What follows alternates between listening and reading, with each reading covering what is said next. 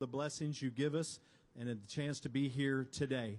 And I want to pray protection and blessing over everyone that's involved, from the drivers and their teams to those who are protecting us, our first responders.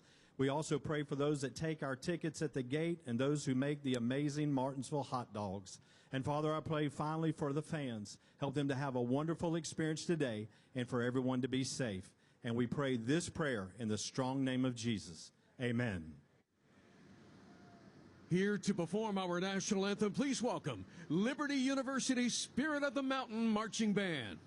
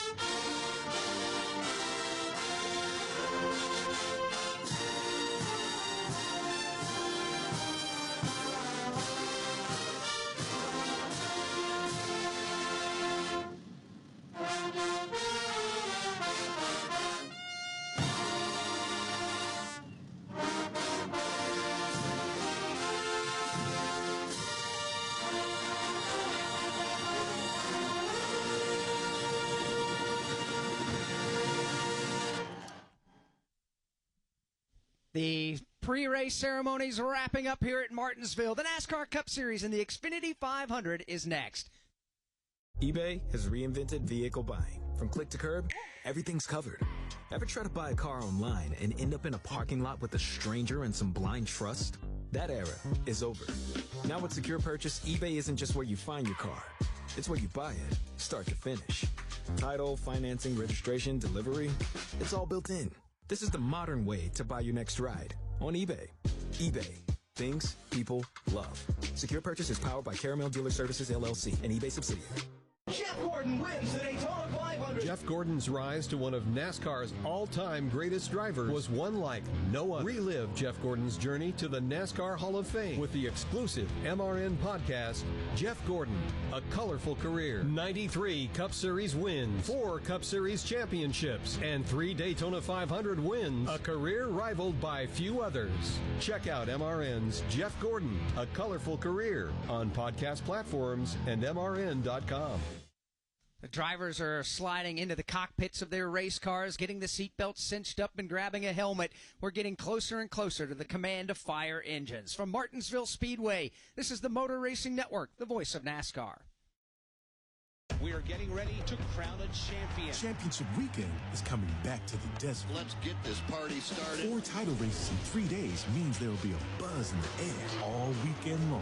Whether from the grandstands, the infield experience, or the hillside, this is your chance to witness history and make championship-caliber memories for the whole family. NASCAR Championship Weekend at Phoenix Raceway, October 31st through November 2nd. Get your tickets now at PhoenixRaceway.com. Ticketmaster, the official ticketing partner of NASCAR.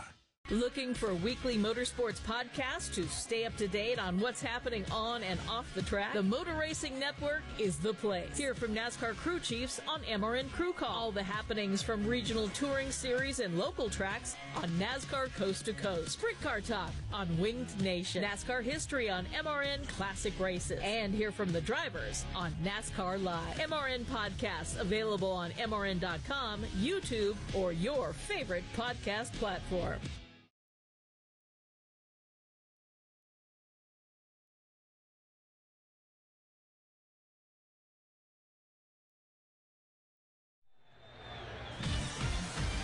Live on the Motor Racing Network, it's the NASCAR Cup Series. Get a big thumbs up. Get ready to rock and roll past the race cars today, pal. Pull boys, let's execute. Have a good day. Today, the Xfinity 500. 500 from Martinsville Speedway. Brought to you by Xfinity, proud premier partner of NASCAR. By eBay, all the car parts you need at prices you'll love. Guaranteed to fit every time. eBay, things people love. By bioethanol, trusted for high performance in NASCAR. By Ally Bank, official consumer bank of NASCAR. Member FDIC. By the Progressive Keys to Progress program, gifting cars to veterans in need. By Napa, get the brakes and suspension parts you need right now at Napa. By Toyota, for the latest Toyota Gazoo racing information, visit tgrna.com. And by Sunoco, from NASCAR to your car, Sunoco fuels peak performance. The current playoff field that we have here in 2025 are responsible for all 7 wins here at Martinsville since we debuted this Gen 7 race car. And they're led by William Byron and Ryan Blaney, who have won 4 of those 7 races. So, Todd Gordon, is it safe to assume that the road to victory lane today is going to have to go through one of those cars? I don't know that I assume it. I think it will. But I won't write the rest of the field out. I thought Kyle Busch looked good in practice.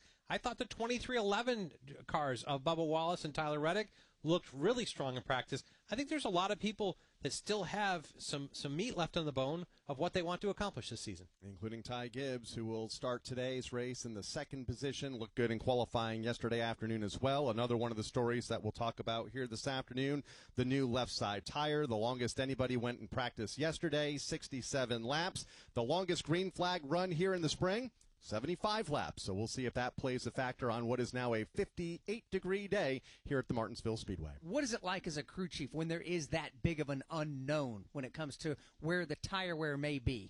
Yeah, you've got to really kind of keep on top of it, and you have to be fluid. You can't come into this race and say, I'm going to do this.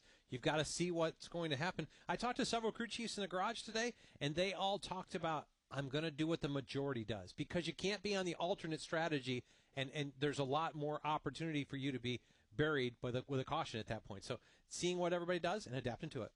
A lot of questions and a lot of answers will be determined here in the next 500 laps here at the Martinsville Speedway as we're set to determine the Championship 4 for next week's event at the Phoenix Raceway in Arizona. Let's go trackside and get this one underway, the Xfinity 500 for the NASCAR Cup Series. This is the moment you all have been waiting for. Please welcome Xfinity Rewards member Jason Trent. He's here today to say the most famous words in motorsports. Take it away, Jason. Welcome to the Xfinity 500. Drivers, start your engines.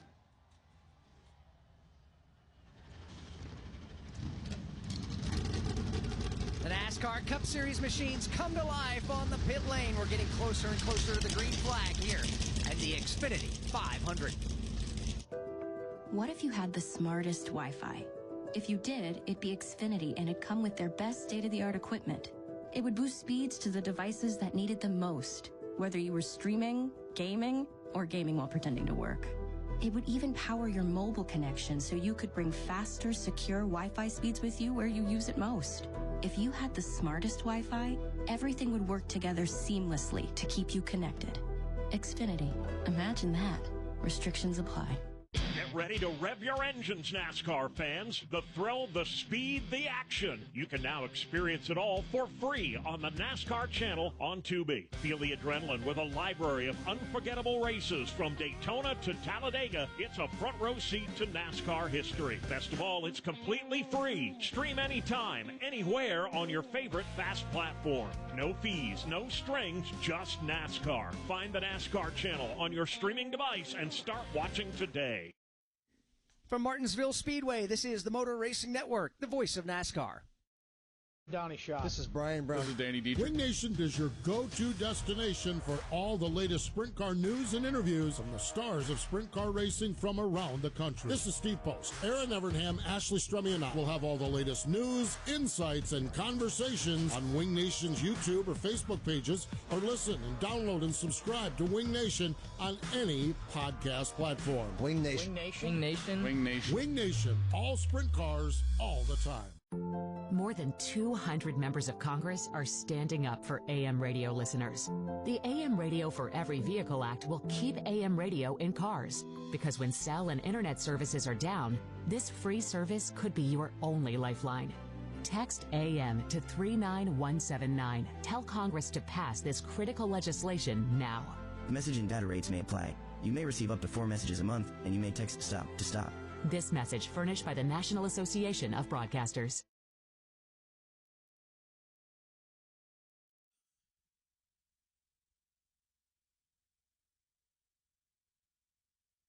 As the field begins to roll off of the pit lane here at the Martinsville Speedway, it'll give us a chance to bring in another voice set and ready to call the action for you today, lap after lap. High atop the grandstands in turn number 3 at Martinsville, from Barry, Vermont, is Dave Moody. Thank you, Alex Hayden. Good afternoon, everybody, from high above turns 3 and 4 here at the Martinsville Speedway.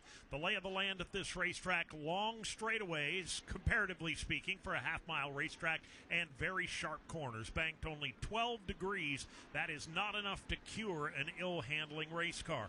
Bottom 2 lanes in the corners are made of concrete. The top 2 lanes are asphalt. You do not want to be in the asphalt because the bottom lanes are far superior here at Martinsville. One thing to look out for is the curb on the inside of the corners to driver's left. If you bounce off that 3-inch high curb, it can send your car careening a half a groove or even a full groove up the racetrack without your prior consent, and that can spell bad news for anybody that may be alongside you. We'll watch it all unfold here alongside a few thousand of our closest personal friends here in turns 3 and 4 at Martinsville. Those long straightaways that Dave referenced, a whopping 800 feet here at the Martinsville Speedway. No doubt going to be a lot of action out there on the half mile here this afternoon. Going to be a lot of action on pit road. We'll take a sweep down there now, presented by Jack Link's Duos. Craving something bold? Try new Jack Link's Duos. 2 jerky flavors in 1 pack. Original and teriyaki, jalapeno and mango, or buffalo style and ranch. Grab your favorite in the snack aisle today. We'll begin with Steve Post. Kyle, Martinsville Speedway, home track, if you will, for the Wood brothers, who are celebrating their 75th anniversary of racing in NASCAR. On Friday, they had an open house fan day over in their shops in Stewart, Virginia. Listen to this starting lineup. Donnie Ellison, Dale Jarrett, Trevor Bain, Harrison Burton, Elliott Sadler, Michael Waltrip, Ryan Blaney, and present driver Josh Berry, all there. The fans, everybody had a great time at the Wood Brothers' historic shop over in Stewart, Virginia. Josh Berry starts 27th today. It's not been the best track for him on the Cup side. He's got an Xfinity Series win and a late model win here, and he feels really good about his race car today. He thinks today might be the day he can get up there and mix it up at the front of the field. To the midsection of pit road, Chris Wilner. Steve, there are times where it's not the best car that wins the race, but sometimes how the stars seem to align for a team or a driver. That could be for Ty Gibbs and Joe Gibbs Racing as he tries for his first Cup Series win. Now, why, you ask? It started yesterday afternoon. The 23-year-old qualified second, his best start of the year, and then it rolled into last night. He won for the first time as a car owner with buddy Taylor Gray grabbing his first Xfinity Series win.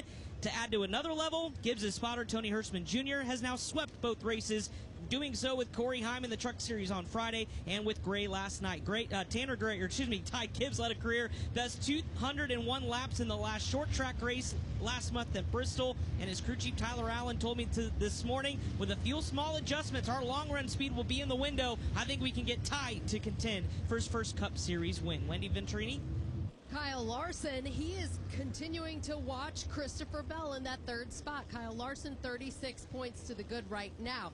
Now, I spoke to Cliff Daniels, his crew chief, this morning. Now, Cliff is a very numerical guy, and he will watch those numbers. He said his goal for him was just to follow the points to see where they were at each stage. He said once we get through the first 2 stages, we'll see what we have to assess and the plan of attack for the third stage. Now, Kyle Larson has 6 straight finishes of 6th or better at Martinsville, including a win at 2023. When I asked Cliff Daniels any words of advice for the team today in the team meeting, Cliff Daniels simply said, it's nothing fancy, nothing flashy, do our job. Those are the words of Cliff Daniels, crew chief for Kyle Larson. A lot of work and a lot of racing, over 500 laps here on this half-mile Martinsville Speedway.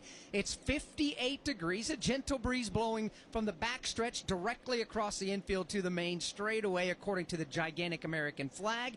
And it's overcast. Cloud cover is here. So, Todd Gordon, the straightaways are asphalt. The corners are concrete, like Dave Moody pointed out. overcast skies, does that benefit some teams over others? Well, I think what will play the biggest benefit is how much we rubber.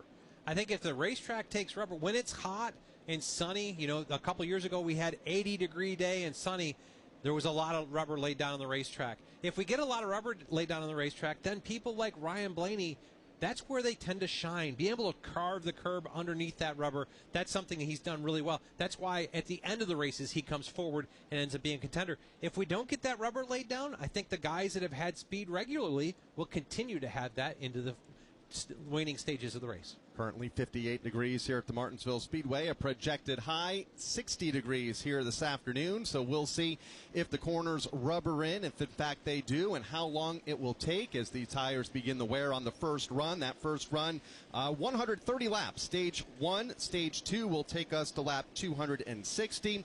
And the race will end at 500 laps here this afternoon. The Xfinity 500, the teams have checked their pace speeds. They have lined up behind the pace car off of turn 2, 38 strong, set to go here this afternoon. The Xfinity 500, the third and final race in the round of 8 for the NASCAR Cup Series. Going to be a long, grueling grind here this afternoon for the drivers looking to advance and have a shot next week in Phoenix. Pace car on the pit lane, ready to go. William Byron, Ty Gibbs, front row for the start. Here's Goldsboro, North Carolina's Alex Hayden. Off turn 4, William Byron opts to start the race on the inside lane. Down to the line they come. Green flag is in the air, and we are racing in the Xfinity 500. Byron gets the lead on the break. Not a great start for Ty Gibbs. He kind of jammed up the outside line, allowing Byron to get away with the lead. The battle now will be for second. Kyle Larson to the inside of Gibbs. Kyle Larson to the inside of Gibbs for that runner-up spot as William Byron is able to get away by a car length or two to complete lap number 1. Teammate in tow in Larson. Kyle Larson rides in second, about a car length back. On his back bumper, Ty Gibbs. Then Denny Hamlin as they motor down the back straightaway. Gibbs jumps to the inside. He'll take a look for second. But Larson will slam the door and hang on to the runner-up spot. Larson second, Ty Gibbs there in third, Denny Hamlin fourth, Joey Logano fifth. They're stacked up side by side for the number 6 spot. It's Custer to the inside of Elliott. Cole Custer on the low line. Chase Elliott on the outside. Early going, the low line has been the place to be. It is this time. Cole Custer will slide through to take 6th. Cole Custer will grab that position away just out of the top 5. The battle for second heating up just a bit. Kyle Larson continues to hang on to it. Ty Gibbs had a peek to the bottom a lap ago. Yeah, he's been jumping around on the back bumper of the Kyle Larson machine, looking for some daylight to try and make a move for second. This time by, he'll follow straight in the tire tracks. And Larson is his car right at the bottom of the racetrack, watching his teammate William Byron, the race leader, begin to tiptoe away. He's got a car length and a half right now as his advantage. Further back, it's going to be Tyler Reddick getting muscled out of the way by Christopher Bell. Reddick has not been able to get down to the bottom of the racetrack since the initial green flag. He's been trapped up high, fighting hard for every position, but that is not the place to be. Battle comes off of turn number 4, down and around to complete lap number 6. It's still Byron at the point, keeping an eye on that race just into the top 10. Chase Briscoe looking to advance forward. Yeah, he's the latest to slide to the inside of the Tyler Reddick machine. Reddick with no room at the end, can't find room to get down to the bottom of the racetrack. Briscoe slides through. Briscoe will try to clear the Tyler Reddick car. While he does that, here comes Michael McDowell. He'll take his Chevrolet to the bottom and try to keep Reddick pinned topside. Tyler Reddick with no choice right now just to take a little bit of an early beating. He's going to lose some spots for sure. Right now, he just wants enough open asphalt to get to the low line of the racetrack. Stuck in the outside lane and going the wrong way for Tyler Reddick. We'll lose another spot here up the front straightaway. It's Brad Keselowski looking to the inside. Down to the inside, moving underneath him in turn 1 is Michael McDowell. They're all lined up to the left elbow of Tyler Reddick. He cannot find any room to get it down. And this is one of those situations where I feel like Tyler Reddick needs to get down in lane. The racetrack is green.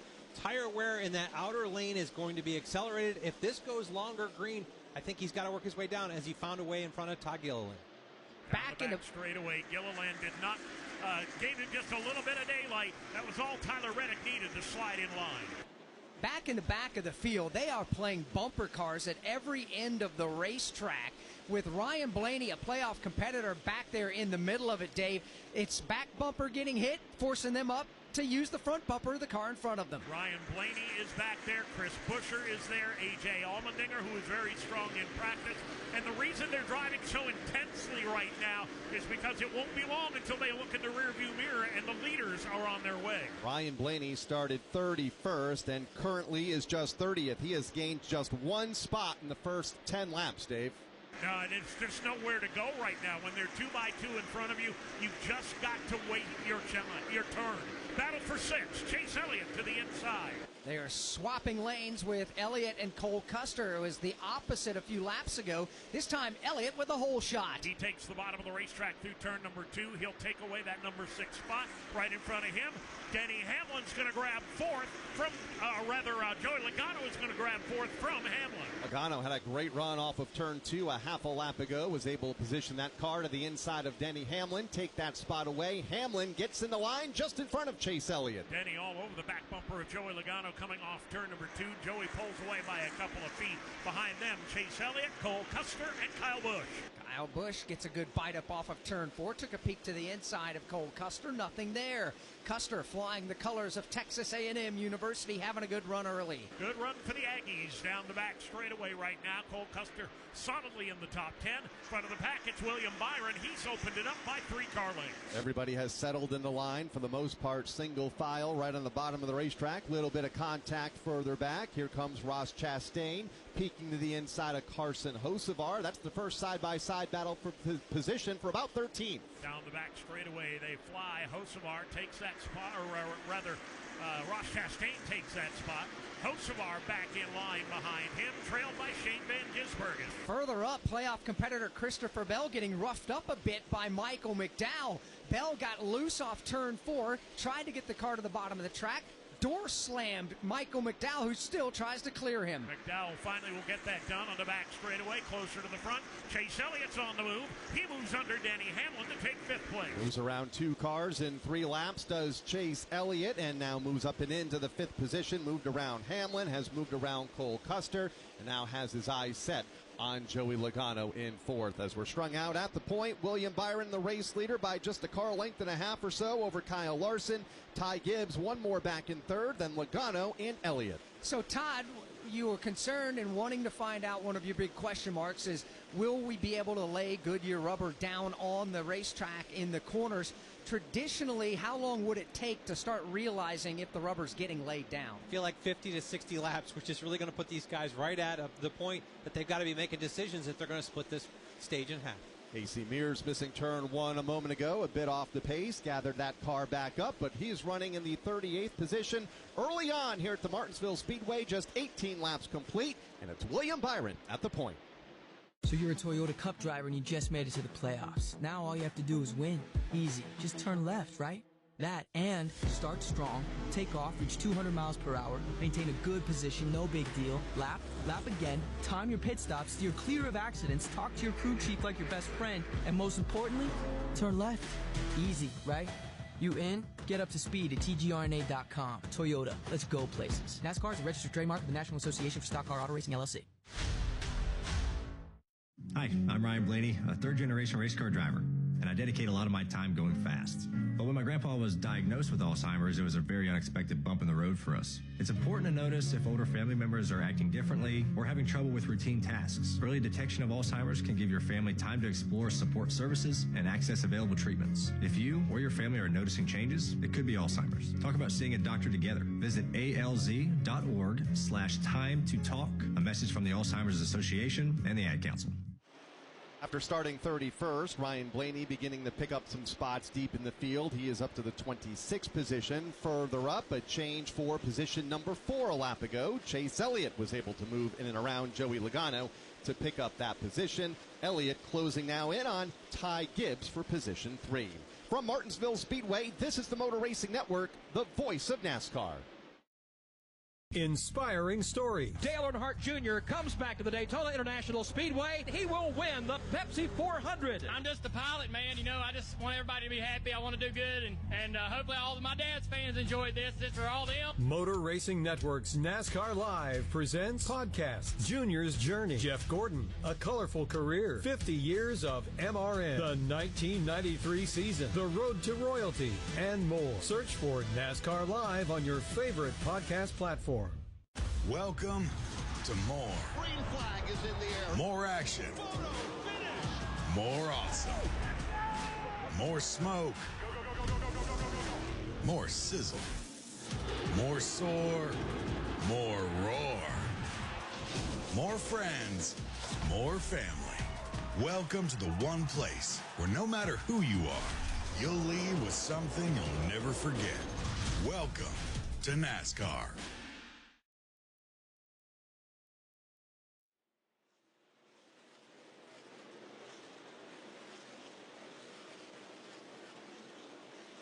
What if you could have reliable and intelligent Wi-Fi at the same price for 5 years? That's the Xfinity 5-year price lock guarantee.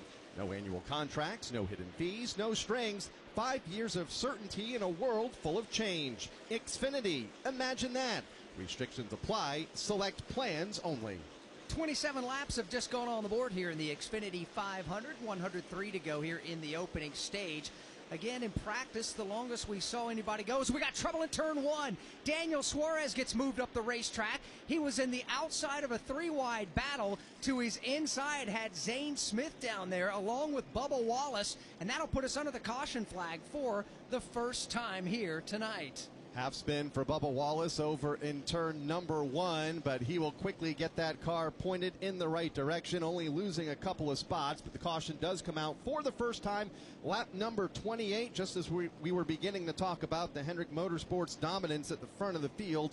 William Byron, Kyle Larson, and Chase Elliott, who had just moved up and into the third position a couple of laps ago, bypassing Ty Gibbs. Also, Denny Hamlin moving back into the top 5 as that incident occurred over in turn number 1 as the caution flag is out for the first time here today. And that's a bit of a shame for Daniel Suarez. He was on the move. He had gained more positions than anybody. He had just picked up his 11th spot, moving up the leaderboard from the drop of the green flag to be able to get turned down there in turn number 2. He was able to refire the car and pull away rather quickly and fall back in line. So Suarez just getting back where he needs to be. His pit lane will open up this time by Kyle.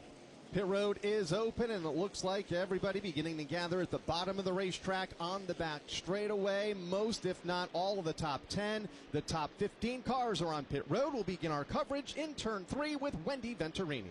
Kyle Larson has been happy with his race car, but he does decide to come down pit road, and it's going to be 4 tires and Sunoco fuel for Kyle Larson. That call by Cliff Daniels also on pit road. Chase Elliott, he said he was really good turning in traffic, felt good about the car. Let's head over to Steve Post. Down here, William Byron is pretty happy with his race car. Going to be 4 tires, Sunoco Racing Fuel. Rudy Fugle just wants to take a look at the tires as much as anything else. Joey Logano reports his car is just a little snug as well. Tyler Reddick is snug and cannot get off from the corners with his automobile. Chris Wilner. Bubba Wallace had a little bit of contact in that exchange with Daniel Suarez. Left side composite damage, but they feel like it's okay. 4 tires and fuel for playoff contenders. Chase Elliott, Chase Briscoe, I should say. He said he was really tight and loose on center and drive off. Also in was Christopher Bell, a chassis adjustment and 4 tires on his Toyota. Got a new race leader because of a different pit strategy. Michael McDowell with 2 right side Goodyear Eagles is going to gain some track position. It's McDowell, then William Byron, Kyle Larson. You got Ty Gibbs and Denny Hamlin, the 5 off pit lane first. Don't miss your chance to race for the million. Finalists, are you ready? The NASCAR Powerball Playoff is back. Enter now to win a VIP trip to the NASCAR Cup Series Championship race at the Phoenix Raceway, where you could take home $1 million. The winner is contestant number 2. The race for the million is on. It feels amazing. Powerball, the official lottery game of NASCAR. Home to the NASCAR Powerball Playoff. DIYers, ever start a project thinking that this'll be quick, only for it to be anything but? We've all been there, and that's why you need Craftsman, DIYer's most trusted brand. Craftsman's V20 battery works across drills, saws, trimmers, mowers, and over 100 other products from the house to the backyard and beyond. No dead stops, no refuels, just grab, swap, and get it done. Because your project might fight back, but your tools shouldn't. Head to Craftsman.com to learn more. Craftsman, build on. Working our first caution flag of the race after Daniel Suarez on the outside of a three-wide battle just simply got nudged around here as he was racing hard for position. Michael McDowell with some pit strategy is the new race leader from Martinsville Speedway. This is the Motor Racing Network, the voice of NASCAR. Get ready to rev your engines, NASCAR fans. The thrill, the speed, the action. You can now experience it all for free on the NASCAR channel on Tubi. All-day access to NASCAR action, streaming classic moments, iconic rivalries, and behind-the-scenes stories from the greatest drivers. Best of all, it's completely free. Stream anytime, anywhere on your favorite fast platform. No fees, no strings, just NASCAR. Find the NASCAR channel on your streaming device and start watching today. Looking for a weekly motorsports podcast to stay up to date on what's happening on and off the track? The Motor Racing Network is the place. Hear from NASCAR crew chiefs on MRN Crew Call. All the happenings from regional touring series and local tracks on NASCAR Coast to Coast. Sprint Car Talk on Winged Nation. NASCAR history on MRN Classic Races. And hear from the drivers on NASCAR Live. MRN podcasts available on MRN.com, YouTube, or your favorite podcast platform.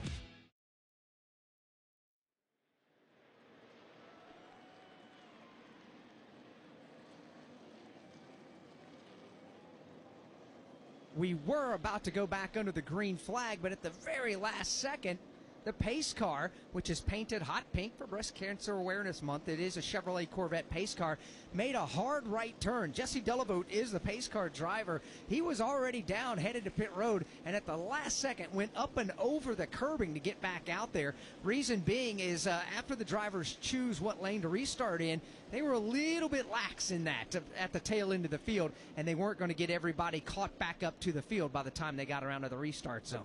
38 cars to get doubled up, and about half of them were halfway up the back straightaway, ready to come to green. The other half still on the front stretch, choosing their lane, whether it be inside or out for the restart. So we'll try it again this time. The entire field captured, ready to go, doubled up behind new race leader Michael McDowell. A two-tire stop a moment ago on the pit lane has propelled McDowell to the point. William Byron to his outside as we're set to go back to green. Chase Elliott had a tire get away, but it didn't get out of the pit box. All it did was cost the team some time because they had to run after it and retrieve it far corner of their own pit box. So he's all the way back into the 7th spot. Green flag is back in the air. Side by side off turn number 2. Around the outside, William Byron on the fresher tires has the advantage. Can't close it down, though. Back comes Michael McDowell. Slides up the racetrack and nearly into Byron, who leads by a half a car length off of turn number 4. It's Byron back out front. Here comes McDowell to the inside. Byron storming that outside lane, gets a good pull off the top of turn number 2 this time. He will clear Michael McDowell to take the lead. McDowell back to second. Larson third. Gibbs fourth. Then Denny Hamlin side by side with Joey Logano. For the number 5 spot off turn number 4. The bright orange Toyota at the bottom of the racetrack is Hamlin. Top side, it's Logano. Further up, Kyle Larson is on the move. Joey Logano flying the orange and yellow Kings Hawaiian colors. He is to the inside of Logano. Battle for second. Larson down low on Michael McDowell. Hamlin back to the inside for position number 5. Joey Logano stuck in the outside lane still. Fades from the top 5. Has Chase Elliott to his inside for 6. Meanwhile, ahead of them, a race for 3rd. The same fate, I'm afraid, awaits Michael McDowell, particularly on those older tires. Ty Gibbs underneath him to take over 3rd. Here comes Hamlin for 4th. They're all lined up to the left elbow of McDowell. Michael McDowell's team again elected to change right side Goodyear Eagles, leave the original lefts on. Todd, it got him the track position for the moment in the race lead, but he is now beginning to plummet. Yeah, but this is one of those calls that when you make it from a deeper spot in the field, you may net out all right. It depends on when a caution comes. If we go 100 laps and go to the end of the stage, it's probably not going to net out a positive for him. But if we go 40 laps and another caution comes out, this may be a strategy gets them up there where they can fight from a farther forward position. 90 laps to go right now here in stage number 1. It is William Byron, the race leader. Kyle Larson in second. They have singled out 1 and 2 with Gibbs now in third. Hamlin fourth, Elliott fifth, Logano in sixth. They stack up from seventh on back, and the driver at the head of that stack up, the driver that stayed out a few laps ago, and Michael McDowell, only 2 fresh tires on that car. Yeah, and he's got a very angry Cole Custer on his back bumper. He tried to get down to the bottom, took Cole Custer all the way to the inside retaining wall. Cole had 2 choices in turn 3, either mash the brakes or go down pit road. He is not happy with McDowell right now. And he is quickly getting back to the bumper of Michael McDowell as you look up to the driver's right. Todd Gilliland's on the outside of McDowell trying to make a move there. Custer's going to change lanes and go to the top as well. Probably looks at least now that he may have harnessed his anger and is just going to drive away and drive around McDowell. Denny Hamlin slow on the front stretch for a moment. Let Chase Elliott go by to his outside for fourth. May have been one of those situations where he saw that Elliott was clearly faster and decided to fight another day. Now, though, he's got Joey Logano on the back bumper, and Joey's ready to go. Joey now drives to the inside of Denny Hamlin. Hamlin had no fight in that Toyota for the moment. Logano swings to his inside. Denny Hamlin right now does not have the race car he'd like to have. Gives up a spot to Elliott, gives up a spot to Logano. Now Christopher Bell closes in. That battle singled out. 3 wide racing further back. Ryan Preece caught in the middle. Has Shane Van Gisbergen to his inside.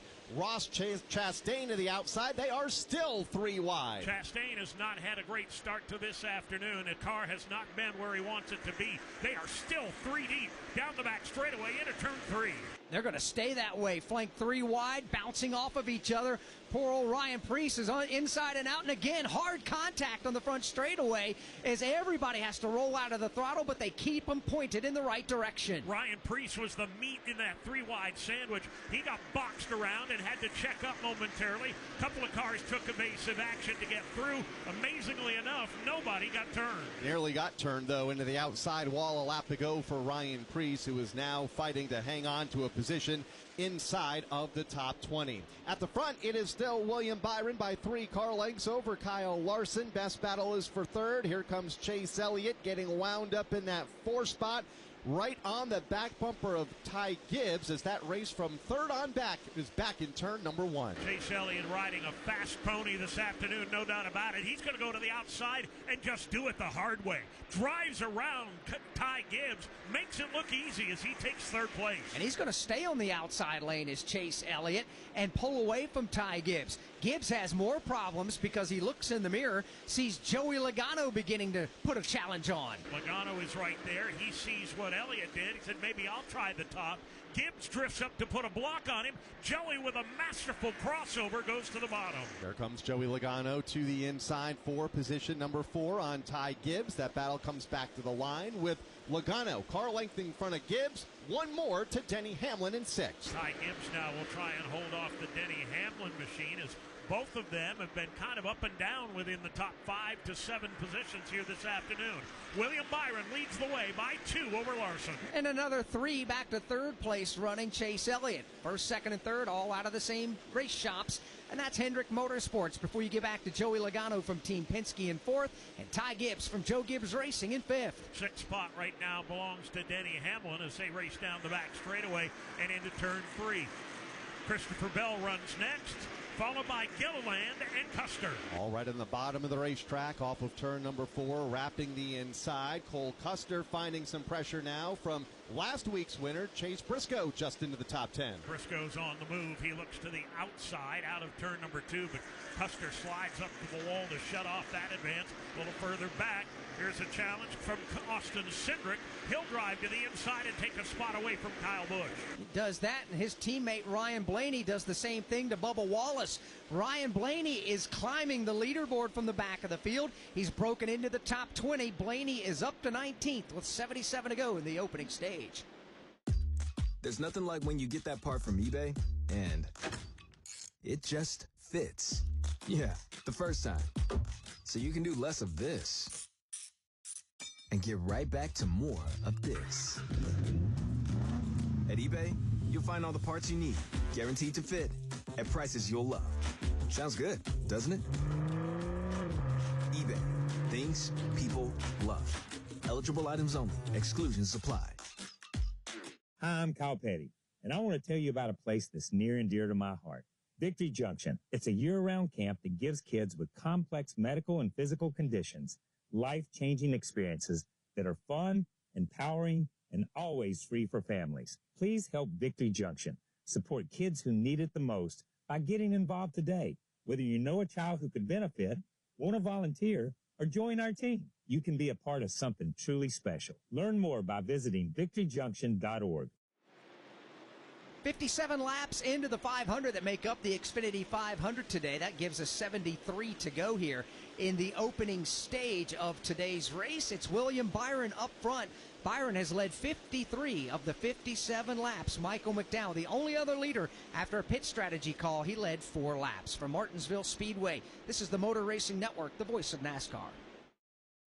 We are getting ready to crown a champion. Championship weekend is coming back to the desert. Let's get this party started. 4 title races in 3 days means there will be a buzz in the air all weekend long. Whether from the grandstands, the infield experience, or the hillside, this is your chance to witness history and make championship caliber memories for the whole family.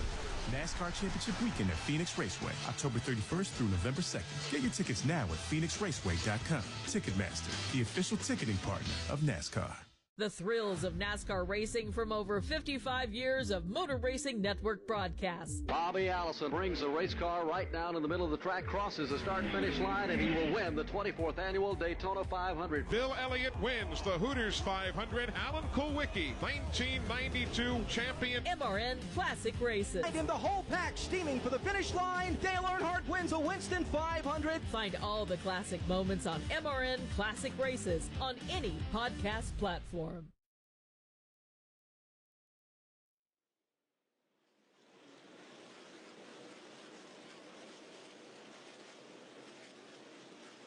Welcome back to Martinsville Speedway, presented on MRN by Progressive Insurance and the Keys to Progress program, gifting cars to veterans in need. Here's how they are running, powered by Growth Energy. Growth Energy, leading America's biofuel industry and supporting the farmers who fuel our future. William Byron is the race leader on lap number 62. Kyle Larson is second and Chase Elliott goes third.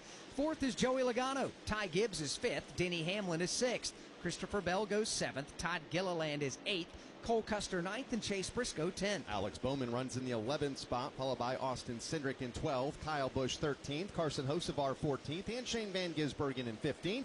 Then it's Tyler Reddick in 16th, Ross Chastain in 17th, Ryan Blaney's in the 18th position, 19th is Ryan Preece, and 20th, Bubba Wallace. Zane Smith is 21st, Josh Berry 22nd, Michael McDowell is 23rd, 24th is Eric Jones, Ty Dillon goes 25th, A.J. Allmendinger is 26th, Austin Dillon is 27th, Noah Gragson 28th, Ricky Stenhouse Jr. 29th, and Brad Keselowski is 30th. All of which are still on the lead lap, along with Chris Buescher in 31st, Justin Haley in 32nd, John Hunter Nemechek 33rd, Daniel Suarez 34th, Cody Ware is 35th, and it's Riley Herbst and Casey Mears, the 37 cars on the racetrack, as we have had one caution flag in this event, 4 lead changes among 2 different leaders.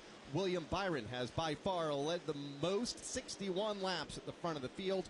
Michael McDowell, the only other leader, 4 laps led so far as we continue under the green flag. In the Xfinity 500, as we've got 64 to go here in this opening stage, and it's always a privilege to talk to Matt Lederer as he's put a headset on and joined us here in the broadcast booth. He's the Vice President, Brand Partnerships and Engagement with Xfinity. How are you, sir? I'm doing really well. What a day to be here. A little chilly, but the weather's perfect for racing. It absolutely is. There's so much happening in and around Xfinity 500 weekend here at Martinsville Speedway. Give us an idea what the fans have been able to enjoy all weekend long. We have, for the last 3 or 4 years since we've been a premier partner of this event, we have used this race to thank the people who make our sponsorship in NASCAR possible, which are our customers. Right? They're the reasons we're able to do this. So we had customers today waving the green flag, giving the command to start, doing pace car rides, doing driver meet and greets, a whole bunch of ticket giveaways. We got some crazy people having a great time in Suite 12 right now. But that's really what this is about. This is about making sure that we thank the people who make everything we do in this sport possible, which are our customers. Speaking of doing things for the fans and the customers, and more importantly, potential customers out there, I understand there's something special going on next week for the Xfinity well, season finale in Xfinity's last race. Yeah, the Xfinity Championship week race next week in Phoenix on Saturday. We're proud to announce that the final stage, for those of you watching on CW, will be completely commercial-free. It's a partnership we did with the CW. The entire final stage, fans will not miss a single moment, a pass, a pit stop, drama, whatever it might be. And again, it's just our small token of appreciation. Look, the media, the drivers, the teams, the tracks, they've all been really influential in growing our brand and business through this sport. But nobody has been more influential than the amazing NASCAR fans. So this is just a small thing to do, but we hope everybody enjoys it, because you know those final few laps at Phoenix are amazing. Yeah, they absolutely are, just like we expect them to be that way here today in the Xfinity 500 for the NASCAR Cup Series. You know, when you look back at this particular series, the NASCAR Xfinity Series, you guys have taken it and elevated it to heights that we've never seen before. Next week at Phoenix in that Xfinity Championship race, that will conclude the title sponsor for Xfinity in that particular series. When you and your team reflect back, isn't it marvelous to see the types of things you've been able to do with your company and the sport of NASCAR racing? It's been amazing. We are so grateful. The reflection has brought out a lot of emotions, but grateful being the first one for just everybody in this industry embracing us, the fans embracing us. I think we're all grateful for the amazing people that we get to work with at Comcast and all of our agency partners. But you know what? We're also really proud. We've made an impact in this sport in terms of how we've elevated the series, how we've told the stories of the drivers. You know, when we first started, less than 50% of the winners of Xfinity Series race were Xfinity Series drivers. This year it'll be north of 85% that won that. The playoffs are new. Dash for Cash. We've made a real profound impact on the sport, and we're very proud of that. But we're not going anywhere. We're going to be a premier partner. The Xfinity 500 is going to be back next year. The Comcast Community Champion of the Year is coming back. We're going to work with 2311 still, so we're not leaving the sport, because we think it's really important that every fan remembers that these cars are as fast as Xfinity Internet. And give them some points. Gotta there. try. Some points. The other thing I got to bring up that Xfinity has done to elevate the sport of NASCAR racing this year is the Xfinity fastest lap of the race. That has been huge, and these teams have embraced that. One championship point is massive. It could be a big storyline today, right? So Larson, the 5 car, has one more fastest lap than, I think it's Bell. That could be a big difference here today.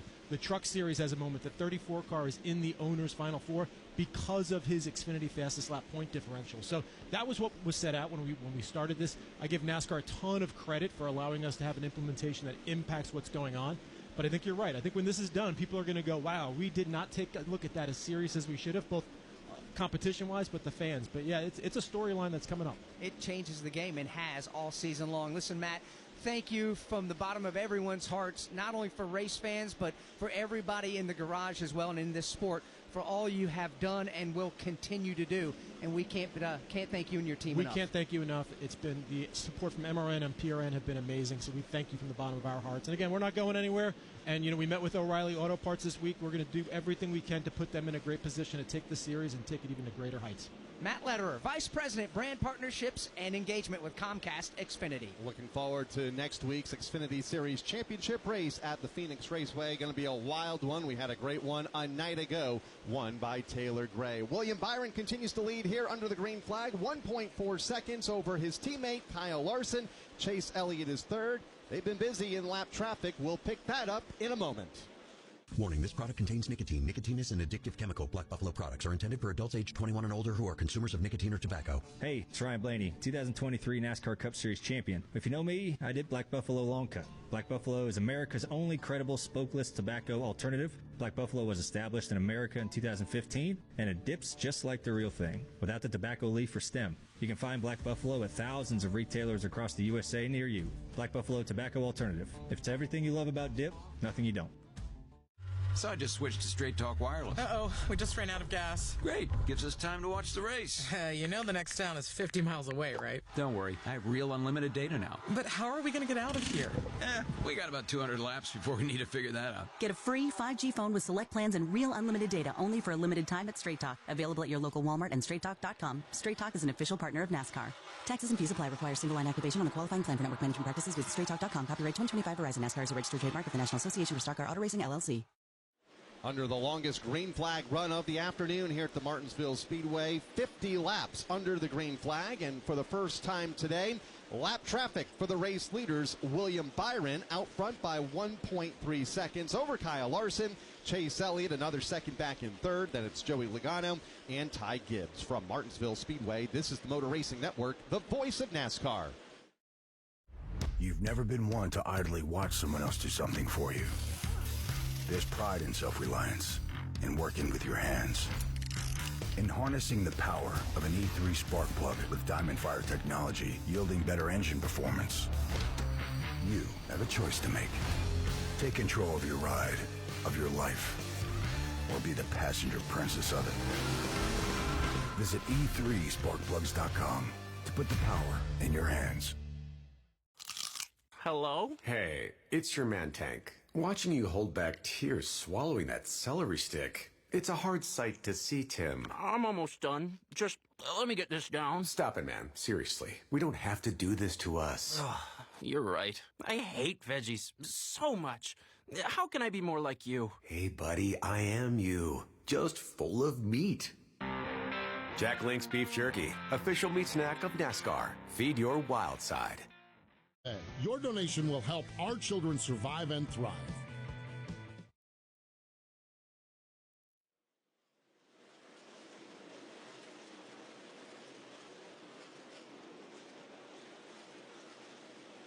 At the Martinsville Speedway on this Sunday afternoon, the Xfinity 500 under the green flag, working lap number 88 of 500. 42 to go in stage number 1, longest green flag run that we have seen here today, approaching the longest run of the weekend, which was 67 laps yesterday in practice, and it's still William Byron at the point. We gave you the top 5 a moment ago, keeping an eye on playoff contenders, including Denny Hamlin in 6th, Christopher Bell 7th, Chase Briscoe 8th. But Alex, there's one driver that we've been watching that had to start at the rear of the field that has done nothing but go forward since the start of this race. And that driver's name is Ryan Blaney. Give him another spot this time by. He goes to the number 13 position.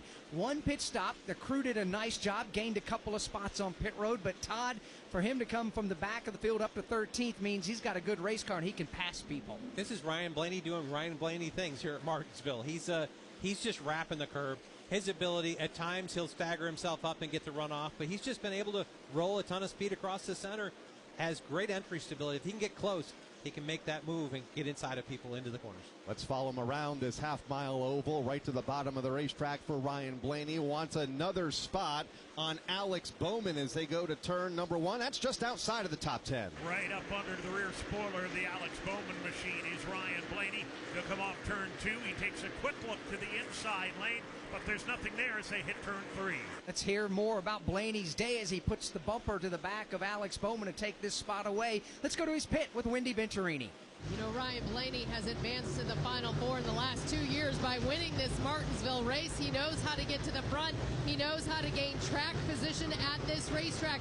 But his crew chief, Jonathan Hassler, told him a few laps ago, man, you got to manage your tires. We're in this green flag run right now. We're trying to make it to the end of the stage, lap 130. That's the goal for Ryan Blaney. Manage the tires, but oh yes, also move through the field from 31st up to towards that top 10. Having to manage the speed and track position up to the 13th spot, some 12 seconds behind race leader William Byron. Steve Post, who is also having to manage his tires at the front while working lap traffic. Interesting listening to the conversation. Rudy Fugle, his crew chief, just nearly begging William to save the tires. He says, save the tires. And William would get another 10th on Kyle Larson. Now that is closed down because William is in lap traffic and Larson has closed in a little bit. But William Byron has a really, really good race car. I talked with Rudy Fugle, his crew chief, this morning. Rudy is worried about somewhere long in a run, the speed to come out of these tires. And he is just beckoning and pleading his driver to save the tires, save the tires, save the tires. William Byron is just picking him up and laying him down here. Has a really good rhythm to this run here in the early going. Yeah, they're in a boat right now, and they are now so far away from shore they can't see it. We have not been this far on this tire this weekend here. at Martinsville Speedway. We're down to 33 laps to go in the opening stage. Let's find out what's going on with Christopher Bell with Chris Wilner. Yeah, Alex, Christopher Bell currently riding inside the top 10. I checked in with his team, and crew chief Adam Stevens is like most of the crew chiefs that we heard from Steve Post as well as from Wendy Venturini, is saving the tires. But what his spotter, Tapp Boyd, has been doing is following the rubber around the racetrack. We talk about the rubber being laid down. He says the key here is going to be to start to move up and then kind of drive over it and get the car to point down. So they're coaching Christopher Bell on how to do that as these tires continue to go away. But it's all about conservation here. Christopher told me pre-race about lap 45 in practice. That's when the cliff fell. Well, we are way past that, and so now it's a handful for these drivers as we get closer to the end of the stage. Christopher Bell running in position number 7. Todd keeping an eye on the driver that we were talking about at the front of the field on the restart. That was Michael McDowell, but that was also 66 laps ago. He is no longer on the lead lap. Yeah, just went a lap down to leader William Byron. Just that 2 tires, that left rear being older, I don't think gets to drive off the corner. A good gamble, but this long run has put him in a penalty. The fastest car on the racetrack for the last 25 laps is the driver who is now in the 11th spot. His name is Ryan Blaney, and he's trying to pick up a couple of more spots before the end of the stage. You got to be impressed here, Kyle, with what Blaney's been able to do in this opening stage now with 28 laps to go next time by. From the 31st starting position, moving around the lap car of Cody Ware here on the front straightaway, right to the bottom of the racetrack for Ryan Blaney. Has a bit of distance between himself and the top 10. That is Chase Briscoe in the 10th position, but he has been fun to watch. That car hooked up inside of the racetrack and is just driving to the front right now with the aid of just one caution flag back on lap 33. Now 70 laps under this green flag run, and he's not only the fastest car on the track, but he's also setting a lot of those times down while passing cars just out of the front 10 right now in the 11th spot. As he makes his way into turns 3 and 4, the next one is the 10th place driver, and that is Chase Briscoe. Let's see what Blaney can do with him with 27 laps to go in the opening stage. They all go back to turn number 2. What's been impressive about Ryan Blaney is that there's been no appreciable sign of a chassis change or the car going away, tire fall off, nothing. He just continues to run about 2 to 3 inches off the inside curb. He is wrapping the track, and he is closing in on Briscoe. About 0.2 of a second faster than the cars immediately in front of him, including Chase Briscoe, who he closes in on within a car length. We'll pick up that battle when we come back to Martinsville. What if you had the smartest Wi-Fi? If you did, it'd be Xfinity, and it'd come with their best state-of-the-art equipment. It would boost speeds to the devices that needed them most, whether you were streaming, gaming, or gaming while pretending to work. It would even power your mobile connection so you could bring faster, secure Wi-Fi speeds with you where you use it most. If you had the smartest Wi-Fi, everything would work together seamlessly to keep you connected. Xfinity. Imagine that. Restrictions apply. Don't risk losing the trusted news, traffic, sports, and weather you get from AM radio stations. It's time to make your voice heard. We need Congress to pass the AM Radio for Every Vehicle Act to keep AM radio in cars. When internet and cell services are out, AM could be your only lifeline. Text AM to 39179 and tell Congress to pass this critical legislation now. The message and data rates may apply. You may receive up to 4 messages a month, and you may text STOP to stop. This message furnished by the National Association of Broadcasters. That battle for the 10th spot, short-lived a moment ago. Ryan Blaney quickly went to the inside of Chase Briscoe and within about 50 yards able to take that spot away as his march to the front continues, although he's about 11 seconds behind race leader William Byron. From Martinsville Speedway, this is the Motor Racing Network, the voice of NASCAR. Live the thrills of over 50 years of NASCAR racing with the Motor Racing Network's Classic Racing. 36th Annual Southern 500. They come down to the start-finish line. Bill Elliott and David Pearson get down. We dig into the MRN audio vault for unforgettable races and moments. Dale Jarrett's got the lead. Earnhardt's not going to get him. Dale Jarrett is going to win the Daytona 500. Available on MRN.com and podcast platform. Alan Kulwicki out of turn number 4, the new Winston Cup champion. He does it across the line. MRN Classic Races. NASCAR fans, get ready to feel the rush. The official NASCAR Tracks app is your ultimate race day companion. From managing your event tickets to navigating with wayfinding maps, event schedules, and facility info, it's got everything you need to make your experience unforgettable. Ready, green flag, green Bring flag. your headphones and dive into the action like never before with live scanner access. Got a race to win, my man. Listen in on driver and team communications at select NASCAR Tracks. Download NASCAR Tracks now on the Apple App Store or Google Play.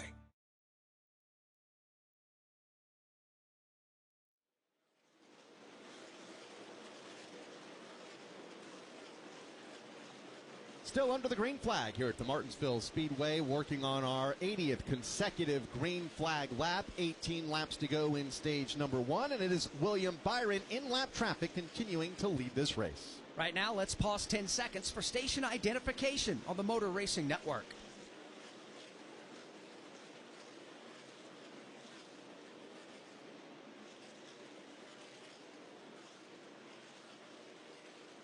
Time now for a mid-race update brought to you by Yellowwood. Hey, race fans, for a 5-star backyard, choose Yellowwood brand pressure-treated pine. Trusted by builders and loved by homeowners. If it doesn't have that yellow tag, you don't want it. 114 laps into this event, a race that has seen just one caution flag for a spin early on lap 33 from Daniel Suarez. We have had 4 lead changes among 2 leaders. William Byron has been at the front of the field for 111 of the 115 completed laps. Michael McDowell, the only other driver to lead, leading 4 circuits early on. It is Byron over Kyle Larson, Joey Logano, Chase Elliott, and Ty Gibbs, the top 5. Denny Hamlin, Christopher Bell, Todd Gilliland, Ryan Blaney making the pass on Austin Cindric a moment ago from the 31st spot to 9th with Cindric in 10th. And Blaney is about to pass Todd Gilliland. Christopher Bell is there in front of him as well. Blaney on the march, and as much as we've been watching him, Dave Moody, it's tough to look away from race leader William Byron and what he's been able to do in heavy traffic. Well, he's been pretty close to perfect himself, Alex. He can pass on the inside. He can pass on the outside. Doesn't seem to even impact his lap times. He just keeps motoring along. But yes, the Ryan Blaney story has been fascinating to watch. If he can score stage points in the first stage, and he will, after where he started, that is found money for Ryan Blaney. And just adds another point to his total with still several laps to go in this opening stage. Goes to the inside of Todd Gilliland. Move Ryan Blaney up to position number 8 and is now closing in on Christopher Bell in some traffic in turn 1. He will slice his way to the inside of A.J. Allmendinger's lap machine. He's got about 5 car lengths to make up on Christopher Bell as they enter turn 3. Bell's going to the inside of Casey Mears, who gets his car up the racetrack. Christopher Bell will squeeze by. Now Ryan Blaney tries to do the same thing in turn number 1. Blaney now on the back bumper of Christopher Bell. This is for 7th. And that 5 car length advantage a lap ago is down to less than 1 now. Nose to tail, down the back straightaway into turn 3, Christopher Bell and Ryan Blaney. Ryan Blaney in the 8th position. He just moved around Todd Gilliland just a couple of laps ago for the 9th spot. A good day for that young driver here early on in stage number 1. Chris Wilner, you're in his pit. Yeah, it has been a really great day for Todd Gilliland. More so, in fact, that he came over the radio earlier in the run and told Chris Lawson, this may be the best car I've ever had at Martinsville. The former Truck Series winner here, of course, also a part of that, bringing the band back together for 2026. All the Front Row Motorsports drivers with the announcement of Zane Smith this week, all going to join back together, and they're just having a ball. This race team is just enjoying the process of continuing to grow the program, and it's showing because Todd comes off his career best second last week at Talladega, and of course now solidly in the top 10. They started 16th. He has been quiet on the radio all afternoon. It's basically just been his spotter, Bert Anderson, letting him know when cars are to his left or to his right. But Todd Gilliland having a great run here at Martinsville. 7 laps to go now in the opening stage. Here's William Byron going to put a lap on his teammate Alex Bowman. Behind them, 2nd is Joey Logano. 3rd is Kyle Larson. 4th is Chase Elliott. They are in heavy lap traffic. Down the back straightaway they go, and you want to know just how good William Byron is right now. Some of the cars that he's put a lap down, Tyler Reddick, Ross Chastain, Kyle Busch a lap down, Brad Keselowski, many, many more that you would never expect to be off the lead lap at this early stage. And you can add Alex Bowman to that list of cars off the lead lap. Alex Bowman right now 15th. Cole Custer, the last car on the lead lap. running in the 14th position, some 17 seconds behind race leader William Byron. This field has strung out, and a lot of drivers just trying to hang on to the lead lap as we are within the final 5 of stage 1. The leaders on the backstretch. Down the back straightaway they fly. Nobody with much to worry about here, although William Byron will continue to deal with the lap traffic. A little further back, remember about 3 laps ago when we said Christopher Bell was trying to close in and pick up one more spot, was trying to hold off Ryan Blaney from about 5 car lengths back. Blaney's made the pass, and he's gone by almost 10 car lengths. Yeah, Blaney's going to have a long way to go to get to the next driver. That would be Denny Hamlin in 6, so realistically may not happen for Blaney, but I would call this a major success. By the way, the driver on the restart, Michael McDowell, that took the 2 fresh tires only, well, he's just gone a second lap down. William Byron flashes by. We're going to get down to 2 laps to go here in the opening stage of the Xfinity 500. Kyle, here comes Byron, the race leader. 2 laps that can't go by quick enough for Cole Custer, who is now just in front of the race leaders as Denny Hamlin off the pace up in turn 3, into turn number 4. May have missed the corner there, Dave Moody. He did. He really overcooked turn 3. There was smoke boiling off one of the front tires as he was heavy on the brake. Was very fortunate to keep it out of the fence. Back down to the corner, we're going to begin the final lap of stage number 1. William Byron, the race leader, up off turn number 2, trying to put a lap on Cole Custer. A dominant performance here in stage number 1 for William Byron and Hendrick Motorsports up on the back bumper of Cole Custer. No need to make the pass. He'll just follow him off 4. Cole Custer will stay on the lead lap as the green and white checkered flag waves from the starter stand. A dominant opening stage here this afternoon at the Martinsville Speedway for William Byron, who will claim the stage 1 win. It'll be Byron by 3.2 seconds over Joey Logano. Kyle Larson in the 3rd spot. Then it's Chase Elliott and Ty Gibbs. Then you get back to Denny Hamlin, Ryan Blaney, Christopher Bell, Todd Gilliland, and Austin Cindric. The top 10 in the stage is presented by Powerball. Play Powerball and have fun while giving back. Every $2 Powerball ticket supports programs that make your state stronger. Powerball, the official lottery game of NASCAR. We're excited to hit the track this weekend where American bioethanol will be fueling the action. Going to be 4 tires Sunoco Racing fuel. Every lap, every turn, and every fraction of a second counts. And that's why NASCAR drivers depend on the power and performance in each gallon of Sunoco Green E15. Best of all, it contains energy harvested right here on American soil by American farmers, powering our success on and off the track. Hey, listen to this. All I needed was a new starter. Got a great deal on eBay. Did it myself. Yeah, that's cool. But how about the soft purr of an upgraded exhaust when it fits just right? For me, it's the little things, like these new windshield wipers from eBay I installed. From small fixes to big upgrades, eBay has all the parts you need at prices you'll love, guaranteed to fit every time. eBay, things people love. Eligible items only. Exclusions apply. Pace car picking up the field over on the back straightaway as we are under the caution flag for just the 2nd time here this afternoon for the end of stage 1, which was won by William Byron. From Martinsville Speedway, this is the Motor Racing Network, the voice of NASCAR. Drivers, start your engines! Your home for the NASCAR Craftsman Truck Series. Green flag goes in the air and we are underway. On the NASCAR Racing Network. 2 by 2 by 2. They're about 10 rows deep of double wide racing. Taylor Gray to the bottom. Nick Sanchez outside, and they're crashing mid-pack. It's the NASCAR Craftsman Truck Series on the NASCAR Racing Network. Looking for weekly motorsports podcasts to stay up to date on what's happening on and off the track? The Motor Racing Network is the place. Hear from NASCAR crew chiefs on MRN Crew Call. All the happenings from regional touring series and local tracks on NASCAR Coast to Coast. Sprint Car Talk on Winged Nation. NASCAR history on MRN Classic Races. And hear from the drivers on NASCAR Live. MRN podcasts available on MRN.com, YouTube, or your favorite podcast platform.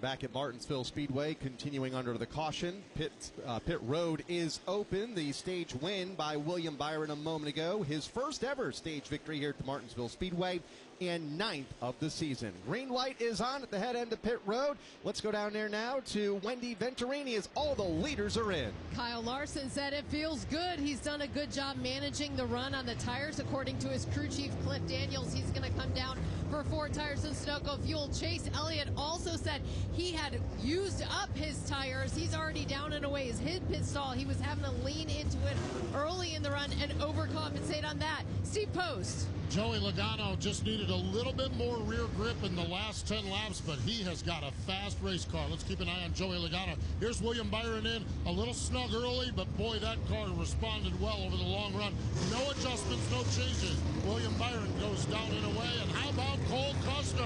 Needs just a little bit more rear grip off the corner, but he is hanging on inside the top 15. Chris Wilder. Ty Gibbs having a good run, said don't touch a thing. Car felt really good over the course of the long run. It was just 4 tires and Sunoco fuel. Christopher Bell said much better than run number 1, but still tight on the takeoff, which helped later in the run, but then got really free off corner exit. They made an air pressure adjustment, filled it up with fuel, and put those 4 Goodyear Eagles on. And Denny Hamlin, you guys talked about him going up the hill. Tight, tight, tight was the word from driver 11. They made an adjustment on that Toyota, 4 tires and Sunoco fuel here on lap 135. The drivers a lap or more down are having the opportunity to come to pit road, and there are more of them than there were lead lap cars. Warning, this product contains nicotine. Nicotine is an addictive chemical. Black Buffalo products are intended for adults aged 21 and older who are consumers of nicotine or tobacco. Hey, it's Ryan Blaney, 2023 NASCAR Cup Series champion. If you know me, I did Black Buffalo Long Cut. Black Buffalo is America's only credible smokeless tobacco alternative. Black Buffalo was established in America in 2015, and it dips just like the real thing, without the tobacco leaf or stem. You can find Black Buffalo at thousands of retailers across the USA near you. Black Buffalo Tobacco Alternative. If it's everything you love about dip, nothing you don't. Go behind the scenes and into the garages of the sport's top teams and drivers on NASCAR Hot Pass. You know, if you win, then your problems are likely solved. There's going to be issues with track limits in the S's, right? Because they're just tight. A normal occurrence is qualifying from 28th to 32nd. That's just something we're going to continue to keep on working on. It's the latest information you want to know on NASCAR Hot Pass. Weekdays on the Motor Racing Network.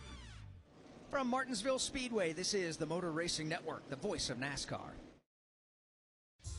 NASCAR Live isn't just Tuesday nights. On Thursday, we go wide open with some of the sport's biggest legends. Dover's so good that even concrete couldn't ruin it. And some of NASCAR's rising stars. I don't like getting drove in the back of, and I honestly don't like doing it, but you're not buddy-buddy with everybody, and I've had to learn that. NASCAR Live Wide Open has you covered from the rookie class all the way to the Hall of Fame. Subscribe now wherever you listen to podcasts.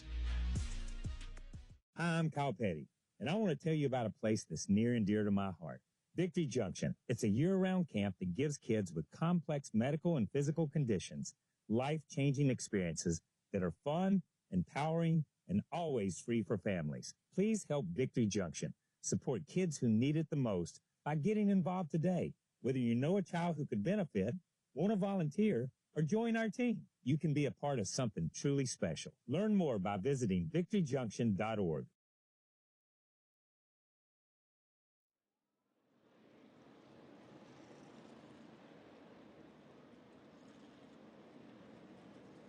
We welcome you back to the Martinsville Speedway on a crisp autumn day here in south central Virginia. Overcast skies, temperatures in the upper 50s here with a packed house on hand watching a great Xfinity 500. The Xfinity fastest lap of the race so far belongs to Todd Gilliland. He turned a lap at 93.654 miles per hour. If it stands, he'll claim the Xfinity Fastest Lap Award and earn 1 championship point. Sign up today for a super fast connection to NASCAR and never miss a second of the action. Learn more at xfinity.com. Couple of drivers taking the wave around here, Michael McDowell and Austin Dillon. That'll put Dillon back on the lead lap as the field comes off of turn 4. We'll get the 1-to-go signal. Yeah, that's an interesting call. I guess you're trying to dig yourself out of it, but Michael McDowell down 2 laps becomes hard to recover, but they didn't have pace. They lost 2 laps under green flag, and they stayed on those tires, hoping for an early caution here. no question that every crew chief up and down the pit lane took a note of that as well to make sure that they have that one filed away. As Rusty would say, they sell them in sets of 4, right? That's right. They absolutely do. As we've just gotten the 1-to-go signal, we'll go back under the green flag in half a lap. The drivers choose what lane to restart in. William Byron chooses the inside of the front row. Joey Logano will go topside. Row 2 will see Kyle Larson to driver's left with Chase Elliott. Row 3, you got Ty Gibbs and Denny Hamlin. At least among the top 6, everybody going to their respective lane, inside and out. Then it's Ryan Blaney, Christopher Bell, Austin Cindric, and Ryan Preece, who while he got bounced around pretty good early on in that stage, was able to manage his tires, keep that car on the lead lap, and is about to restart among the top 10. And Shane Van Gisbergen also doing a nice job here in the early stages of today's race. Will restart 11th. Off turn number 4, into the restart zone they go. Late in the zone, William Byron jumps on the gas. Joey Logano is up to the challenge on the outside lane. Wheel to wheel for the top spot. Byron set a very slow pace into the restart zone, waited late. The Jackrabbit start, though, will get him away with the lead. Logano slams the door in the face of Kyle Larson to hang on to second. Here comes Elliott around the outside. Byron picking up right where he left off at the end of stage number 1, and that is at the front of the field. Logano in second. Teammates battle for third behind him. That's Kyle Larson to the inside lane. Chase Elliott on the outside. Side by side, inches apart down the back straightaway into turn 3. Still wheel to wheel for that number 3 spot with those two Hendrick Motorsports Chevrolet Camaros. Ty Gibbs is looking on, just waiting to see which lane will advance as they still stay wheel to wheel. Gibbs right there watching them fight it out side by side. He's followed closely by Christopher Bell and Denny Hamlin. Down the backstretch into 3. Larson will take control of third place. Now the door is open under Elliott. Chase Elliott trapped in the outside lane, fades the 4th, maybe 5th. Here comes Ty Gibbs to his inside for that spot. Ty Gibbs fills the hole on the inside line, and they've got Elliott hung out to dry upstairs. Down the back straightaway, it's Gibbs by a nose going for the number 4 spot. Right behind him, here comes Christopher Bell. Bell tries to get a nose inside. Further back, 3 wide. Chase Briscoe to the inside of Shane Van Gisbergen, had Alex Bowman on the outside. Bowman did not like that, rolls out of the throttle. Meanwhile, the battle for third is on. Yeah, he had very little choice but to roll out of the throttle. It was either roll out of the gas or roll into the safer barrier. He made the right call as they continue to shoehorn their way underneath Chase Elliott. And Michael McDowell, who took the wave around just a couple of laps ago, finds himself on the pit lane. Yeah, I think that was an opportunity. If they got an early caution on the restart, they could have gotten that lap and come back. There's about a lap and a half penalty. He rolls out in front of the leaders. He's back to that 2-down position that he would have been if he can hold on to this at this point. He's got about 6 car lengths on the race leader, William Byron, as they go off into turn number 1.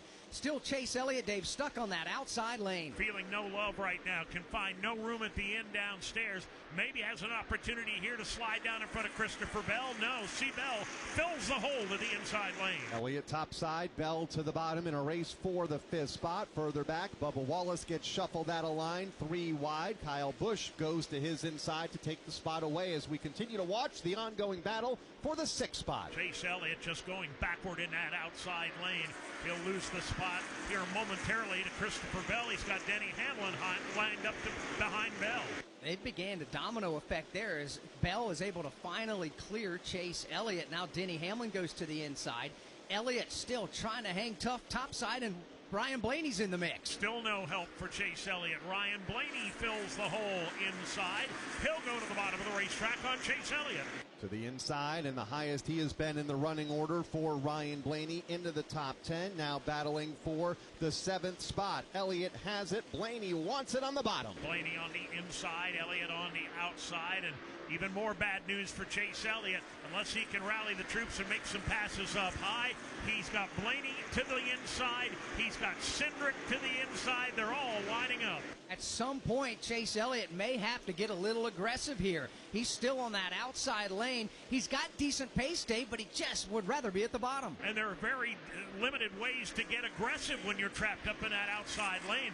I mean, you can hang a left on somebody, but that's probably going to end up with you going into the fence. Do more damage than good for Chase Elliott if he were to hang that left, which he is trying to do right now in front of Denny Hamlin in 1. Denny Hamlin lifted out of it, gave him enough room to get to the bottom. Probably not happy about it. Now he's going to dive back down low, does Hamlin. Trying to wedge his way under Chase Elliott. This is the fight for the 6th position that Chase Elliott has. Hamlin is right there on the back bumper with Ryan Blaney. Meanwhile, they're all trying to get by Christopher Bell. No opportunity for Chase Elliott to catch his breath. He goes right back on the attack, working on the back bumper of the Christopher Bell machine down the back straightaway, while also playing defense against Hamlin. Denny Hamlin lined up right behind them. Then it's Ryan Blaney, next car in line, followed by Austin Cindric and Ryan Preece. All singled out, bottom of the racetrack from 5th on back. It's tight. And all chasing William Byron as he exits onto the back straightaway. His lead over Logano,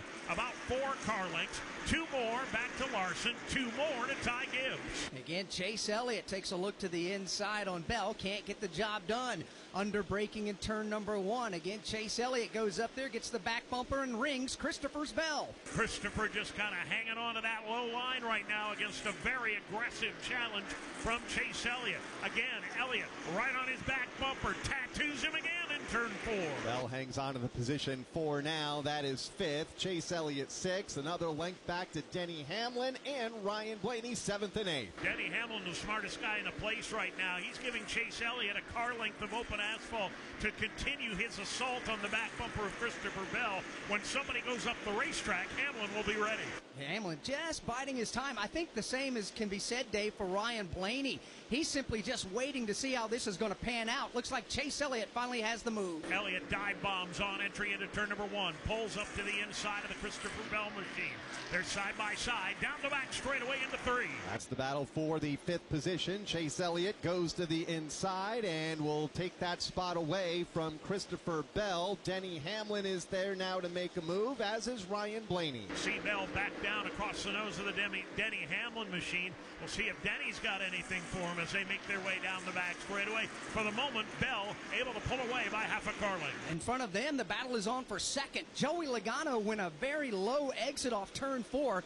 Gave the outside to Kyle Larson. Let's see what Larson can do with him on the backstretch. Larson looking to the outside again. Joey Logano, for the moment, is going to hold his position in front of Kyle Larson. That's the battle for 2nd. 100 laps to go in stage number 2 here this afternoon at the Martinsville Speedway. It's William Byron out front by a half second over Joey Logano, Kyle Larson, Ty Gibbs, and Chase Elliott. The post-crib assembly press conference brought to you by Progressive. Michael, you had some trouble putting the crib together today. What went wrong? You know, those instructions can be tough, and, well, you saw the outcome. Were you upset when your wife pulled you and called in the backup? No, I mean, the baby needs a crib to sleep in, so whatever it takes. You've got a changing table to put together next. It's got a lot of drawers. What's your comment? You know what? We're done here. Like it or not, sometimes you need a backup. That's why there's Progressive to protect your home and auto. Progressive Casualty Insurance Company affiliates and other insurers. Not available in all states or situations. We are getting ready to crown a champion. Championship weekend is coming back to the desert. Let's get this party started. 4 title races in 3 days means there will be a buzz in the air all weekend long. Whether from the grandstands, the infield experience, or the hillside, this is your chance to witness history and make championship caliber memories for the whole family. NASCAR Championship Weekend at Phoenix Raceway, October 31st through November 2nd. Get your tickets now at PhoenixRaceway.com. Ticketmaster, the official ticketing partner of NASCAR. No change at the front, but the battle for 4th is on. Chase Elliott committed to that outside lane. Elliott trying to get it done by going the hard way around. He has bypassed Gibbs, trying to pull away from him and close in on Kyle Larson. A move Chase Elliott up to 4th, Ty Gibbs back to 5th. That race 2.5 seconds behind race leader William Byron. From Martinsville Speedway, this is the Motor Racing Network, the voice of NASCAR. NASCAR history. What I learned from Ken Squire, Barney Hall, and Ned Jarrett, I could never repay. Ken never told me what to say or what not to say. I learned very quickly that I was never going to be another Ken Squire. I don't think anybody could rise to that level. Motor Racing Network's NASCAR Live presents podcasts. 50 years of MRN. Jeff Gordon, A Colorful Career, the 1993 season, Junior's Journey, and more. Search for NASCAR Live on your favorite podcast platform.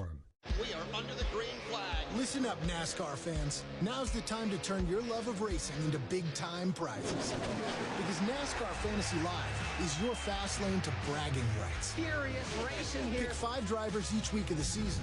Then complete additional challenges to stack points, all for your shot at the grand prize. So let's get this party started. For official rules and to learn more, visit NASCAR.com/fantasy and sign up today.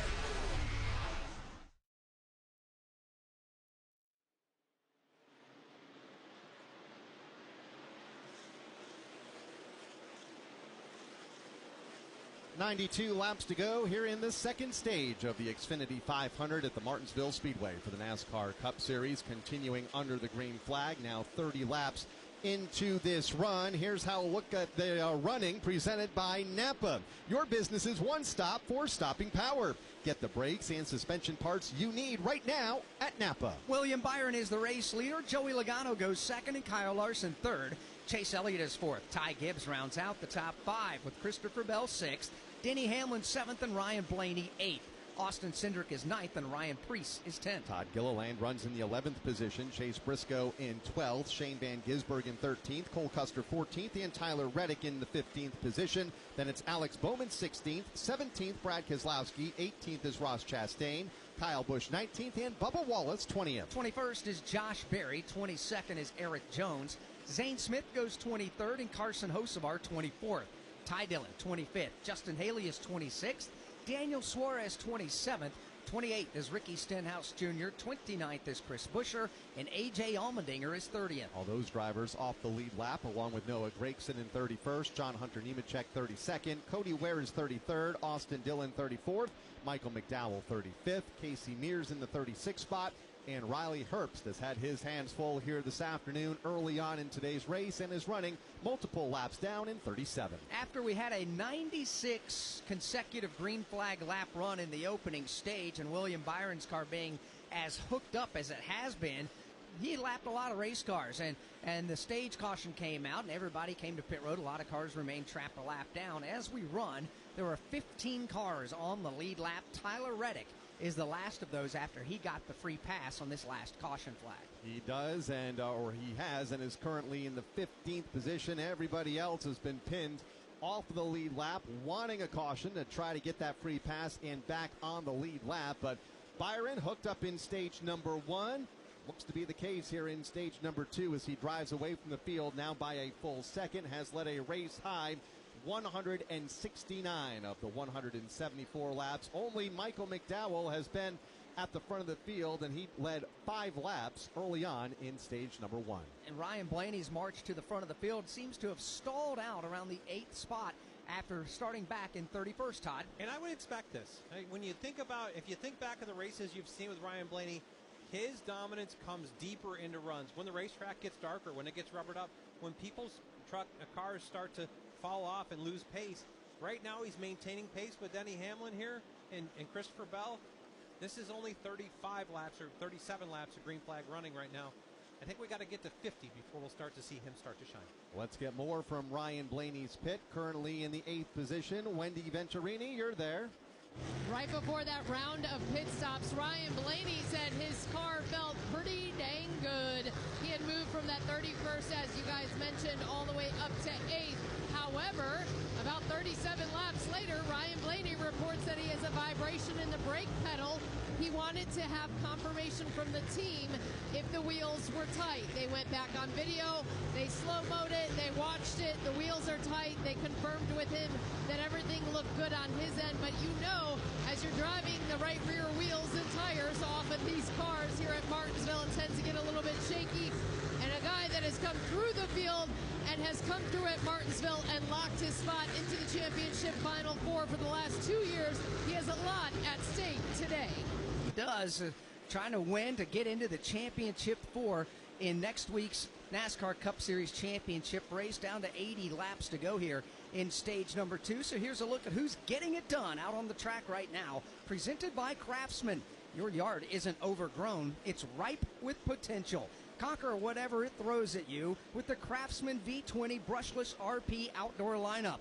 More runtime, better performance, and fewer frustrations. See craftsman.com for details. Todd? Yeah, if you look at it, all of our playoff drivers are getting it done. When you look beyond those guys, There's a couple names that stand out to me. I want to highlight this one. Shane Van Gisbergen. We all talk about him being a road course guy. He's sitting there at 12th right now, maintaining a lead lap, putting a great run together. Steve Post? Yeah, as a matter of fact, Shane's really happy with the race car. It's a little loose early in the run, but then it really dials in and he goes straight. Shane is really taking to the ovals. Remember back in Kansas, he had a top 10 run. Remember at Richmond, he found that line at the high side and was making some progress up there. Didn't get the finish that he wanted.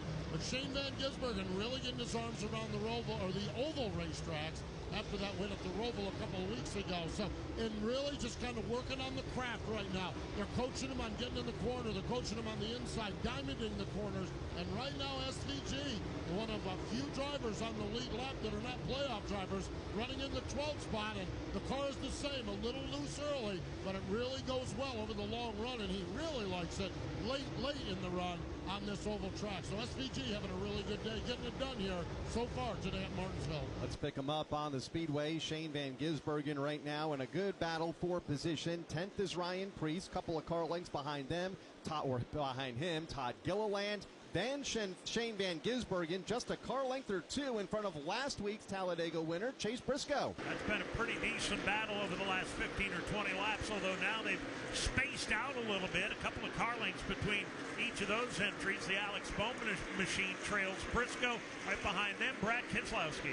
And it doesn't surprise me to see Shane do well here at Martinsville. I feel like when we didn't have a lot of road course races, A.J. Allmendinger, a really good road racer, came here with him, ran really well with him. I feel like the ability of the thing that Shane Van Gisbergen does so well is the braking potential at the road courses. Well, braking's a huge deal on getting in these corners. And upshifting and downshifting with what we do now with these Cup cars in this Gen 7 with the transaxle that it has here at Martinsville Speedway is Shane Van Gisbergen is absolutely having a nice run here as we're down to 73 laps to go now here in stage number 2. William Byron still up front. Logano is second. And Dave, more lap traffic and a lot of it in front of the race leader. He will begin picking methodically away at these lap cars as he makes his way down the back straightaway and into turn number 3 to the inside on Riley Hurst. 1.8 seconds between the top two. Byron back to Joey Logano in that traffic. We'll see if Logano is able to close in on William Byron and challenge for the top spot with 72 laps to go in stage 2. Just like a pit crew helps a driver reach victory lane, Ally helps you reach your financial goals. Ally has tools like savings buckets to keep your savings on track and savings boosters to put a little extra gas in your tank. Visit Ally.com to learn more about how you can grow your money fast. Savings buckets and boosters are features of the Ally Bank savings account. Ally Bank, member FDIC. There's nothing like when you get that part from eBay and it just fits. Yeah, the first time. So you can do less of this and get right back to more of this. At eBay, you'll find all the parts you need, guaranteed to fit, at prices you'll love. Sounds good, doesn't it? eBay. Things people love. Eligible items only. Exclusions apply. No change up front or the margin between the top two. William Byron still 1.8 seconds in hand over Joey Logano with about a half a dozen or so cars just in front of Byron at the front of the field that are about to go another lap down. Kyle Larson in third, Chase Elliott fourth, Ty Gibbs to round out the top 5. From Martinsville Speedway, this is the Motor Racing Network, the voice of NASCAR. We are getting ready to crown a champion. Championship weekend is coming back to the desert. Let's get this party started. 4 title races in 3 days means there will be a buzz in the air all weekend long. Whether from the grandstands, the infield experience, or the hillside, this is your chance to witness history and make championship caliber memories for the whole family. NASCAR Championship Weekend at Phoenix Raceway, October 31st through November 2nd. Get your tickets now at PhoenixRaceway.com. Ticketmaster, the official ticketing partner of NASCAR. We're at the start-finish line. William Byron on pole position. Green flag is out and we're racing. We're in the turn. Here to the inside comes Kyle Larson. He and Hamlin bump. We're on pit road. 4 tires Sonoma Racing Fuel. The race off from pit road is Denny Hamlin. Eric Jones goes off. We are live from the track. The Motor Racing Network, your home for NASCAR racing. Don't miss a lap, pit stop, or side-by-side race for the win. Listen to all the play-by-play action on your local radio station at MRN or NASCAR.com.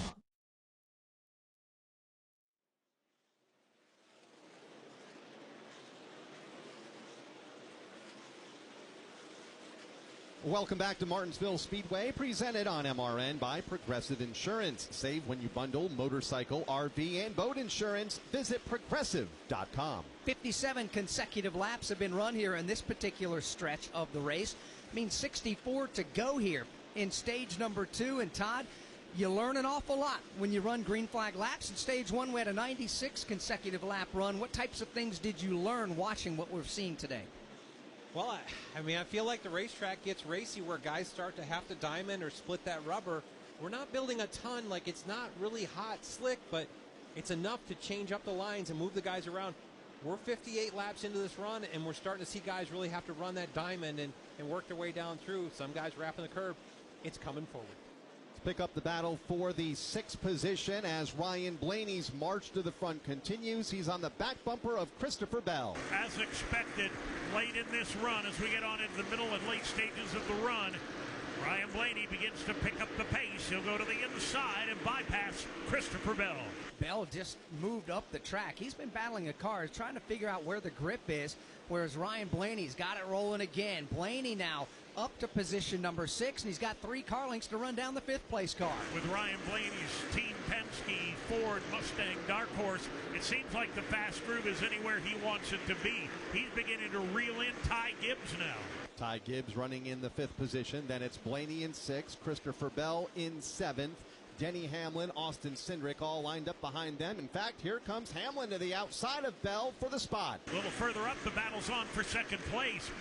Joey Logano's not had much luck reeling in William Byron for the lead, but Kyle Larson has reeled in Logano. Because they're in heavy lap traffic, and A.J. Allmendinger right now being a stubborn foe for this battle for second. Allmendinger's keeping it on the bottom of the racetrack, but he's got enough pace that Joey Logano's not been able to just jump up top and drive around. Now he'll do so as they exit turn 4.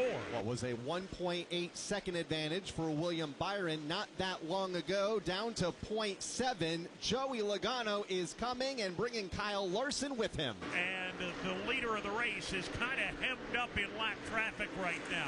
William Byron looking to duck to the inside on Michael McDowell. He's got behind him Ricky Stenhouse Jr. and John Hunter Nemechek before Joey Logano comes along. Tires are getting worn. Tempers are being in check for the moment. But, Dave, there's an awful lot these drivers are having to deal with at the front of the field. There are a lot of drivers at the front that are having to do some waiting right now, either for lap cars or to finish off battles for position. Joey Logano being hassled now by Kyle Larson. Justin Haley, Noah Gregson, the 2 cars immediately in front of the race leader. William Byron not too far back. The battle for second. Here comes Larson on Logano. Right on Logano's back bumper. Now he's going to look to the outside going into turn number 3. Lap car. Ricky Stenhouse Jr. goes to the top of the racetrack. That'll open the door, and they're going to go 3 wide. Larson crosses over off 4. Larson gets a wheel to the inside of Joey Logano. The battle for second is on. They've got the lap car of Ricky Stenhouse Jr. in the mix. Stenhouse goes to the outside. That opens the door down low. Kyle Larson will follow through on the bottom of the racetrack. Logano with no choice but to go to the bottom. Give the spot to Larson. That's the battle for the second spot. Larson by Joey Logano to pick up that position. 1.5 seconds behind William Byron. Let's drop back a bit. Pick up the battle for 7th. Denny Hamlin trying to fend off the fastest car on the racetrack in Ryan Preece. Preece is on the move right now, and he's not going to take very long to make this happen. He jumps down to the bottom of the racetrack, or check that. He's still got a couple of car lengths to make up. That was the slower car of Ty Dillon moving underneath Denny Hamlin. Denny really beginning to struggle. Ty Dillon just came off of pit road. He's got fresh Goodyear Eagles on that car, and he is driving right by these lead cars. But Ryan Preece has picked up a handful of positions in the last 5 laps, and lap after lap he is clicking off some of the best lap times, Kyle, as we get down to 52 to go in the stage. Multi-time winner here at the Martinsville Speedway in the NASCAR Wheel and Modify Tour joined us here in the booth on Thursday night for the modified race and provided a lot of analysis, has carried a lot of that over onto the track here today. Running well among the top 10, Steve Post, who has a lot of laps at this racetrack. Yeah, he really does. A lot of laps in a modified and really getting there with the Cup cars as well. He reported early on that the car was tight early on in that first run. They made one adjustment during that pit stop, and he quickly told Derek Finley, this car is better, and the car has been really, really good ever since. They have right now, Finley has told him a couple times, you're the fastest car on the racetrack, just manage your tires. We have something to race for the win later on. So keep an eye on Ryan Preece. He's got a really good car here at Martinsville, and he certainly knows how to drive this racetrack. He's on the back bumper of Denny Hamlin on the backstretch. Hamlin trying to hold him off right now. Preece again, clearly with the faster race car. They bypass the Cody Ware machine and will close in on Riley Herbst on the front stretch. 7th and 8th place. Denny Hamlin has the position. Ryan Preece 5 car lengths back last time by. A car length now off 2. Really turning up the heat on the back bumper of Denny Hamlin's Kings Hawaiian Toyota. Hamlin looking to the inside on Riley Herbst, but he can't find any room. Herbst being stubborn right there over his boss man, Denny Hamlin. Now Hamlin goes to the inside of Herbst in turn number 1. Ryan Preece will follow his tire tracks. Denny's got the low line. He'll make his way under Preece on the exit of turn number 2. Preece right on his back bumper. Denny moving under Riley Herbst will finally get that pass made. Herbst in the outside lane, giving the leaders room on the bottom. Hamlin will go by. Here comes Ryan Preece to the inside of Riley Herbst. That battle still separated by 1 car length on the speedway, some 6 seconds behind race leader William Byron, who is already off of turn number 4. Byron has been able to open it up by about 2.5 seconds over Kyle Larson in second. A few more lengths back to Joey Logano in third, who's faded just a bit here in recent laps. Chase Elliott fourth, Ty Gibbs to round out the top 5. And then you get back to that race for the 6th spot with Denny Hamlin and Ryan Preece. Is for the most part right now, Alex, everybody strung out around this half mile. Another long green flag run, currently in our 76th consecutive green flag lap, and everybody... Trouble turn number 2. Carson Hocevar goes around. Hocevar spins in turn number 2. Suarez was on his back bumper. Not sure if they made contact, but the red, white, and blue Chevrolet of Hocevar spins in turn 2, puts the caution on the speedway for the 3rd time. So I just switched to Straight Talk Wireless. Uh-oh, we just ran out of gas. Great, gives us time to watch the race. You know the next town is 50 miles away, right? Don't worry, I have real unlimited data now. But how are we going to get out of here? We got about 200 laps before we need to figure that out. Get a free 5G phone with select plans and real unlimited data only for a limited time at Straight Talk. Available at your local Walmart and straighttalk.com. Straight Talk is an official partner of NASCAR. Taxes and fees apply. Require single line activation on the qualifying plan for network management practices. Visit straighttalk.com. Copyright 2025 Verizon. NASCAR is a registered trademark of the National Association for Stock Car Auto Racing, LLC.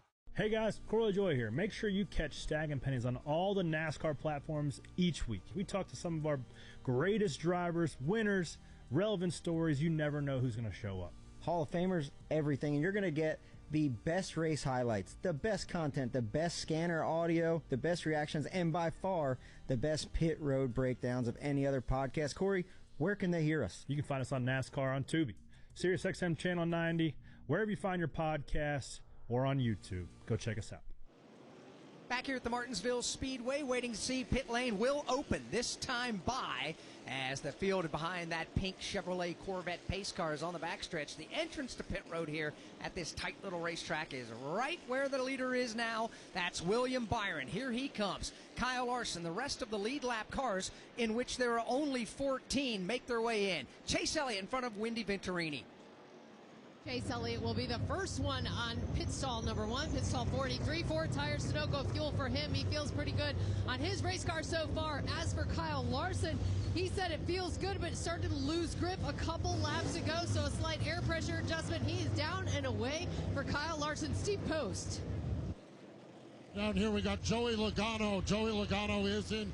It'll be 4 tires, Sunoco Racing Fuel. Free early for Joey Logano.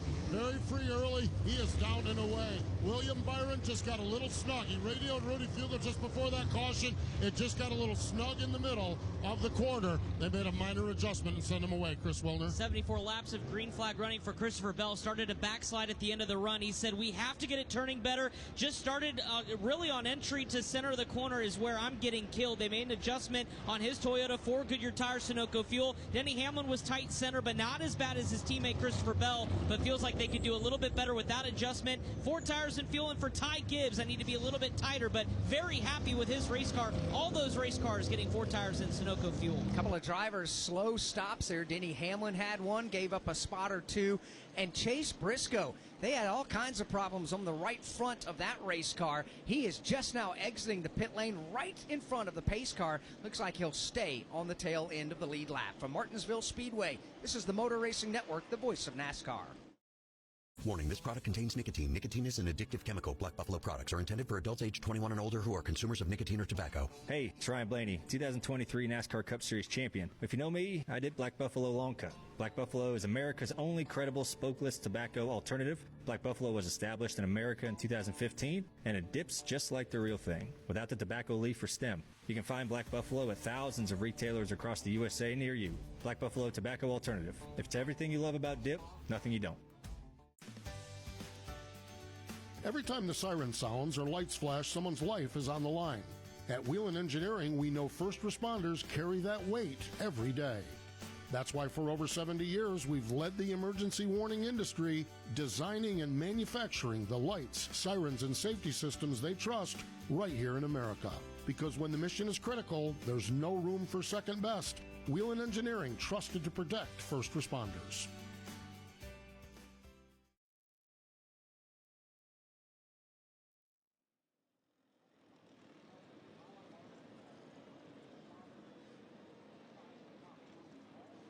Back here at the Martinsville Speedway, as we come down to the line, we will not get the one to go this time by to put them back under the green flag. So we're going to stay under the caution flag at least for one more lap.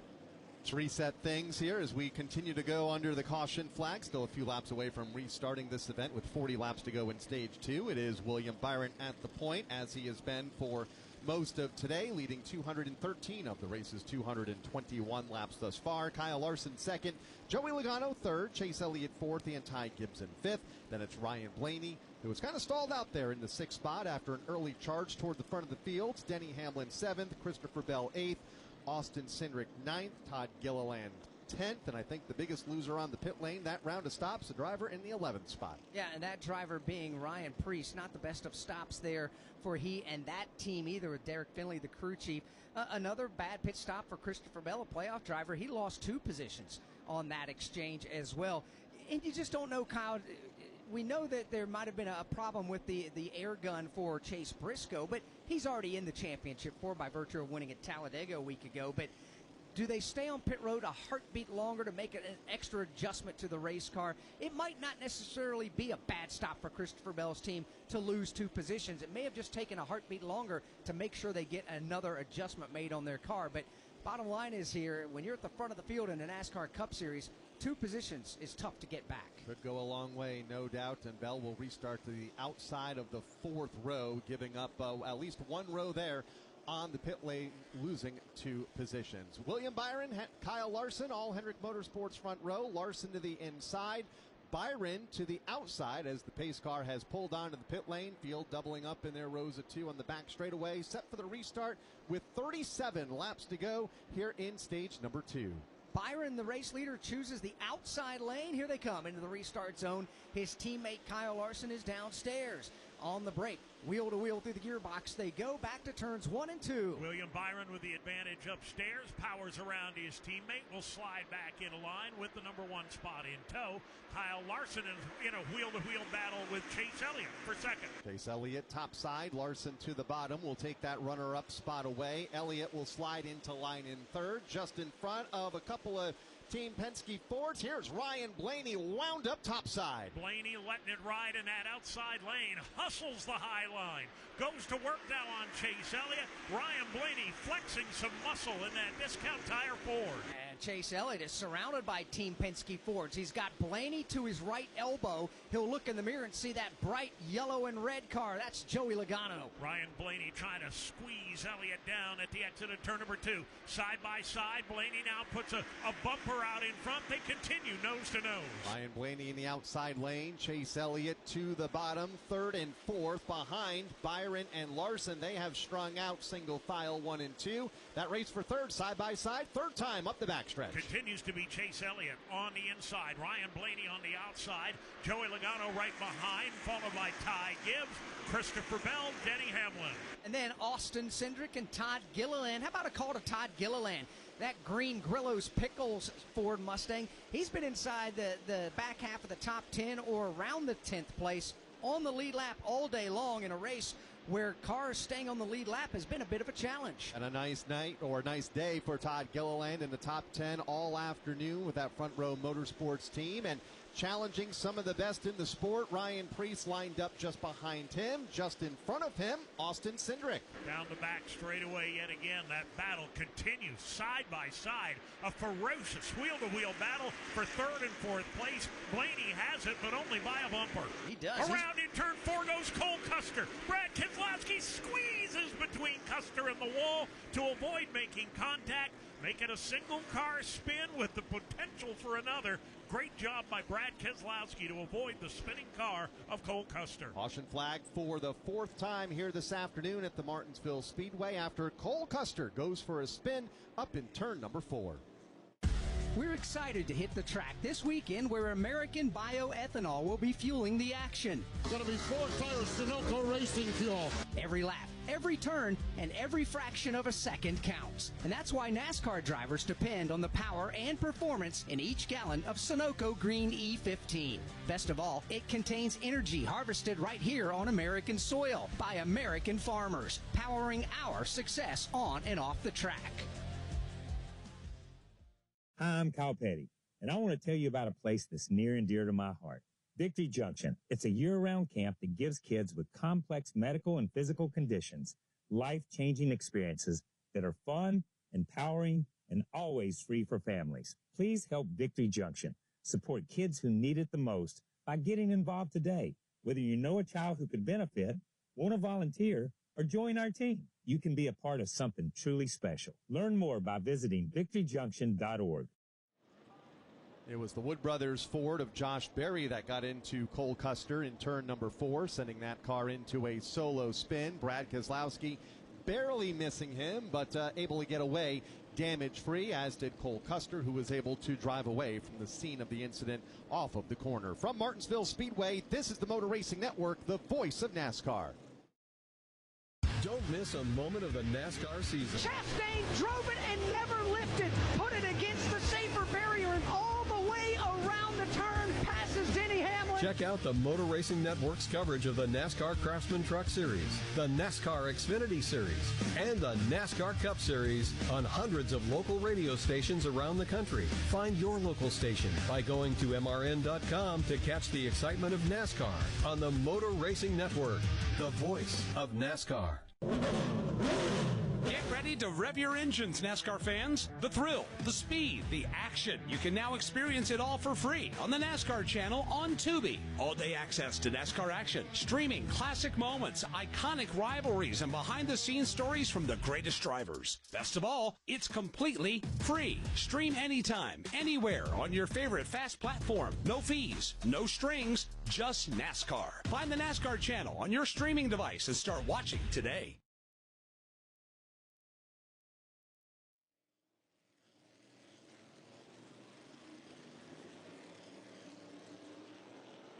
Later today, we will select the Xfinity Mobile Reliable Performance of the Race. Xfinity Mobile provides incredible value on the most reliable nationwide 5G network to keep you connected to NASCAR wherever you are. Learn more at xfinity.com/mobile. Shane Van Gisbergen and Tyler Reddick, along with Ross Chastain, Eric Jones, Cole Custer, all elect to come to pit lane.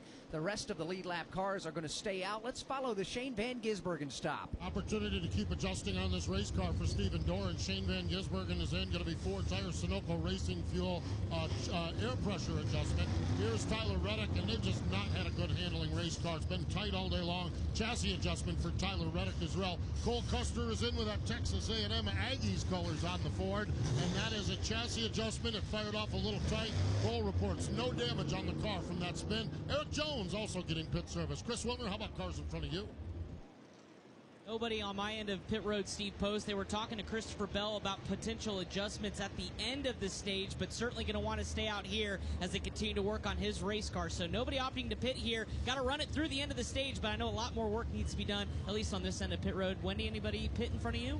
But nobody pitting on this end, but I'll give you some updates on Chase Elliott. He said the start of that run really threw off his balance the last time before hitting pit road. He was extremely hard on everything, including those right rear tires. That's what we seem to see here at Martinsville. And also Ryan Blaney, another guy that's moved through the field from 31st all the way up to 3rd. We've been documenting this. He was tighter on that last run, really trying to manage his tires and try to use more front brake for Ryan Blaney, but he didn't want to be any freer. But we see that the adjustments of the air pressure have paid off for Ryan Blaney in the 3rd position. Running in position number 3, last on the pit lane at 2:18 as the drivers that were just on pit road here on lap 233 will have a 26, make it a 25 lap run to the finish as we still ride under the caution flag, a couple of laps away from getting the restart. Initially, the free pass for this caution, if you're new to NASCAR, when a caution comes out, the first car 1 or more laps down will get a lap back. And in this case, when the caution came out, the driver that was in position was Josh Berry. However, Todd, NASCAR has rescinded that free pass. Why? Yeah, because you can't be involved in the incident. That way you don't have a lap down car dumping somebody to bring the caution to get their lap back. So if the first car 1 lap down, or the one first car not on the lead lap is involved in the incident, then there's no free pass given. The 21 car got into the 41, actually the 48 but Alex Bowman was in the back of the 21 of Josh Berry, kind of little tag team into Cole Custer in that 41 to start the wreck. But NASCAR rescinded and said there would be no free pass because Josh Berry, who was the first car 1 lap down, was involved in the incident. And Berry will remain the first car 1 lap down in the 8th position, or the 18th position. 17 cars on the lead lap, the last of them the car that he got into that brought out this caution flag. That was Cole Custer that went for the spin. Will restart in the 17th spot as the field chooses here on the front straightaway, less than a half a lap away from the restart. We'll have 23 laps to go in stage 2. Some familiar faces at the point, William Byron and Kyle Larson. This is the closest Ryan Blaney has been, though, to the front of the field. He'll restart to the outside of row 2 and 4th. Here they come up off of turn number 4 as they get to the restart zone. Byron, the controlled car, gets on the gas soon as he gets to the restart zone. Kyle Larson stays with a fender to the left rear quarter panel of William Byron, with Blaney looking on. And once again, it'll be Byron around the outside to grab the lead away as they race down the back straightaway. Now here comes Blaney to the outside of Kyle Larson. They'll pick that battle up right where they left off. That's the race for the runner-up spot. Ryan Blaney in the outside lane. Kyle Larson to the bottom allows William Byron to once again drive away. Blaney's got about a fender up on the outside lane as he tries to clear Larson for that number 2 position. Almost has it done, but Larson drives deep to the inside of 3.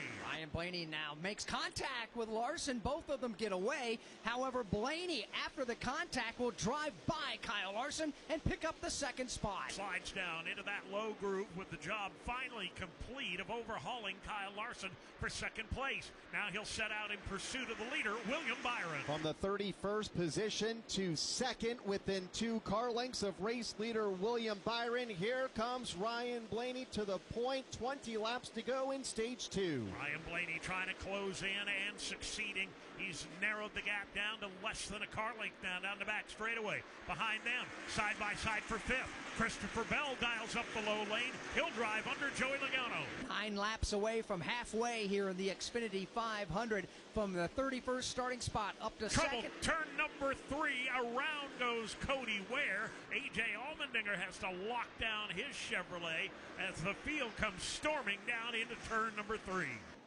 The right rear wheel has come off of the Cody Ware car. He can't drive away. The caution flag must be put in the air, and we will slow things down for the 5th time in today's race. Hello? Hey, Tim. It's your man tank. I think those veggies in the crisper are drying up. I know. I've been meaning to eat those. I'll get around to it. Get around to it. I will, man. Jeez. All right? Or just eat Jack Link's jerky. Smoked, seasoned. Some real meat would do you a lot of good, Tim. Jack Link's Beef Jerky, official meat snack of NASCAR. Feed your wild side. NASCAR Live isn't just Tuesday nights. On Thursday, we go wide open with some of the sport's biggest legends. Dover's so good that even concrete couldn't ruin it. And some of NASCAR's rising stars. I don't like getting drove in the back of, and I honestly don't like doing it, but you're not buddy-buddy with everybody, and I've had to learn that. NASCAR Live Wide Open has you covered from the rookie class all the way to the Hall of Fame. Subscribe now wherever you listen to podcasts. 17 laps to go here in stage number 2. Pit lane is not open as of yet. Cody Ware on 3 wheels makes his way back to pit road, minus his right rear, that is. That has been left down on the curbing inside turns 3 and 4. From Martinsville Speedway, this is the Motor Racing Network, the voice of NASCAR. We are getting ready to crown a champion. Championship weekend is coming back to the desert. Let's get this party started. 4 title races in 3 days means there will be a buzz in the air all weekend long. Whether from the grandstands, the infield experience, or the hillside, this is your chance to witness history and make championship caliber memories for the whole family. NASCAR Championship Weekend at Phoenix Raceway, October 31st through November 2nd. Get your tickets now at PhoenixRaceway.com. Ticketmaster, the official ticketing partner of NASCAR. The thrills of NASCAR racing from over 55 years of Motor Racing Network broadcasts. Bobby Allison brings the race car right down in the middle of the track, crosses the start-finish line, and he will win the 24th annual Daytona 500. Bill Elliott wins the Hooters 500. Alan Kulwicki, 1992 champion. MRN Classic Races. And in the whole patch, steaming for the finish line, Dale Earnhardt wins a Winston 500. Find all the classic moments on MRN Classic Races on any podcast platform.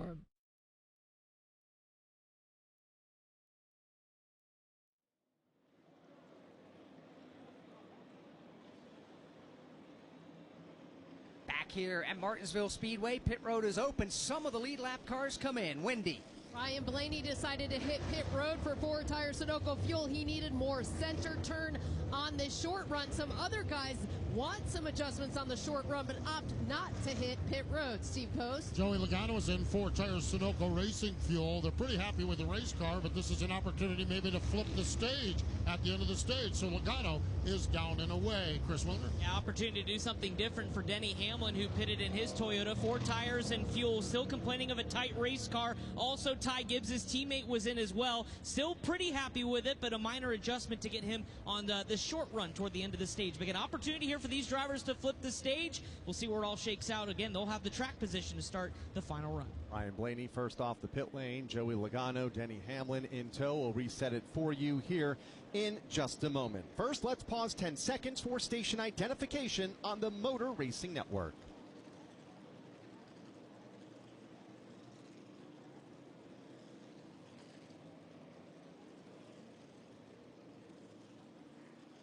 Time now for a mid-race update brought to you by Yellowwood. Hey, race fans, for a 5-star backyard, choose Yellowwood brand pressure-treated pine. Trusted builders, loved by homeowners. If it doesn't have that yellow tag, you don't want it. 3 lead changes at the start-finish line among 3 different drivers here today. William Byron has led the lion's share. 239 laps led in today's race. Out of the 246 that we've run, Michael McDowell led 5 laps. Joey Logano being listed as leading 2 laps here in today's race. As we work our 5th caution flag of the event, Daniel Suarez spun to bring us under the first caution on lap 28. Then on lap 30 was stage 1, which was won by William Byron. Carson Hocevar brought out our 3rd caution. Cole Custer our 4th. And Cody Ware brings out our 5th caution. Todd? Yeah, it's been interesting to see how this play has been.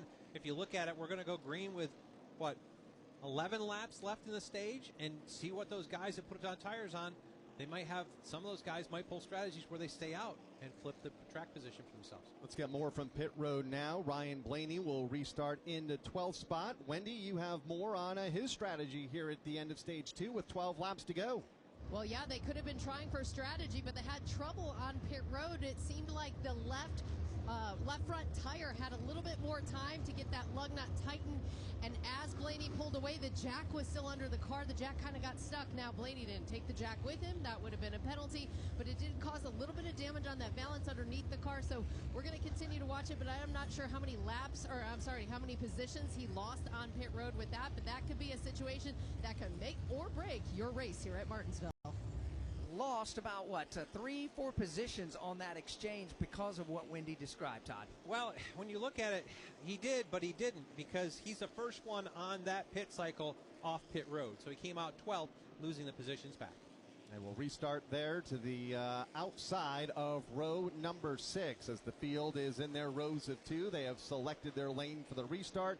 11 laps to go to settle it here in stage 2. It's been a dominant afternoon for William Byron. He brings the field off of turn number 4, looking for the green flag here, and potentially another stage win here. Looking to sweep him, but he has his teammate Kyle Larson to the inside. They get the green flag and go to speed in turn 2. Once again around the outside, William Byron will take the lead down the back straightaway. Larson once again into that side-by-side battle for second, this time with Christopher Bell. Who's topside? Chase Elliott now at the bottom of the racetrack.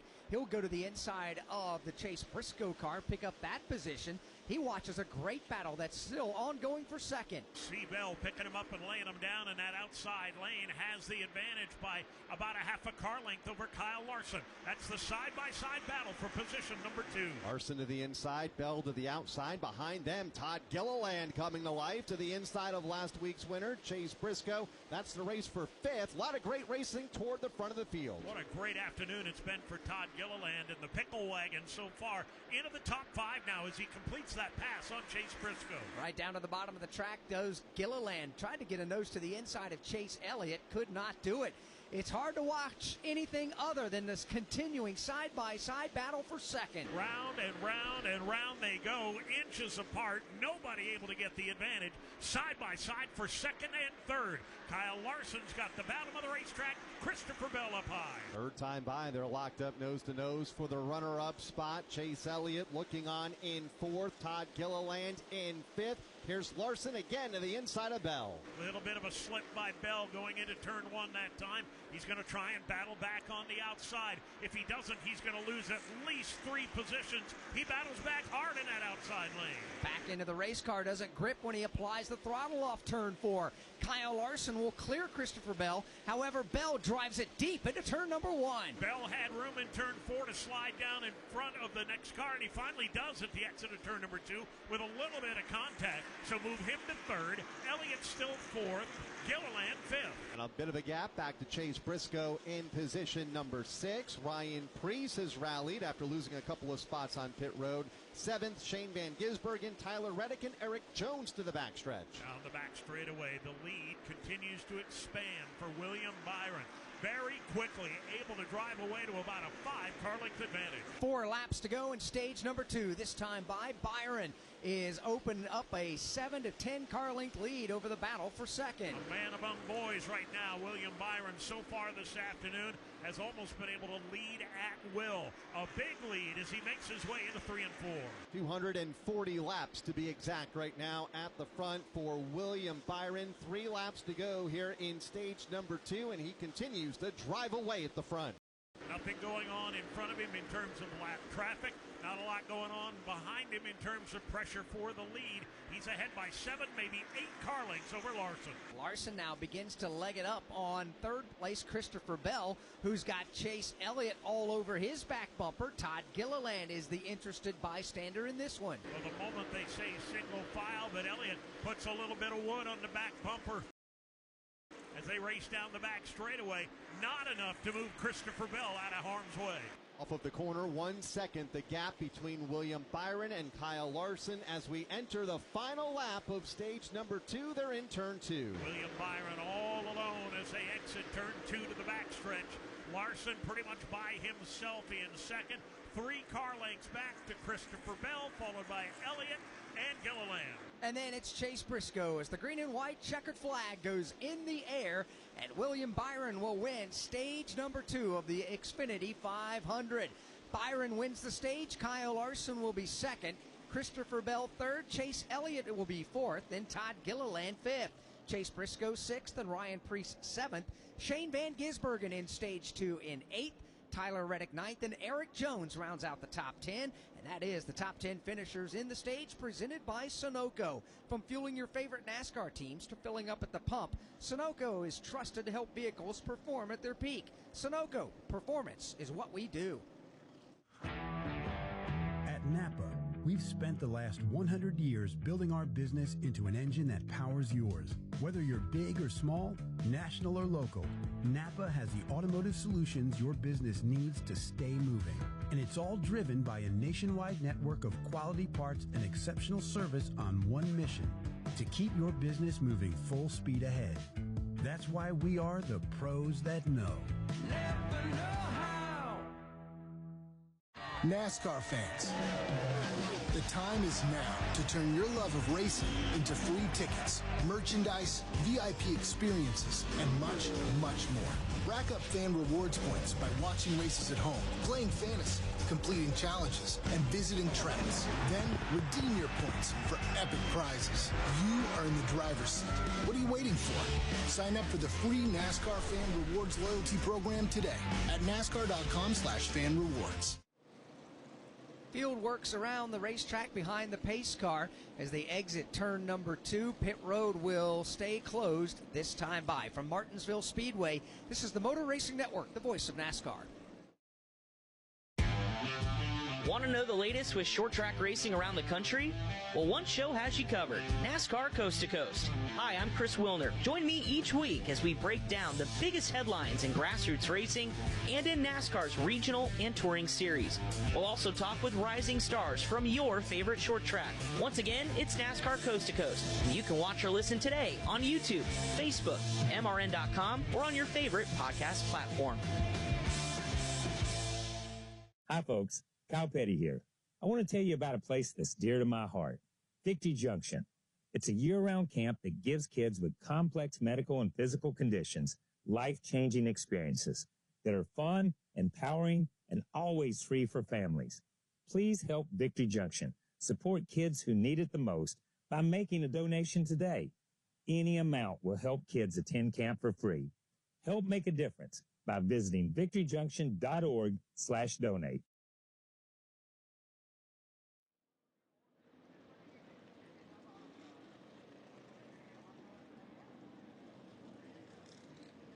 Stage number 2 in the books as we work the caution flag for the 6th time here into today's Xfinity 500. Byron's won both stages. Doesn't matter, though. William Byron's a driver that needs to win today's race to be a part of the Championship 4. But Kyle, Ricky, if Byron continues to dominate and should go on to win, that's going to make things very interesting for the final spot. Just 6 points separate the drivers 4th and 5th right now. Looking ahead to the Championship 4 next week, Kyle Larson currently in by 6 points over Christopher Bell, who is 6 points out, but still a long way to go. 236, in fact. Pit road is open. All the leaders begin to make their way onto the pit lane. We'll begin our coverage with Wendy. Chase Elliott felt like his balance was off because he was extremely hard on everything, but it is turning good now for Chase Elliott. As for Kyle Larson, he wanted to know if they made some air pressure adjustments, which they did not the last time. It was starting to feel a little bit gummy, but he was in clean air. We'll see what they do when they get in traffic. Steve Post. Shane Van Gisbergen is in for Tires Sunoco Racing Fuel. Here's William Byron into the attention of the crew. He radioed to Rudy Fuelo and said, car is good. That's all he said. William Byron going to be down and away first of this group. Coming off from pit road, Chris Wilner. Slow stop for Todd Gilliland, who finished their top 5. He was struggling with the center and drive off, but going to lose a few positions on pit road after that 4-tire change. Christopher Bell, who tried to get stage points, still chasing Kyle Larson, said, I need to be tighter on corner exit. They made an adjustment there on the call by Adam Stevens for Goodyear Tire, Sunoco Fuel, and Chase Briscoe had the pit gun malfunction the last time. A much clearer pit stop this time around. Said the rears were skating, air pressure adjustment, 4 tires and fuel at the end of stage 2. Not everybody came to pit road. New race leader is Tyler Reddick. Second now is Ryan Blaney. Denny Hamlin will go to 3rd. Joey Logano 4th. And Ty Gibbs is 5th. Progressive knows there are 2 things RV owners love: to travel and relax. And they like to take both nice and slow. Just like this commercial. And what's more relaxing than the peace of mind knowing their RV is protected by Progressive? Now here comes the fast part. Progressive Casualty Insurance Company and affiliates. Drivers, start your engines! Your home for the NASCAR Craftsman Truck Series. Green flag goes in the air and we are underway. On the NASCAR Racing Network. 2 by 2 by 2. They're about 10 rows deep of double wide racing. Taylor Gray to the bottom. Nick Sanchez outside, and they're crashing mid-pack. It's the NASCAR Craftsman Truck Series on the NASCAR Racing Network. From Martinsville Speedway, this is the Motor Racing Network, the voice of NASCAR. Looking for motorsports coverage you can't find anywhere else? Look no further than the Motor Racing Network's lineup of weekly podcasts. NASCAR news and interviews on NASCAR Live and NASCAR Live Wide Open. NASCAR Cup Series Insight on Crew Call. NASCAR Grassroots Racing News and Talk on NASCAR Coast to Coast. And Sprint Car Talk on Wing Nation. All these and more available on podcast platforms and MRN.com. Are you ready for sights, sounds, and speed that'll shake you to your core? To see NASCAR stars like Ryan Blaney, Chase Elliott, Bubba Wallace, Denny Hamlin, and Ross Chastain attack the asphalt? Are you ready to make memories that'll last a lifetime? Yeah? You're ready. Then we got one more question. What are you waiting for?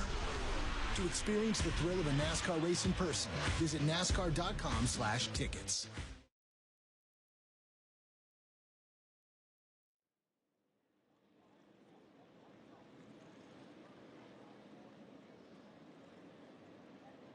Getting set to begin the final run to the checkered flag in the Xfinity 500 as we're past the halfway point, down to 231 laps to go. Seems like a lot, but resident crew chief Todd Gordon, when you stop and think about this in terms of pit strategy, 231 laps isn't a whole lot here at Martinsville. No, it's not. It's a while, but we've still got probably 2 more pit stops ahead of us. I would think that you would split 230 maybe into 70, 70, 75, 75, 75. See where that plays out once you got cautions, but who knows where the cautions stack us. Longest green flag run of the day, 96 laps here this afternoon, 269 laps in, 231 to go as we enter the second half of today's race. And the final stage, which will go under the green flag here in 1 lap from now. Drivers will select their lanes inside and out here on the front straightaway. Tyler Reddick will go to the inside, Ryan Blaney topside. Then it will be Denny Hamlin to the inside of Joey Logano in row 2. Ty Gibbs to the bottom. Austin Cindric to the bottom, and that'll open the door for William Byron, who for the first time today will restart outside of the top 5 to the outside of row number 3. We're going to find out exactly what kind of car Byron's got. We know he was good lapping cars in traffic, but now he's in and amongst some drivers that have pretty good pace with their race cars. So everybody now getting the opportunity to choose what lane to restart in.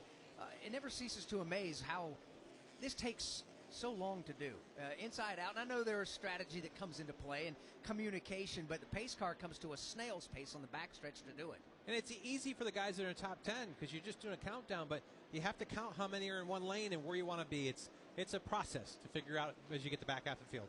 New leader at the front, Tyler Reddick, looking to bring the field down to the green flag. Ryan Blaney to his right elbow. Green is up, back underway. Final stage underway here in Martinsville. Good start for Tyler Reddick. He is away, at least momentarily, for the lead. We'll see if Blaney can rally the troops in the outside lane. He can. Comes back at him in that high line. They're wheel to wheel into 3. See if Reddick can get a run off turn number 4. Blaney is right there. Will pinch him close. This lap will be led by Ryan Blaney by half a car length. He started 31st, and he wants full possession of the lead. Fight's not over yet, though. Tyler Reddick battling back hard in that inside line. Down the back straightaway, it's Blaney by half, a Blaney by 3/4 now. Ryan Blaney becomes the 4th different leader this afternoon, but can he hang on to it? Reddick giving him fits on the bottom as they go back to 1. Tyler Reddick will not give up his grip on that low groove. Blaney trying to rim ride around the outside of the racetrack. Almost has him cleared. Now he does. Ryan Blaney, sole possession of the lead. And quickly, Tyler Reddick gets in front of Denny Hamlin, who is third. Fourth is Joey Logano. Fifth is Ty Gibbs. William Byron to the inside of Chase Elliott for the battle for sixth. William Byron now on the comeback trail, trying to fight his way back into the top five and back toward the front of the pack. He and Chase Elliott side by side for position number 6. With Ryan Blaney as the race leader, that moves Kyle Larson into the championship 4 by just 6 points over Christopher Bell. William Byron out by 30, but there's still a long way to go. Off turn number 2 to the back straightaway, Blaney has managed to pull away by about a car length and a half over Tyler Reddick, who rides in second. Right on his back bumper, Denny Hamlin, then Logano and Gibbs. And then you've got Byron to the inside of Elliott. Not anymore. Byron squeezes by, puts the pass on Chase Elliott, quickly snaps it back in line, does Elliott in front of Cindric. He thought about crossing over from the outside line to dive low and make an inside move again, but he just did not have the pull coming off the corner. A little further back, Christopher Bell on the move. He'll go to the inside and take a spot from Kyle Larson. That's the battle for the 9th spot. Christopher Bell taking that position away with ease to the inside of Larson, who falls back to 10. Top 10, top 12, top 15 now, all single file and virtually nose to tail as they work down the back straightaway into the third turn. Best battle is side by side, deeper in the running order on the lead lap. This is 16th and 17th. Cole Custer to the outside of Shane Van Gisbergen. They have not been all that happy with each other behind them. Bubba Wallace gets in to Brad Keselowski. He slides up. He'll hit Josh Berry. Berry goes for a spin, and the caution flag flies, and Josh Berry whips that Wood Brothers Ford around. He is not happy. Was to the outside of that 3-wide battle for position going into turn number 1. They pushed up into the Josh Berry car, sending that car into a spin. Started here on the front straightaway with Bubba Wallace going to the inside of Brad Keselowski. They made contact. That sent Keselowski up and into Berry, who was in the third lane, and unfortunately that contact sent Berry into a spin. Getting into the outside safer wall just a bit with the left rear corner. He quickly pulled away, as Alex described, and we're under caution for the 7th time here this afternoon. So we work this caution flag with 2:21 to go in the stage. So, Todd, we had some cars just on pit road a few laps back. Is it time to start thinking about other waves of cars on a different strategy that could pit here? I think you're married to your strategy at this point. I would be surprised. I'd be surprised if anybody really in the play comes here. Maybe the guys, obviously I think Josh Berry comes to pit road, but I don't think we'll see a lot of takers. I think everybody's kind of married to where they're at. 220 laps to go. The pace car captures the field in turn number 2. Ryan Blaney leading the way over Tyler Reddick in second. Pit road will remain closed this time by as we continue to work caution for the 7th time here this afternoon. Kyle Larson brings his Chevy in 4 tires Sunoco Racing Fuel. From fueling NASCAR champions on the track for over 20 years to innovating 94 octane, the highest octane on the market. Performance is what Sunoco does. All Sunoco fuel at the pump meets the same top-tier standards as the fuel used in NASCAR. Here for Ryan Blaney, 4 tires with Sunoco fuel. From the track to your tank, you can trust Sunoco to help your vehicle perform at its peak. So I just switched to Straight Talk Wireless. Uh-oh, we just ran out of gas. Great, gives us time to watch the race. You know the next town is 50 miles away, right? Don't worry, I have real unlimited data now. But how are we going to get out of here? We got about 200 laps before we need to figure that out. Get a free 5G phone with select plans and real unlimited data only for a limited time at Straight Talk. Available at your local Walmart and straighttalk.com. Straight Talk is an official partner of NASCAR. Taxes and fees apply. Require single line activation on a qualifying plan for network management practices. Visit straighttalk.com. Copyright 2025 Verizon. NASCAR is a registered trademark of the National Association for Stock Car Auto Racing, LLC. Pit road is open under caution here on lap number 282, but all of the front runners elect to stay on the racetrack. The only car thinking about pulling off, Austin Dillon, went to the inside, then thought about going back onto the racetrack, but he was committed, and he'll make a stop here on lap number 283. Ryan Blaney continues to lead. From Martinsville Speedway, this is the Motor Racing Network, the voice of NASCAR.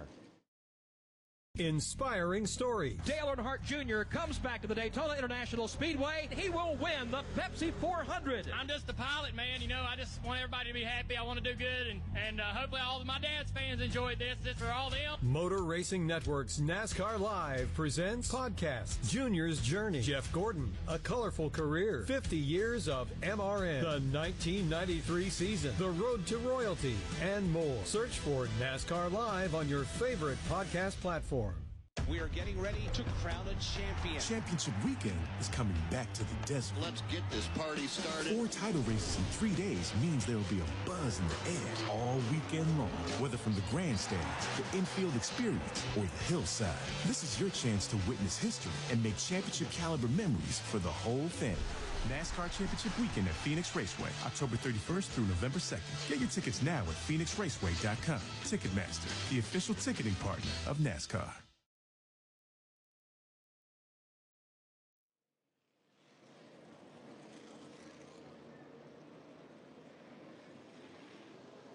Sun shines for the first time here this afternoon at the Martinsville Speedway. Still chilly outside, though, 58 degrees here on this Sunday afternoon as we are in the middle of the running of the Xfinity 500 for the NASCAR Cup Series, the penultimate race of the 2025 season as we set the stage for next week's championship race, the Championship 4 at the Phoenix Raceway in Arizona. And right now it is Ryan Blaney out front, Tyler Reddick, Denny Hamlin, Joey Logano, and Ty Gibbs as we were cautioned for the 7th time here this afternoon after a spin by Josh Berry up in turn 2. Can't wait till next week to find out who our champions are going to be, not only in the NASCAR Cup Series, but the Xfinity Series, the NASCAR Craftsman Truck Series, and the ARCA Menard Series West. We'll have that broadcast here on the Motor Racing Network as well. We're going to crown 4 champions next week out in Phoenix, Arizona. And if you're thinking about going out there and hanging out for the weekend, there are some tickets available for some of those races. By all means, you better get them quickly. And we looked at the weather forecast today. What'd you say, Todd? Upper 80s is what we're looking at, and sunny? I got sunshine and upper 80s. That's just perfect for sitting there and enjoying a championship fest. Yeah, right. Might as well come out and celebrate Halloween, watch some championships, and usher in the month of November in the upper 80s out in the desert southwest. Everything begins on Friday night with the NASCAR Craftsman Truck Series as the field gets the 1-to-go signal. 7 o'clock Eastern time for their championship race, and then a busy Saturday with the ARCA Menards West race at 1:30 Eastern. Pole qualifying for the NASCAR Cup Series at 5 o'clock Eastern time. The NASCAR Xfinity Series championship event, 7 o'clock next Saturday. That's Eastern time. And then next Sunday afternoon, 2 p.m. Eastern, the NASCAR Cup Series championship race from the Valley of the Sun. We have the pace car on the pit lane. Field goes through turns 3 and 4 after choosing what lane to restart in. As we get back to it, there'll be 214 laps remaining in the Xfinity 500. Blaney and Hamlin on the front row. 214 laps to go. Green flag is out. Back underway. Cars come to speed. And it's going to be Ryan Blaney with the advantage on the bottom. Hamlin staying right with him. Hanging right with him at the exit of turn number 2, and it'll be side by side down the back straightaway. Blaney down low in the Ford, Hamlin top side in the Toyota. Here comes Blaney. He'll move Hamlin up the racetrack a bit in the midpoint of the corner. Has a half a car length lead does Ryan Blaney in the bottom of the racetrack, still stacked up wheel to wheel. Behind them, Tyler Reddick takes the number 3 position, or threatens to now, but Joey Logano's got something to say about that. Blaney away with the lead. Hamlin falls in line second. Hamlin gave him a bit of a shot up the back straightaway after Blaney took the lead. Hamlin will settle into line in second. The race for third still locked up between Reddick and Logano inside and out. Tyler Reddick on the inside, Logano on the outside, then Ty Gibbs. He's got a fender up for the number 5 position. He's being challenged up high by William Byron. Byron trying to get back to the front of the field where he has spent the majority of today's race as the race leader. However, he's got work to do, still trying to get around the outside of Ty Gibbs. He's got work to do, and he's got the disadvantageous outside lane to work with. He's side by side with Ty Gibbs. No room to get back down, so he'll go on the attack against Reddick. Here comes Byron outside of Reddick, trying to get up there for the fourth position. Reddick has 4th, Byron in 5th after passing Ty Gibbs in the outside lane. Little by little, Willie B getting the job done up high. He is pulled even now with Tyler Reddick down the back straightaway, so he bypasses Gibbs. Now he goes after Reddick. They make contact in the midpoint of turn number 4. The right side of Reddick's car, the left side of William Byron's car. They get away, and they still continue this tussle for position. Byron showing some impressive strength in that outside lane. He now puts a fender up. He will bypass Reddick, pulls it back into the low line, send William Byron to 4th. Keeping an eye on points with Ryan Blaney leading. He would lock his way into the championship 4. Kyle Larson would have 2 points over Christopher Bell, but still a long way to go. 207 laps as they're nearly 3 wide for the 5th spot. The battle is for 5th. Chase Elliott went to the top trying to follow Byron around. Gibbs makes it 3 wide with Reddick in the middle. And Christopher Bell gives a nudge to the back bumper of Ty Gibbs. Tries to propel him forward. Chase Elliott, strong on the outside lane, will take the spot. Rim riding that high groove is Chase Elliott. NASCAR's most popular driver, gets the crowd happy. He goes to the number 5 position. Chase Elliott in 5th. Christopher Bell back to 6th. Then it's Ty Gibbs. Tyler Reddick, who started up front not that long ago. He has faded into the second half of the top 10. And is finding some pressure from Austin Cindric and Ryan Preece. He is back in the number 8 position. Got boxed around in turn 3 last time by and nearly turned himself around. He now has Cindric all over his back bumper. Once, twice, 3 times he says hello. Chase Briscoe's got some sort of a problem. He has fallen well off the pace. He's going to be bypassed by multiple cars again on the front straightaway. He is in the championship 4 by virtue of his win last week at Talladega, but clearly a problem for Chase Briscoe. Boy, and that locked-in spot is worth a lot of money right now because he is headed for pit road. The remainder of the field goes surging by. Briscoe in the Bass Pro Shops Toyota to pit lane. Briscoe on the pit lane as the leaders are off of turn number 2. Kyle Larson getting shoved out of the way off of turn 2 by Ryan Preece. Preece going to the inside lane now on Larson. He's got Gilliland and Ross Chastain right behind. The hood is going up on Chase Briscoe's Toyota. Chris Wilner. Yeah, and he's down here on pit lane. They just came over the radio, crew chief James Small, and said, let's check the radiator. But there's something that popped. He said, Chase just said, suddenly I smelt something, and certainly the motor lost power, and now they just told him to shut it off. So Chase Briscoe, of course, locked into next week. But you want to go into that race with some momentum, but certainly this is not the way you want to end Martinsville. They're going to go ahead and wheel that car back to the garage. All that momentum from a week ago at the win at the Talladega Superspeedway currently being pushed behind the wall here in the infield at the Martinsville Speedway. Will fall short, but will run for a championship next week at the Phoenix Raceway. It looks like he's out of this event with just over 200 laps to go. And that's something, Todd, is that something that can play with the psyche of this race team? Remember, before the race, they said that we're going to treat this like our championship race and do things like we would next week in Phoenix. Yeah, I don't know is the answer I've got. This could have been, when you're guaranteed through, you might try some different things. This may be an opportunity to work on something for your package for 26 to run something through. So I don't know where it is. I feel like they earned their way last week at Talladega to race for a championship next week, and they can focus forward on that. Briscoe will be the first car out of the event as he will finish in the 37th position. Currently 35th on the leaderboard, but will continue to lose laps.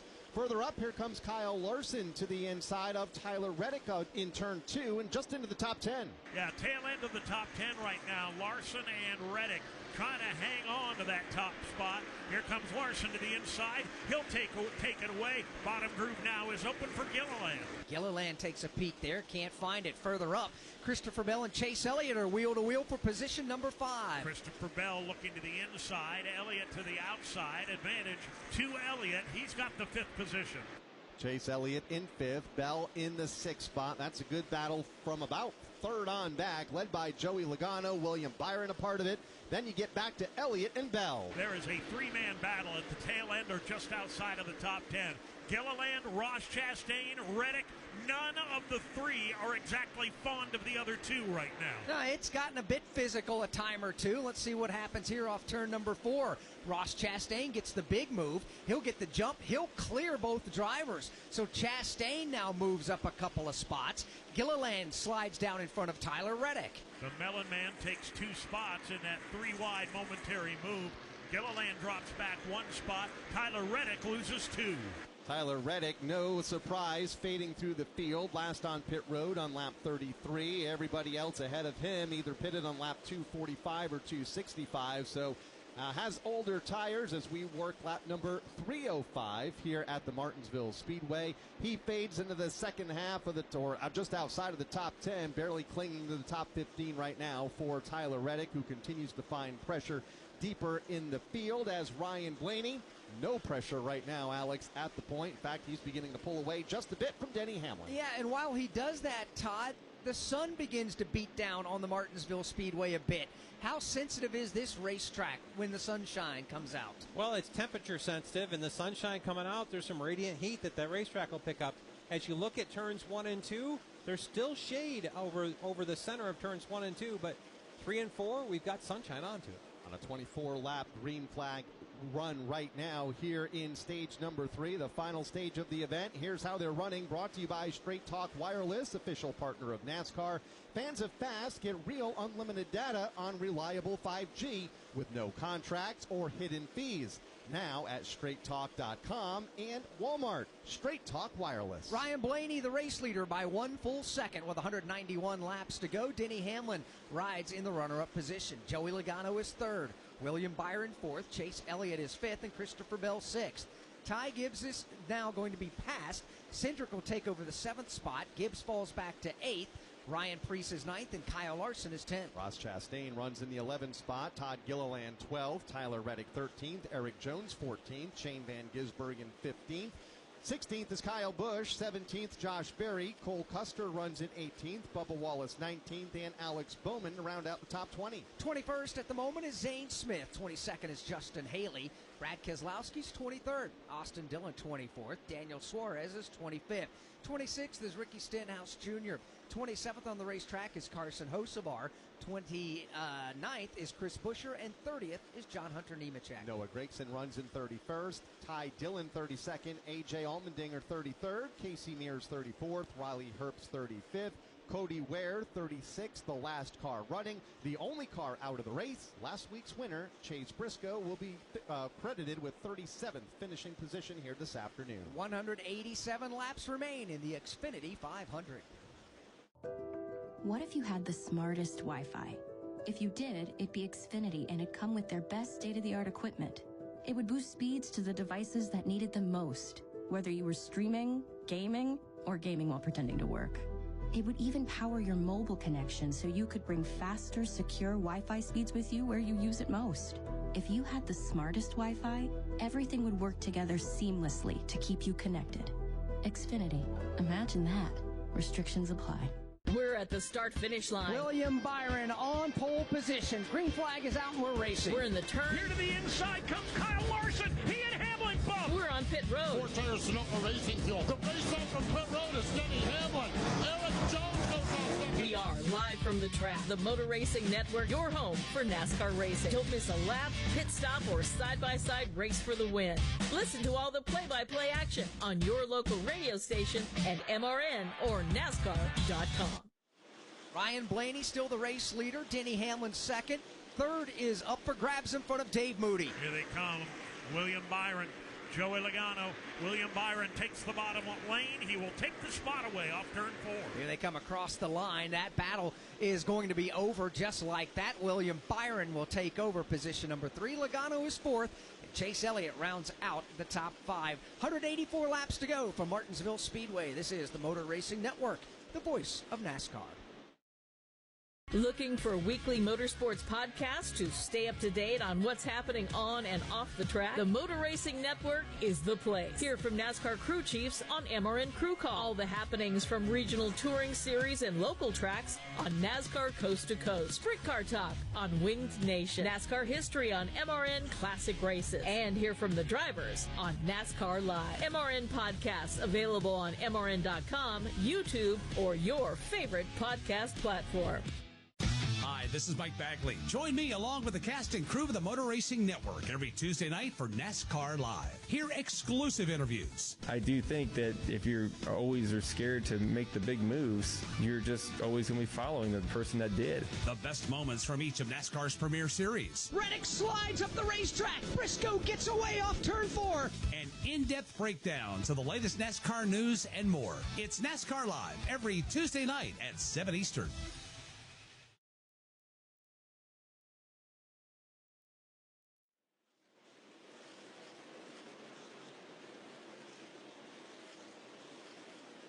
Back here at the Martinsville Speedway, still under the green flag. We're about to complete our 37th consecutive green flag lap. They're doing that without Chase Briscoe, who's back in the Cup Series garage. Chris? Yeah, Chase is out of the race car. Chase, any warning to what happened? What ultimately put you out today? No warning. Just was downshift, and all of a sudden it wasn't running like it normally does. So yeah, I'm not sure really completely what happened. But glad we won last week. That's what last week's all about. So yeah, we're going on next week. Obviously, hopefully have a lot better day than what we had today. Yeah, how we were making our passes, doing better. Quite what we needed to be all day long. But yeah, we're on to next week. I know race car drivers like momentum. Does this do anything for that, knowing you're going to have to watch the rest of this race going into next week? I don't know. I mean, yeah, I would have loved to obviously won the race or had a top 5 run or whatever, but the only thing that really changes is we're going to go out and qualify next week. We'll go out. I mean, we'll always be the last 4 cars. We'll play the first one out there. So, yeah, I don't think it really changes a whole lot. Appreciate it. Chase Briscoe done for the day. Something with the motor, but on to next week and fight for a championship in Phoenix. Will run for his first championship next Sunday afternoon here in the NASCAR Cup Series for Chase Briscoe. Locked in, that is, via the win last week at the Talladega Superspeedway. Along with Denny Hamlin, who won a couple of weeks ago at the Las Vegas Motor Speedway, Ryan Blaney, the current leader, is currently in. Kyle Larson is in by just 2 points over Christopher Bell, who is 2 points out as of right now. Still a long way to go with 176 to run. Yeah, you look at it, Kyle Larson's 9th right now, Christopher Bell in 6th. Christopher Bell, I think, has to beat him by, 5 positions to put himself in a position to work forward. They got tires at the same time. Christopher Bell's done a good job of marching forward and being competitive, kind of keeping pace with Chase Elliott and working towards the back of Joey Logano. If you're Kyle Larson and Cliff Daniels, his crew chief, or driver Christopher Bell and his crew chief Adam Stevens, Todd, is this to a point in the race, or the 174 to go, you start thinking, okay, we haven't been able to drive up and lead this race potentially to go win it. You're still trying to, however. But have you changed now philosophies and say, okay, we've got to race that car and that car only at this point? So I'm going to continue to work on my race car and try to make it better all day long, because I don't feel like we've gotten to the point that we're at the last pit stop yet. I feel like we've got probably 2 of them left. One coming up. It depends on when cautions fly. But at that point, I'm going to really focus on, I'm making myself think about this so that I'm thinking of the strategy of where I'm going to be, how I want to handle pitting around the other car in the piece and work that. But I'm not going to worry about the driver until we get to the point we're coming to the last stop. We have been green for 44 consecutive green flag laps in this run here at the Martinsville Speedway, keeping an eye on not only the race leader, Ryan Blaney, who is in lap traffic. The battle for second is tightening up with Denny Hamlin and William Byron. Behind them, the race for 4th, Dave. Here comes Chase Elliott to the inside of Joey Logano. Well, Chase Elliott's been working hard trying to get that job done. Closing in on Joey Logano will take that spot away. Joey's trouble's not over yet. He's going to lose another one to Christopher Bell. Bell washes up the track and shoves Joey Logano high. Logano just can't get back on the throttle. He's going to give up those 2 positions. All this while the leader, Ryan Blaney, continues to drive away. Down the back straightaway, Ryan Blaney has got the car right where he wants it. He is just continuing to wrap the bottom of the corners. That car does not seem to have any weakness at all. And right to the inside of the racetrack is the race leader, Ryan Blaney, closing in on Ricky Stenhouse Jr. We're talking about Joey Logano a moment ago, racing among the top 5, or fell to the 6th spot a couple laps ago. Steve Post, what's the update out of his camp? After he lost those 2 spots, he radioed into his crew chief, Paul Wolf, and just said, I cannot get the car to turn in the second half of the corner. It just won't turn.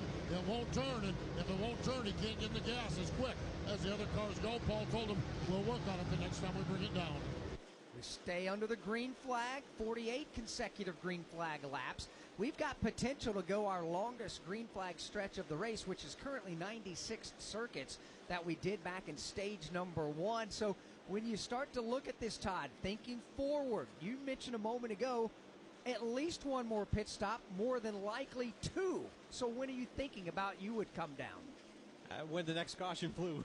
I don't know that I want to be the guy that gives up a lap and a half of track position. You're going to go a lap down. Because we've had cautions through the day, we do get contact and put it in a situation. So Denny Hamlin's in trouble. Hamlin smoke bellowing going out of the header pipes. Second place automobile. She's up in smoke. Denny Hamlin creeping toward pit road. His afternoon appears to be over. He's not even going to pit road. Left turn, garage for Denny Hamlin. The second car out of the Joe Gibbs Racing stable in just the last handful of laps. Both the most recent winners, Chase Briscoe and Denny Hamlin, both locked into the championship 4, but both finding troubles here in the second half of this race. It makes you go back to what Todd said a moment ago. Could they be trying something, knowing that this race, yeah, they want to win it, but it's an opportunity, since they know they're racing for a championship, to try something different? I mean, I don't know what it's going to be, but I would not say that's beyond plausible. When you've got 2 guys guaranteed through, this is an important race for every year. It's a great opportunity. If you've got something that you wonder, it may be a little bit more power, but on edge, you try it in cars that it's no consequence if they don't finish the race. Hamlin was pressuring William Byron for the runner-up spot when he found his issues a couple laps ago. Byron all by himself in second now, but 2.3 seconds behind our race leader, Ryan Blaney, with 162 laps to go in Martinsville. Hey, listen to this. All I needed was a new starter. Got a great deal on eBay. Did it myself. Yeah, that's cool. But how about the soft purr of an upgraded exhaust when it fits just right? For me, it's the little things, like these new windshield wipers from eBay I installed. From small fixes to big upgrades, eBay has all the parts you need at prices you'll love. Guaranteed to fit every time. eBay. Things people love. Eligible items only. Exclusions apply.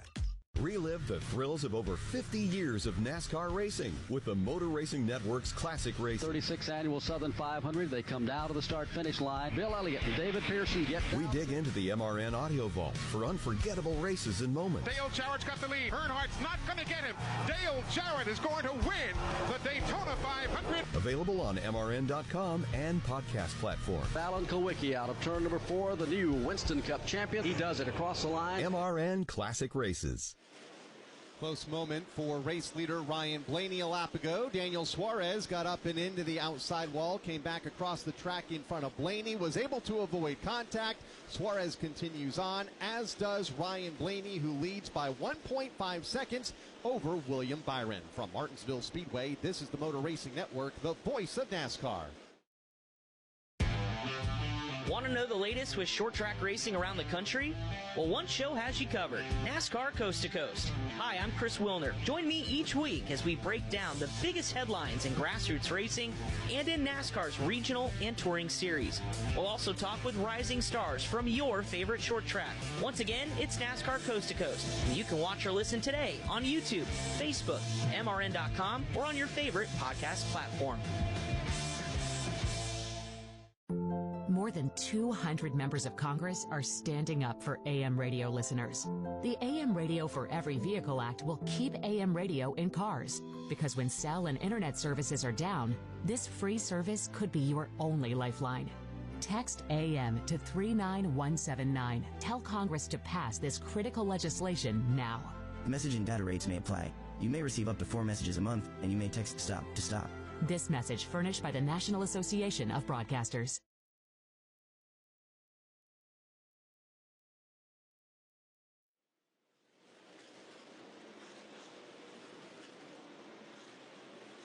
$155 laps to go at Martinsville Speedway for the NASCAR Cup Series in the running of the Xfinity 500. Ryan Blaney is the race leader, William Byron second, Chase Elliott third, but Alex, a change for fourth just a lap ago. Ryan Preece continuing to have a fantastic day, went to the inside of Christopher Bell, made that pass look easy. As a matter of fact, he's driven away by the tone of 5 car lengths in just another lap after he made the pass. Battle for the 6th spot also hot and heavy off of turn number 4. Kyle Larson just able to get around Joey Logano for that position.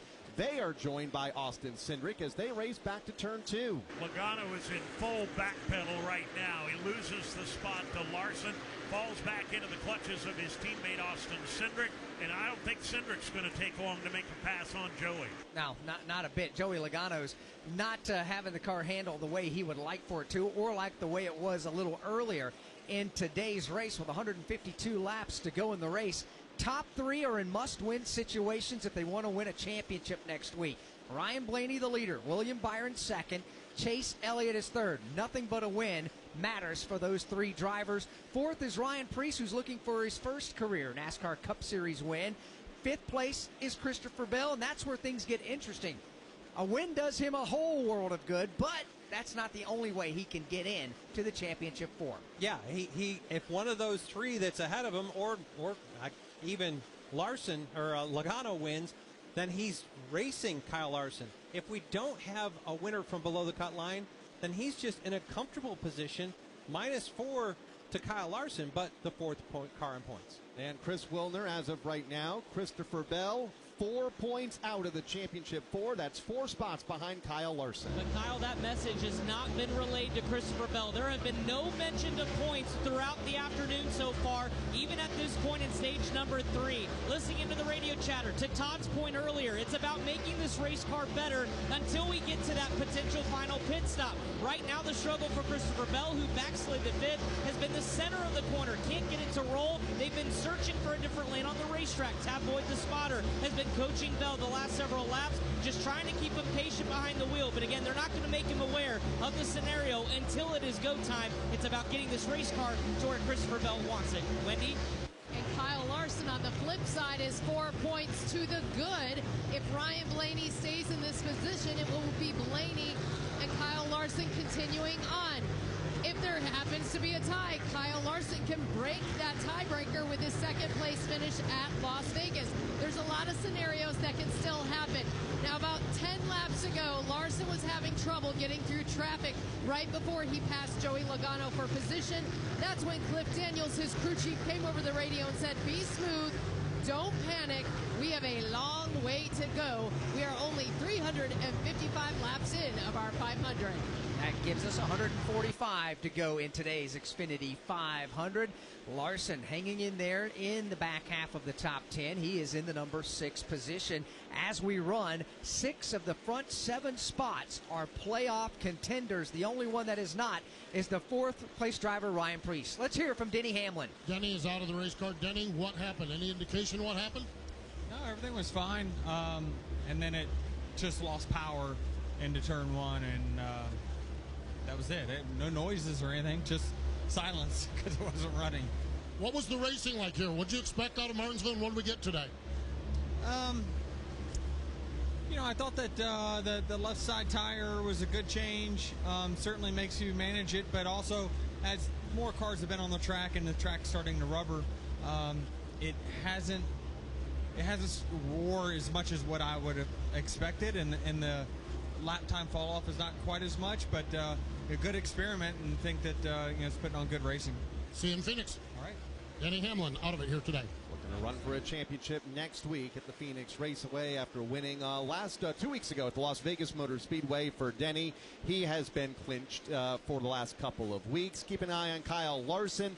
Right now, 4 points to the good over Christopher Bell. William Byron, who dominated the first half of this race, currently 29 points back. He needs to win. Right now, Byron 1.5 seconds back behind Blaney. He got to the same straightaway as far as no lap traffic between them, and then Byron's teammate Alex Bowman was right in front of Blaney. I was wondering if Alex Bowman was going to make things a little more difficult on Blaney. He did not. Bowman's car just not handling, as Blaney was able to drive up and under and put that car between himself and the second place William Byron car. This lap by, Byron was much faster than Blaney, although Blaney is still working traffic. What was 1.5 seconds between the top two, down to 1.3, and only the lap car of Alex Bowman between them. And as I say that, Blaney goes to the inside of Bubba Wallace to put him an additional lap down. So 2 cars off the lead lap between the top 2, and 1.1 seconds between them. Dave, Byron's closing in. Yeah, no doubt. He is coming, and he will get free passage on the inside line from his teammate Alex Bowman. There was a little bit of contact between Blaney and Bowman when Ryan Blaney made his pass. Nothing nefarious, nothing intentional, just short track racing at Martinsville, but the gap between first and second is beginning to narrow. It is, and this is one of those situations. Keep in mind, Ryan Blaney decided to come early and flip track position before stage 2. He's got 20 lap older tires than William Byron. William Byron closing in on him. Soon to be under a second, right at 1 second now. Blaney back to Byron. We should document Ryan Preece able to get around Chase Elliott a couple laps ago. Preece having a career day, running in third. Elliott fourth. Kyle Larson in the fifth spot with Blaney leading. Larson still +6 over Christopher Bell, now with 136 laps to run. Earlier in the race, Todd, as a matter of fact, in your progressive keys, you made mention the fact that the fact that you got to come to pit road, and a lot of the crew chiefs said that they would come with the majority. Well, you can't go with the majority until somebody pulls the trigger and makes the pit stop. Who do you think could be that person to do that? That's a great question. And right now, I mean, Blaney's on older tires, but I can't see Jonathan Hassler coming to pit road. I think it's going to have to be Logano, Cindric, maybe Chastain, or not Chastain, but Gibbs or Gilliland. The guys that are on that flip the stage strategy that have 20 lap more on their tires, I think one of them will come to pit road, maybe force the guys ahead of them. But if I'm the leader right now, if I'm William Byron or I'm Ryan Blaney, I'm not coming till I see a decent move to pit road from the field. A lot of those drivers last in on the pit lane on lap 245, the same lap as current leader Ryan Blaney, although William Byron continues to close in down to 0.8 of a second with 133 laps to go. Hey, I hear you think podcasts are all about true crime, huh? Well, wise guy, the iHeartRadio app's got all kinds of podcasts. We got stuff you should know and stuff they don't want you to know. We got Bobby Bones, Big Boy, and Lou Later. We got SpongeBob Binge Pants and Exotic Erotic Story Time. We got Doughboys, Two Dudes in a Kitchen, Green Eggs and Dan. Hey, we got Elf Quest.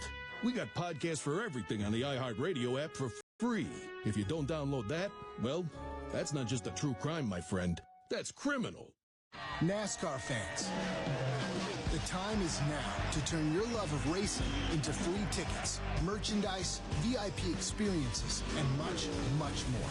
Rack up fan rewards points by watching races at home, playing fantasy, completing challenges, and visiting tracks. Then redeem your points for epic prizes. You are in the driver's seat. What are you waiting for? Sign up for the free NASCAR Fan Rewards loyalty program today at NASCAR.com/fan rewards. William Byron hung up in a little bit of traffic a lap ago, lost about a car length or two to race leader Ryan Blaney, still at 1 second between the top two. Ryan Preece a distant third, some 4 seconds back. Expecting pit stops shortly from Martinsville Speedway. This is the Motor Racing Network, the voice of NASCAR. NASCAR history. Petty wins his 200th career NASCAR victory. Told by the people who made that history. President Reagan was there. He got us on the front page, and we got him in the sports page. It was a good trade-off from that standpoint. Motor Racing Network's NASCAR Live presents podcast The Road to Royalty. Jeff Gordon, a colorful career, 50 years of MRN, the 1993 season, Junior's Journey, and more. Search for NASCAR Live on your favorite podcast platform. Every hero's story has a humble beginning. Every legend had to earn their stripes. Every superstar had a dream. It's been a fairy tale season. Every home track is the start of something special. That's just good old short track racing. Oh, a little retaliation. Holy cow! Learn more about NASCAR regional tracks near you at NASCAR.com/regional.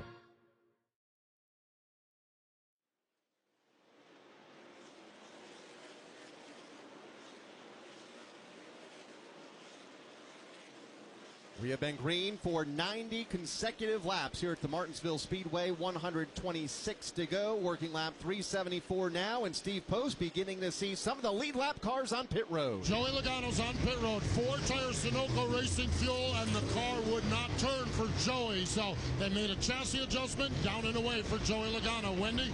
Chase Elliott down on pit road. 4-tire Sunoco fuel. His car was turning really good. As for Kyle Larson, he also comes to a stop on pit road. Kyle Larson's going to get 4-tire Sunoco fuel and no reports on a very smooth race car. They pull a piece of tape. It takes a little bit longer. Chris Wilner. A lap ago on lap 374, it was Christopher Bell that pitted from the 6th position, said, "We cannot give up longevity without hurting the fire off. They made an adjustment, 4 tires and fuel. Also, Ty Gibbs is in for 4 and fuel, Steve. William Byron, he told Rudy Fugle, I need nothing as far as adjustment goes. Here they are around to the left side of the automobile. Left side tires off, left side tires on. Sunoco fuel is in. William Byron down and away, Wendy Ventrini. A little bit slower on the left rear tire for our leader, Ryan Blaney. Keep in mind, he had 23 lap older tires than everyone else. Comes down pit road. He said going through traffic, he has zero patience for these guys Trouble, out there. turn number 4. Eric Jones has gone around in turn number 4 right in front of traffic. Everybody takes evasive moves, and the caution flag is flying. This is a brutal caution for some of these teams. Could be a godsend for others. That's the risk you take. With green flag stops, the caution coming out with Eric Jones, who went for a spin in turn number 4. And we'll have several drivers that were toward the front of the field right now, outside of the top 10 and off the lead lap, including Joey Logano, Chase Elliott, Kyle Larson, Christopher Bell, all of which have made their pit stops. Drivers that have yet to visit the pit lane: Ross Chastain, Todd Gilliland, also Josh Berry, Austin Cindric, and Ryan Blaney. They have stayed out here as, Todd, we only have a couple of cars left here on the lead lap. Yeah, when you look at this, I really feel like Blaney and Byron came later than the rest of the field. Right now it shows them still on the lead lap. So they've got their service done and on the lead lap. We'll see where it plays out. Ryan Preece will get the free pass. He'll be on the lead lap, and we'll reset things for you once it cycles back around in just a moment. So I just switched to Straight Talk Wireless. Uh-oh, we just ran out of gas. Great, gives us time to watch the race. You know the next town is 50 miles away, right? Don't worry, I have real unlimited data now. But how are we going to get out of here? We got about 200 laps before we need to figure that out. Get a free 5G phone with select plans and real unlimited data only for a limited time at Straight Talk. Available at your local Walmart and straighttalk.com. Straight Talk is an official partner of NASCAR. Taxes and fees apply. Require single line activation on the qualifying plan for network management practices. Visit straighttalk.com. Copyright 2025 Verizon. NASCAR is a registered trademark of the National Association for Stock Car Auto Racing, LLC. So you're a Toyota Cup driver and you just made it to the playoffs. Now all you have to do is win. Easy. Just turn left, right? That and start strong, take off, reach 200 miles per hour, maintain a good position, no big deal, lap again, time your pit stops, steer clear of accidents, talk to your crew chief like your best friend, and most importantly, turn left. Easy, right? You in? Get up to speed at tgrna.com. Toyota, let's go places. NASCAR is a registered trademark of the National Association for Stock Car Auto Racing, LLC. We know that. From Martinsville Speedway, this is the Motor Racing Network, the voice of NASCAR. Don't risk losing the trusted news, traffic, sports, and weather you get from AM radio stations. It's time to make your voice heard. We need Congress to pass the AM Radio for Every Vehicle Act to keep AM radio in cars. When internet and cell services are out, AM could be your only lifeline. Text AM to 39179 and tell Congress to pass this critical legislation now. The message and data rates may apply. You may receive up to 4 messages a month, and you may text STOP to stop. This message furnished by the National Association of Broadcasters. We are getting ready to crown a champion. Championship weekend is coming back to the desert. Let's get this party started. 4 title races in 3 days means there will be a buzz in the air all weekend long. Whether from the grandstand, the infield experience, or the hillside, this is your chance to witness history and make championship caliber memories for the whole family. NASCAR Championship Weekend at Phoenix Raceway, October 31st through November 2nd. Get your tickets now at phoenixraceway.com. Ticketmaster, the official ticketing partner of NASCAR.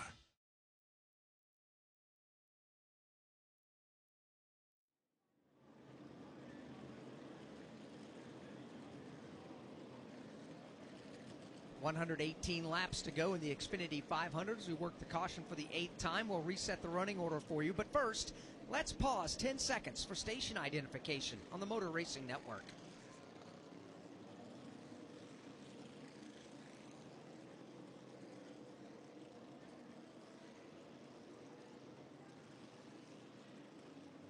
Motor Racing Network live at Martinsville Speedway for the Xfinity 500 today. Big thanks to our premier partners, Busch Light, Coca-Cola, and Xfinity.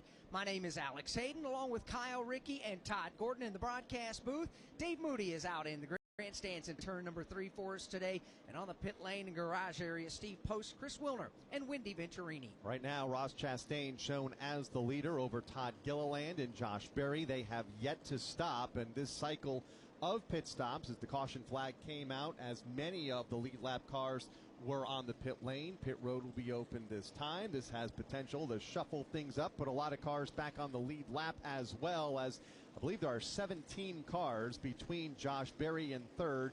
Back to the first car in line that was able to get off the pit road. That is Ryan Blaney. And here they come, stepping out of line over in turn number 3. Ross Chastain, Todd Gilliland, Josh Berry. The front 3 are on pit road, and that should cycle Ryan Blaney to the front. Yeah, that's a huge break.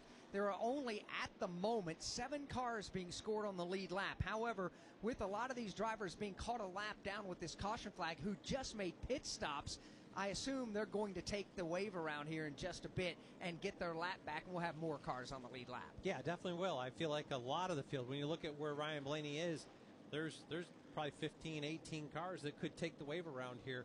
Several of them get you back on the tail end of lead lap. They'll have to start behind, be tail end when you take the wave around, so they won't be right on the leaders, but they're still in a fighting position.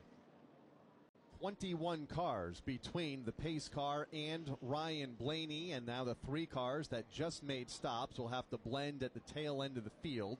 Ross Chastain, Todd Gilliland, Josh Berry are now stopped on the back straightaway, and that is where they will restart. But ahead of all the cars that are about to take the wave around, 21 strong, including some of the front runners earlier in this race. Chase Elliott among them, Kyle Larson, Christopher Bell, Kyle Busch, Joey Logano, a lot of drivers on the pit lane, and that had already stopped and fallen off the lead lap when the caution was brought out for the Eric Jones spin in turn 4. It's been an entertaining race here at the Martinsville Speedway today. A huge crowd on hand, as there always is, and you can't help but to thank folks for bringing kids out to the racetrack. I've been watching here under this caution flag. There's a group of 4 kids on the hillside over there. There's a race going on behind him, but there's a pretty good scrum going on where they go to the top of the hill and then just roll down the grass spanked over there. Having a great time. Thanks for always bringing kids to the racetrack. Part of a great crowd here this weekend. They have been entertained since Thursday when the Whelen Mazda cars were on the racetrack, the MX-5 Cup, the NASCAR Whelen Modified Tour on Thursday night, the NASCAR Craftsman Truck Series on Friday, and the NASCAR Xfinity Series yesterday. The trucks and the Xfinity cars celebrating or crowning their championship 4 that'll run for the title next week at the Phoenix Raceway. Let's revisit some of the keys to winning to today's race, presented by Progressive Insurance. Insurance for motorcycles, boats, and RVs for protection on the road and on the water. See how much you can save. 1-800-PROGRESSIVE and Progressive.com. Yeah, my first key of the race was execution on pit road. It's twofold. It's driver. This is speed. The corner speeds are higher. In order to make that, to maximize your time, you'll run more RPM around the corners, the straightaway down through here. Speeding penalties. Austin Cindric just got one. So that's the type of thing that puts you in a deficit. The other piece is the cars are really low here. You try to keep them as low as possible. Slow track, not a lot of banking. The heights are really low. Pit crews have a struggle at getting the left side up and getting that left rear on clean. So executing on pit road would be my first one. The second one, managing tire wear and strategy. We've heard from Denny Hamlin that you had to work your way. You had to work your tires, kind of conserve some to make the longer run work. We've seen that on Ryan Blaney's done a great job of working his way forward on deeper run runs. And the third one, keep rolling the center while keeping enough entry security as the track rubbers in. Cars that are up front seem like they're doing a good job of that. There is a parade of race cars making their way around the pace car to get their lap back on the wave around, and Ryan Blaney will assume the race lead. You've got William Byron, who will be scored second. Ross Chastain will be third. Todd Gilliland will be fourth, and Ryan Preece fifth. Josh Berry will be scored sixth. Cole Custer seventh. Chase Elliott is eighth. Shane Van Gisbergen in ninth, and Kyle Larson 10th. They are all going to be on the lead lap, we believe, as they all get the wave around. Then Christopher Bell 11th, Kyle Busch 12th, Joey Logano 13th, Ty Gibbs in 14th, Tyler Reddick 15th, Austin Cindric in the 16th spot as the field does get the one-to-go signal. Austin Dillon, Eric Jones, Justin Haley, Michael McDowell all among the top 20. half a lap from going back under the green flag. If you're just joining us, Ryan Blaney, William Byron restarting on the front row. They're both in must-win situations if they want to be in the championship four and have the opportunity to win the big prize next week in Phoenix. Two drivers who are already in the championship four from the same team, Joe Gibbs Racing. They are Chase Briscoe and Denny Hamlin, both out of the race with engine failures. So they will go ahead and turn their attention to Phoenix Raceway next week. Meanwhile, we've got 111 laps to decide who wins the Xfinity 500. Ryan Preece got the free pass in 7th. Everybody from 8th on back took the wave around. Put a lot of cars on the lead lap, 16 strong as we go back under the green flag with 111 laps to go. Ryan Blaney, William Byron back to turn 1. A late launch in the restart area for Blaney, but a successful launch as he quickly pulls away and assumes sole possession of the number 1 spot. Byron will tuck in on his back bumper second. Chastain and Josh Berry. Berry has been up and down the leaderboard today, was a lap down earlier by virtue of some strong efforts today by the pit crew and himself as the driver. They're up to the number 4 spot. Overcame a spin down in turn 2 not all that long ago and has fought his way back up through the pack. He rides in the 4th spot. Todd Gilliland going to the inside for 5th. William Byron right now 25 points outside of the championship 4. 1 spot away from the lead. Back to turn 2. And William Byron is working hard on the back bumper of Ryan Blaney. Off turn 2 and down the back straightaway. Byron has had a fast car all afternoon. Blaney can say the same. Now they're going to go head-to-head for the lead. Byron tried to diamond turns 3 and 4 to try to straighten out the exit to get a good run down the straightaway. Blaney was up to the challenge. William Byron doing a little bit of experimentation on his line in the middle and the exit of the corner to try and get a better run off to challenge Ryan Blaney. Hangs on to the top spot by a car length over Byron in 2nd, Ross Chastain 3rd, Josh Berry 4th, Todd Gilliland 5th. Battle for the lead still tight up front. It's not going anywhere anytime soon, although about a car length now for Blaney as William Byron continues to try and find a line that works a little better. I think last time around he found one that didn't. He did, as the front 5 now finds some clean racetrack. Cole Custer is the next car in line. Custer's had a great day today. He's in the number 6 position to the inside of the lap car of Ricky Stenhouse Jr. Here they come off turn 2 to the back straightaway, and slowly but surely Ryan Blaney's beginning to put a little distance between himself and Byron. It's up to about 2 car lengths. 2 car lengths between the top 2. Another 2 lengths back to Ross Chastain in 3rd. Josh Berry 4th, Todd Gilliland 5th. Race from 5th on back. Cole Custer, Ryan Preece, Chase Elliott, all among a lot of lap traffic off of turn 2. Cole Custer flying the Texas A&M colors here this afternoon for Haas Racing. He's got a very good run going, and he's got a rear view mirror full of a couple of lap machines. And the inside is Austin Dillon. Outside was Ricky Stenhouse Jr. They'll settle things down just a bit. There are a lot of lap cars sprinkled in and amongst these lead lap cars because of the wave around cars, Todd. Yeah, as you line up for restart, the wave around cars go behind all of the regular position cars. So the lead cars will line up, the lap down cars will line up, and then the wave around cars get to come behind that. Carson Hocevar gets turned in turn number 1, was off the pace here on the front straightaway. Suarez went to his inside. The 2 made contact. Around goes Carson Hocevar, trying to pull that car away after the solo spin, but we do go under the caution flag for the 9th time here this afternoon with 102 laps to go. Ryan Blaney, William Byron, Ross Chastain, and we were talking about those lap cars a moment ago. Now for the restart, we'll kind of filter those lap cars out of line, and all the drivers that took the wave around a few laps back will be able to start or restart ahead of them. With 101 laps to go in the Xfinity 500, and Ryan Blaney up front.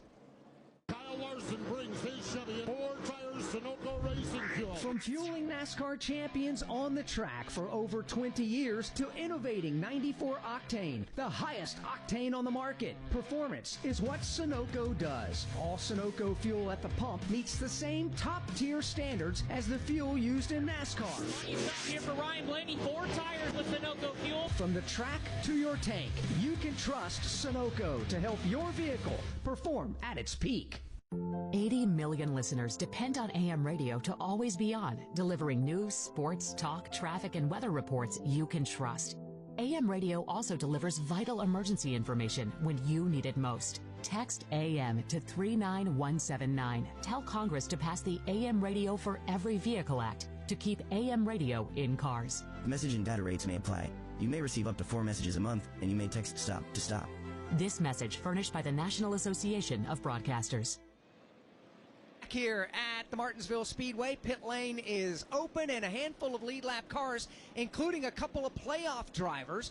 Christopher Bell, Joey Logano on the pit lane. You got Ty Gibbs, you got Kyle Busch, Tyler Reddick. All 5 of those drivers in a nice line as they make their stops in front of Chris Wilner. Christopher Bell comes to a stop to the attention of the crew. It's going to be a routine 4-tire change and Sunoco fuel. Adam Stevens saying, I think we have the adjustment that should help you through the center. They make a slight air pressure. He's down and away. A solid pit stop for Christopher Bell. Steve Post. Joey Logano is in 4 tires Sunoco Racing fuel on this one. Car is much better on this run. Down and away. Joey Logano gets his pit service. Wendy. Nobody pitting on my end of pit road, but I'll tell you, Kyle Larson just came over the radio for an update from crew chief Cliff Daniels. He wanted to know what position they were in. Cliff explained to him he was P9. He said, I know it doesn't look like it right now, but we're in a good position. And they also gave an update on points, which I believe at this time is +7. Christopher Bell first off the pit lane. Joey Logano, Ty Gibbs, Kyle Busch, Tyler Reddick all coming off the pit road, but will restart toward the tail end of the lap or the lead lap cars, currently led by Ryan Blaney, then William Byron, Ross Chastain, Josh Berry, and Todd Gilliland. Within 100 laps to go, 99 to run. From Martinsville Speedway, this is the Motor Racing Network, the voice of NASCAR.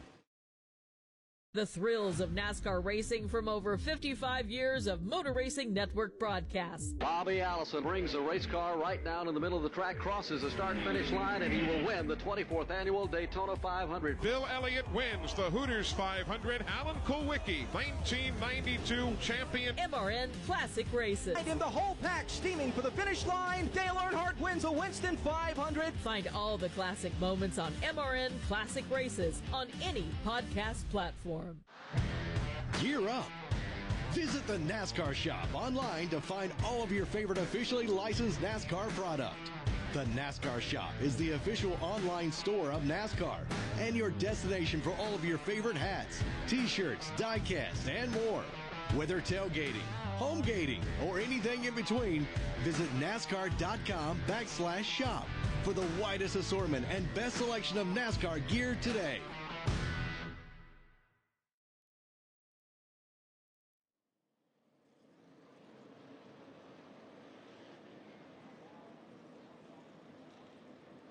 Field getting lined up for the restart within 97 laps of the finish here at the Martinsville Speedway. The Xfinity 500 field off of turn 4 will get the 1-to-go signal, led by Ryan Blaney, who will elect to restart to the inside lane.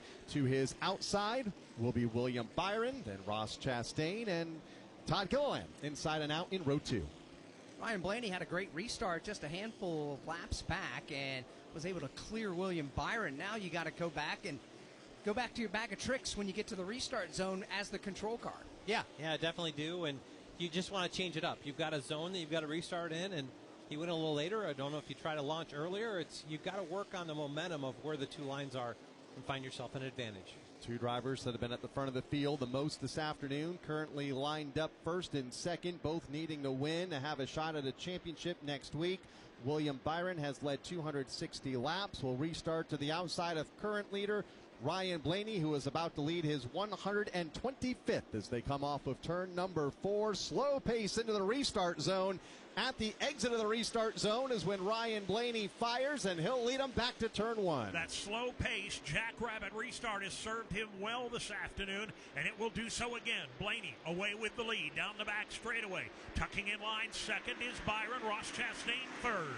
And then you've got Todd Gilliland to the outside of Josh Berry for the number 4 spot. You've got Gilliland getting out in front of him, but Berry will leave the inside wide open and charge back to the bottom. Josh Berry back to the low line in a side-by-side battle with Todd Gilliland for positions 4 and 5. Right behind them, Cole Custer to the inside of Ryan Preece. Ryan Preece has been hovering in the top 10 for much of the day, just outside of the top 5 right now. In the 6th spot has Cole Custer to his inside for that position. Behind them comes the Kyle Larson machine. Not far behind is Austin Cindric. Front of the pack, front 2 trying to break away. It's Blaney and Byron.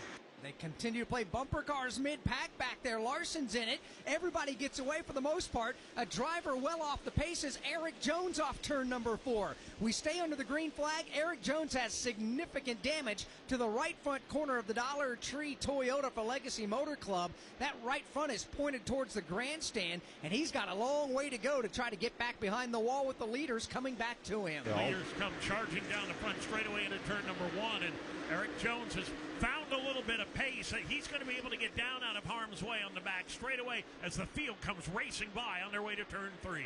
Started 2 laps ago when Cole Custer got into Ryan Preece, racing for about the 7th spot.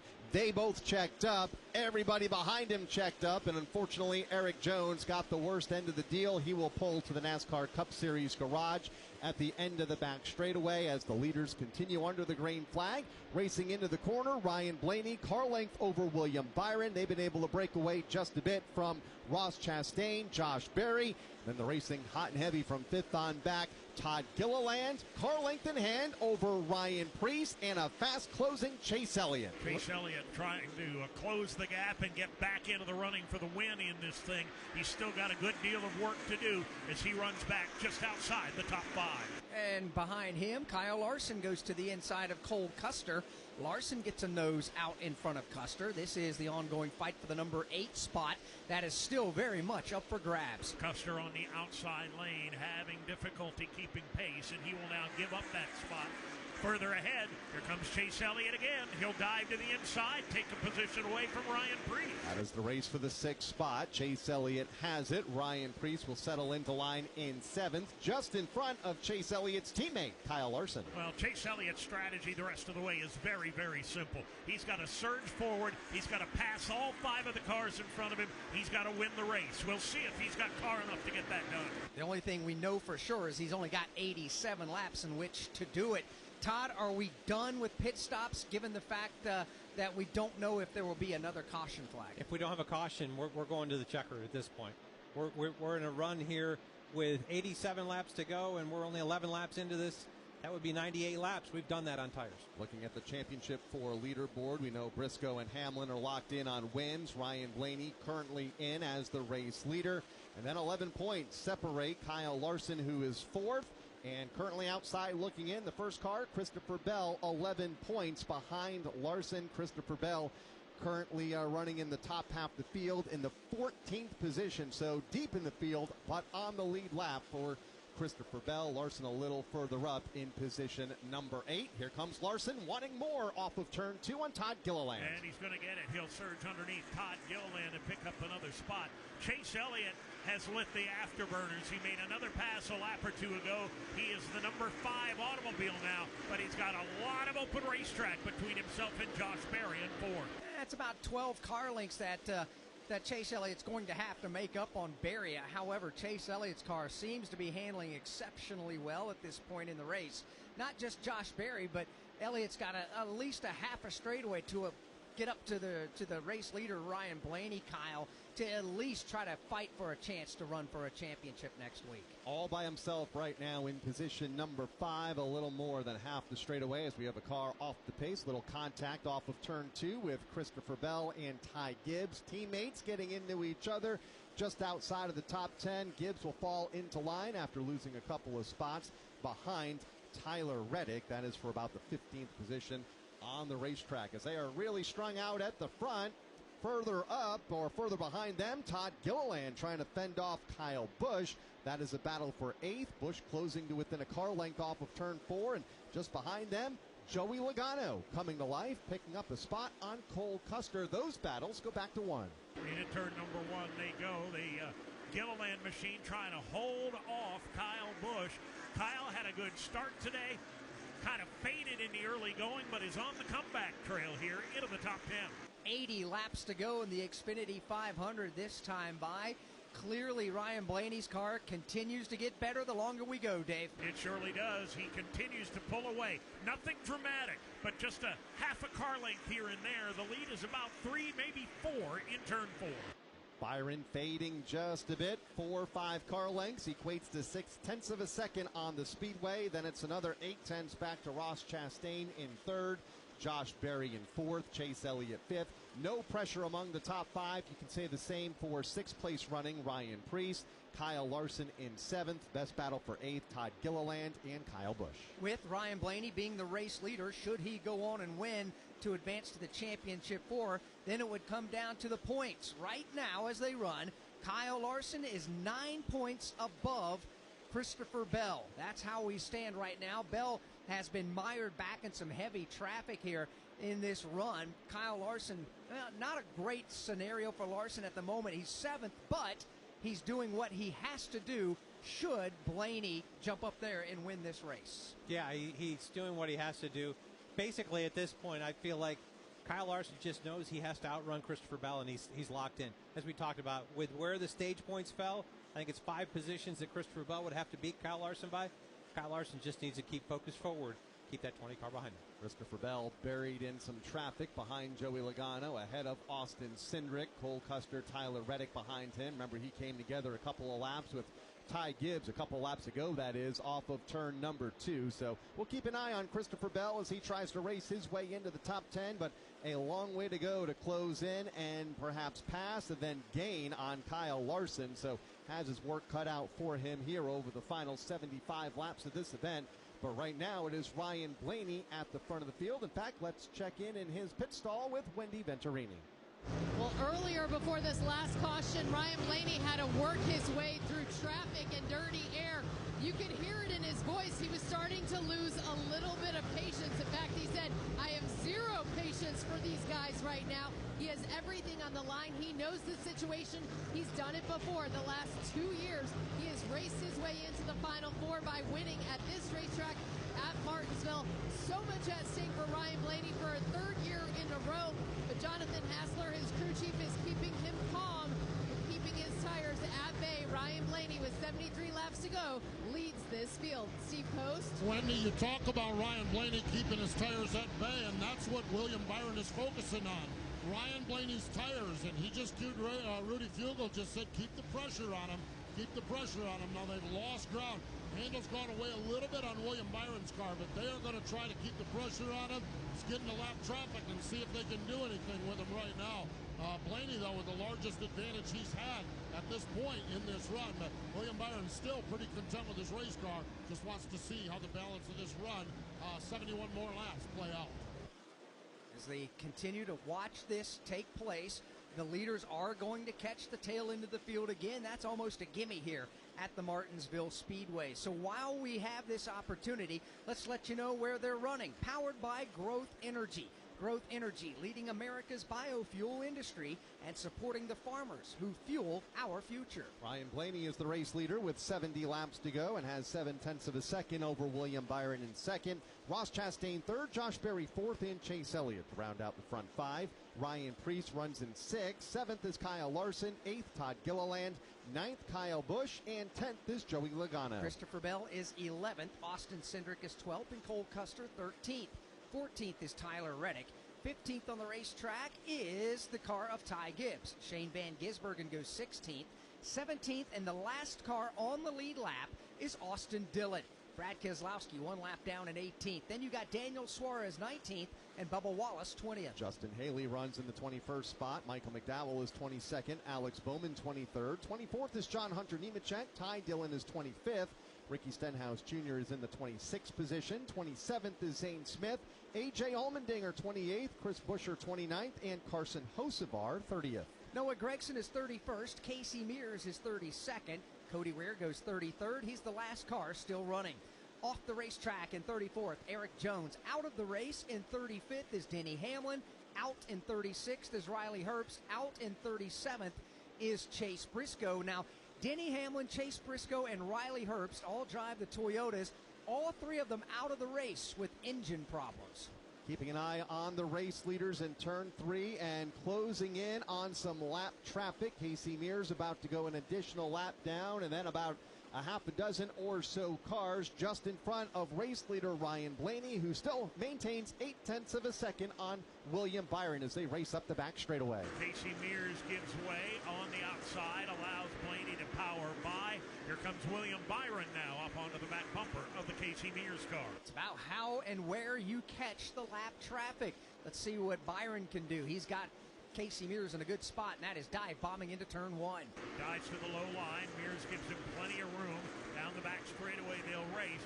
William Byron trailing now Ryan Blaney by about 6, maybe 7 car lengths as they work the lap cars. William Byron knows he needs to close in and make the pass and win this race to have a shot at a championship next week. Currently 28 points out on the playoff grid. Second on the racetrack after leading 260 laps earlier this afternoon. We are getting ready to crown a champion. Championship weekend is coming back to the desert. Let's get this party started. 4 title races in 3 days means there will be a buzz in the air all weekend long. Whether from the grandstands, the infield experience, or the hillside, this is your chance to witness history and make championship caliber memories for the whole family. NASCAR Championship Weekend at Phoenix Raceway, October 31st through November 2nd. Get your tickets now at PhoenixRaceway.com. Ticketmaster, the official ticketing partner of NASCAR. Drivers, start your engines! Your home for the NASCAR Craftsman Truck Series. Green flag goes in the air and we are underway. On the NASCAR Racing Network. 2 by 2 by 2. They're about 10 rows deep of double wide racing. Taylor Gray to the bottom. Nick Sanchez outside, and they're crashing mid-pack. It's the NASCAR Craftsman Truck Series on the NASCAR Racing Network. What was 0.8 of a second is down to 6 with lap traffic looming for the race leader Ryan Blaney, and second place William Byron, who is indeed closing to within a half second. We'll pick up that battle when we come back. From Martinsville Speedway, this is the Motor Racing Network, the voice of NASCAR. Do you have an unused car, truck, motorcycle, boat, or RV taking up space? Put it to good use by donating it to the NASCAR Foundation. Proceeds help fund medical resources for children in our racing community. Your wheels can heal. Call 844-NASCAR-9 and we'll come tow away your vehicle for free. The process is quick and your gift is tax deductible. Call 844-NASCAR-9 to donate your vehicle to the NASCAR Foundation today. Your donation will help our children survive and thrive. The year was 1993. The NASCAR Cup Series season kicked off with the Dale and Dale Show at the Daytona 500. Dale Jarrett's got the lead. He goes to the inside. Earnhardt's not going to get him. Dale Jarrett is going to win the Daytona 500 by SDP. Earnhardt second. The 1993 NASCAR Cup Series season. All the highs and lows. Relive them all on MRN's exclusive podcast, The 1993 Season. Available on podcast platforms and MRN.com.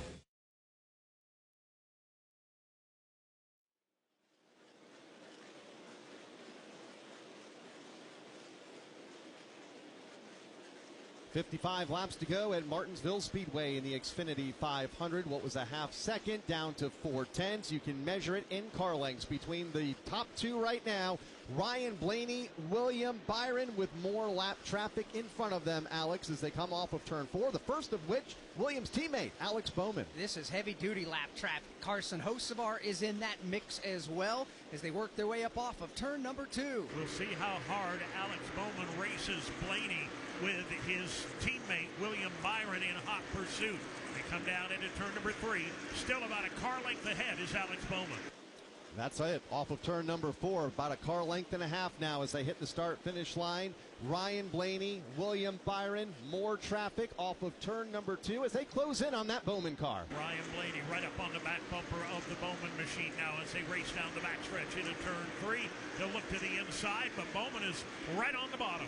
Bowman's car not handling all that well today, so it makes it a little more tricky for Blaney to figure out what lane to go to. This time, Blaney tries to put another lap on Bowman in turn 2. Drives it deep into turn number 1 to get alongside. Will complete the pass at the exit of turn number 2. Now we'll see what Bowman does. Bowman just bails out to the high side and lets his teammate go. Back off of turn number 4, 51 laps to go, and there's no lap traffic between the top two. Blaney and Byron, but more ahead. This is the closest William Byron has been in the last 25 or 30 laps. They will close in now on the lap machine of Carson Hocevar in turn 4. Hocevar has had a couple of spins today to bring us under 2 of the 9 caution flags we've seen so far. Hocevar back into turn 1. Race leader Ryan Blaney right behind him. Blaney right there, looking to the inside, cuts a low line. Now Hocevar is going to dive to the bottom and give way. Let the leaders have their day. Hocevar pulls over. Both leaders pull by. With 49 laps to go and Ryan Blaney leading, that puts Kyle Larson in by 10 as they run over Christopher Bell, although this one far from over, especially if William Byron can close in and take the lead, because right now Byron is 28 points behind the cutoff, currently 6th on the playoff grid with 48 to run this time by. Checking the other cars that can get in or out on points right now. Larson is in by 10 points over Christopher Bell. Chris Wilner, who's having his struggles. He certainly is, Alex, the driver that's trying to find his 3rd Championship 4 appearance. It's certainly a tough road to hoe for these final 48 laps. Adam Stevens, after about 15 straight laps of dead silence on the radio, said the leaders are going to start racing each other. What we hope is the 5 of Kyle Larson begins to burn his tires up, and they start to come back to us. Tad Boyd, the spotter, who's been instructing him every lap of where the leaders are, said you were the fastest car on the racetrack about 2 laps ago. So no give up in Christopher Bell, who of course was a part of a wild, chaotic finish last year that saw him bounce from the Championship 4. He is eyes forward, still not giving up, but has a lot more work to do running in that 12th spot. Bell in position number 12 as the leaders are nose to tail up the backstretch. William Byron, giving it everything he's got and a little bit more, has pulled in. He is right on the back bumper of Ryan Blaney's Ford. With a host of lap cars straight ahead yet again, and that's part of racing at Martinsville. Rarely are you not in traffic. The leaders work their way off turn 2. Ty Dillon, the lap car, dead ahead. We'll see what he does as the leaders close in on the back straightaway. Blaney with a rear view mirror full of William Byron for the lead. Michael McDowell, Austin Dillon, Ricky Stenhouse Jr., Justin Haley, all lined up in front of the leaders. Here comes William Byron to the inside. Dive bomb move to the inside of Blaney for the top spot. Blaney gets bumped. He flies up the banking, and the lead belongs to William Byron. The bump and run in lap traffic. Byron away by a car length with the lead. He's going to have to run away and hide right now. Ryan Blaney now has to regain the composure. Still heavy lap traffic on the horizon. William Byron back at the front of the field.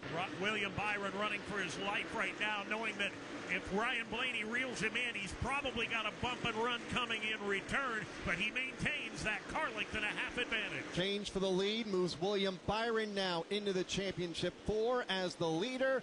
Ryan Blaney suddenly finds himself 54 points out in 7th. He's going to need the lead back to run for a championship next week at the Phoenix Raceway, but that's going to be tough, Alex. Although there's more lap traffic ahead for new race leader, William Byron. There is a host of cars there. Michael McDowell is there. Austin Dillon is there. You've got Chris Buescher, Justin Haley, Bubba Wallace, among others, with the race leaders all in it off turn 2. Byron has caught that lap traffic pack as he makes his way down the back straightaway. McDowell will give way. He'll drive underneath him in turn 3. Michael McDowell to the outside lane. Leaders to the bottom, or leader. William Byron able to make the pass. Ryan Blaney unable to make the pass. McDowell will sandwich himself between the top 2. McDowell gave way without much of a fight to Byron, but he did not give way with anywhere near as much courtesy, I would say, as to Blaney down the back straightaway. Blaney, though, has lost only 2 car lengths to the lead. Yeah, he has, and he's finally clearing Michael McDowell. Drives for Spire Motorsports, which is a Hendrick Motorsports supported organization. The race leader, William Byron, drives for Hendrick Motorsports in turn 3. He'll dive to the inside of the Chris Buescher Ford. Buescher gives way as he drifts up to the outside. Here comes Blaney closing in again. He's back within a car length. Buescher goes to the outside. The race leader to the inside for William Byron. Blaney back within a car length with Austin Dillon ahead. Ryan Blaney pedaling hard, trying to eat up the deficit. Indeed, the next lap car in line for Byron will will be the Dillon machine off turn 4. With 37 laps to go, challenge and change for the number 3 spot. Ryan Preece past Ross Chastain. He'll get away as the leaders head for the backstretch. Ryan Preece having a great afternoon here at Martinsville. Leaders down the back straightaway. Into turn number 3, William Byron closing in on the lap machine of Austin Dillon. Keeping an eye on the battle for the lead, the battle for third. Preece, Chastain, and Berry as the top 2 go back to turn 1. William Byron, Ryan Blaney separated by about a car length and a half. William Byron just trying to find a way to make his way through this minefield of lap traffic. Blaney is right there on his back bumper. Austin Dillon now right in front of this lead duo past the start-finish line. Byron will go to the inside of Austin Dillon, gets the whole shot there. Ryan Blaney's got to get up there and get his nose alongside. Blaney trying to follow him through on that inside line as they bypass the machine of Austin Dillon. It is still Byron by less than a car length over Ryan Blaney. Austin Dillon will give way. Not as easy for Ryan Blaney to go to the inside and make the pass. That allows Byron to pull away by a car length with more traffic ahead in the form of Justin Haley. Haley will be next in line now for William Byron as they race down the backstretch. It'll be Justin Haley and then the Daniel Suarez machine. Haley gives way by pulling to the outside. But he doesn't really let the leader go by. He's going to stay in front of William Byron.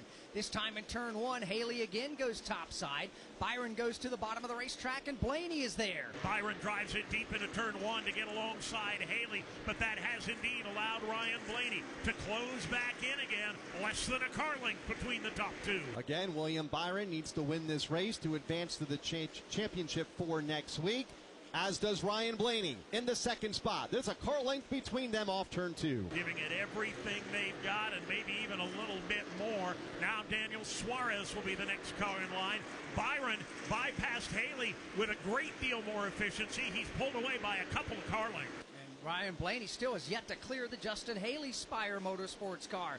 Finally in turn 1, Blaney will get by that machine and now has himself and Daniel Suarez to deal with before he can get back to the leader. Byron has already bypassed Suarez, and he's trying to break away now, doing a better job in the lap traffic than Ryan Blaney can do right now. William Byron beginning to pull away. 30 laps to go in the Xfinity 500 at Martinsville Speedway. The championship for berth on the line for William Byron, the race leader.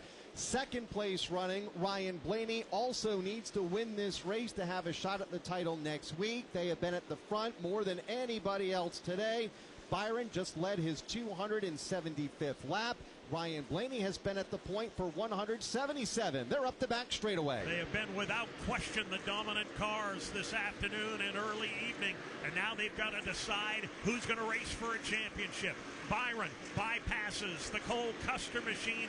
Blaney now pulls in to try and do the same. He's got to get to the inside of Custer in turn 1. Cole will give him plenty of racing room there. He will bypass Custer, but he's still got some open ground between himself and Byron. William Byron has opened up 3, maybe 4 car lengths. Byron pulling in on the AJ Allmendinger automobile. Allmendinger will be the next car to go a lap down, and then once Byron clears AJ, which he will in turn number 1, has a little bit of breathing room between himself and the next pair of lap cars. A masterful drive through the lap traffic so far for William Byron. When they got into that pack of slower machines, Blaney was right on his back bumper. As they exit that pack, it's a 5-car length advantage. William Byron leading his 278th lap of the race. He's now led more laps than anybody this entire season. He's on the backstretch. Down the back straightaway. He's got a little bit of breather right now before he can catch the Bubba Wallace machine. Although Bubba's rushing up Brad Keselowski right in front of the leader.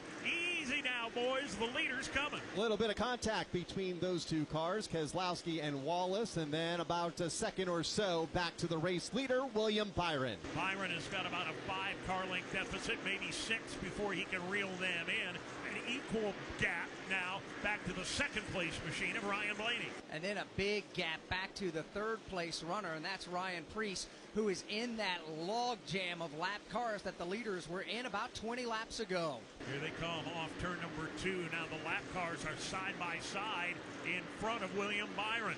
Bubba Wallace has opened up the low groove. He'll drive to the inside on Brad Keselowski. And this could be concerning for race leader William Byron, although he has built an 0.8 of a second lead as they cross the line, 23 to go. But Dave, lap traffic side by side in front of him. And a little bit of a tangle in turn 4. Kyle Busch gets door slammed. He nearly turned the car around, but he keeps it rolling, and the lead will maintain for William Byron. A lot of what happened that Dave just described with Kyle Busch and Tyler Reddick and Austin Cindric is because Christopher Bell is a bull right now. He's having to get every position he can. He's 8 points out of the championship 4 behind Kyle Larson, doing all he can, Dave, to try to get more positions. Yeah, you could add C. Bell to the rather lengthy list of drivers that know they've got one option and one option only, and that's to go to the front and try and win this race.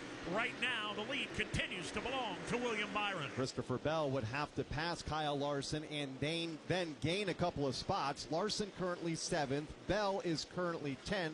They're about 11 seconds behind the race leader, William Byron, as he comes down to the line to complete another lap. More lap traffic ahead.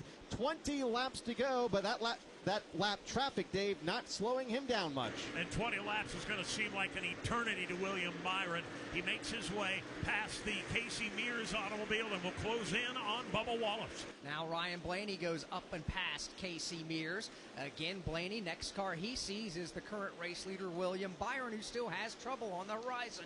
William Byron is going to have to deal with Bubba Wallace, and Bubba's got a pretty good race car right now.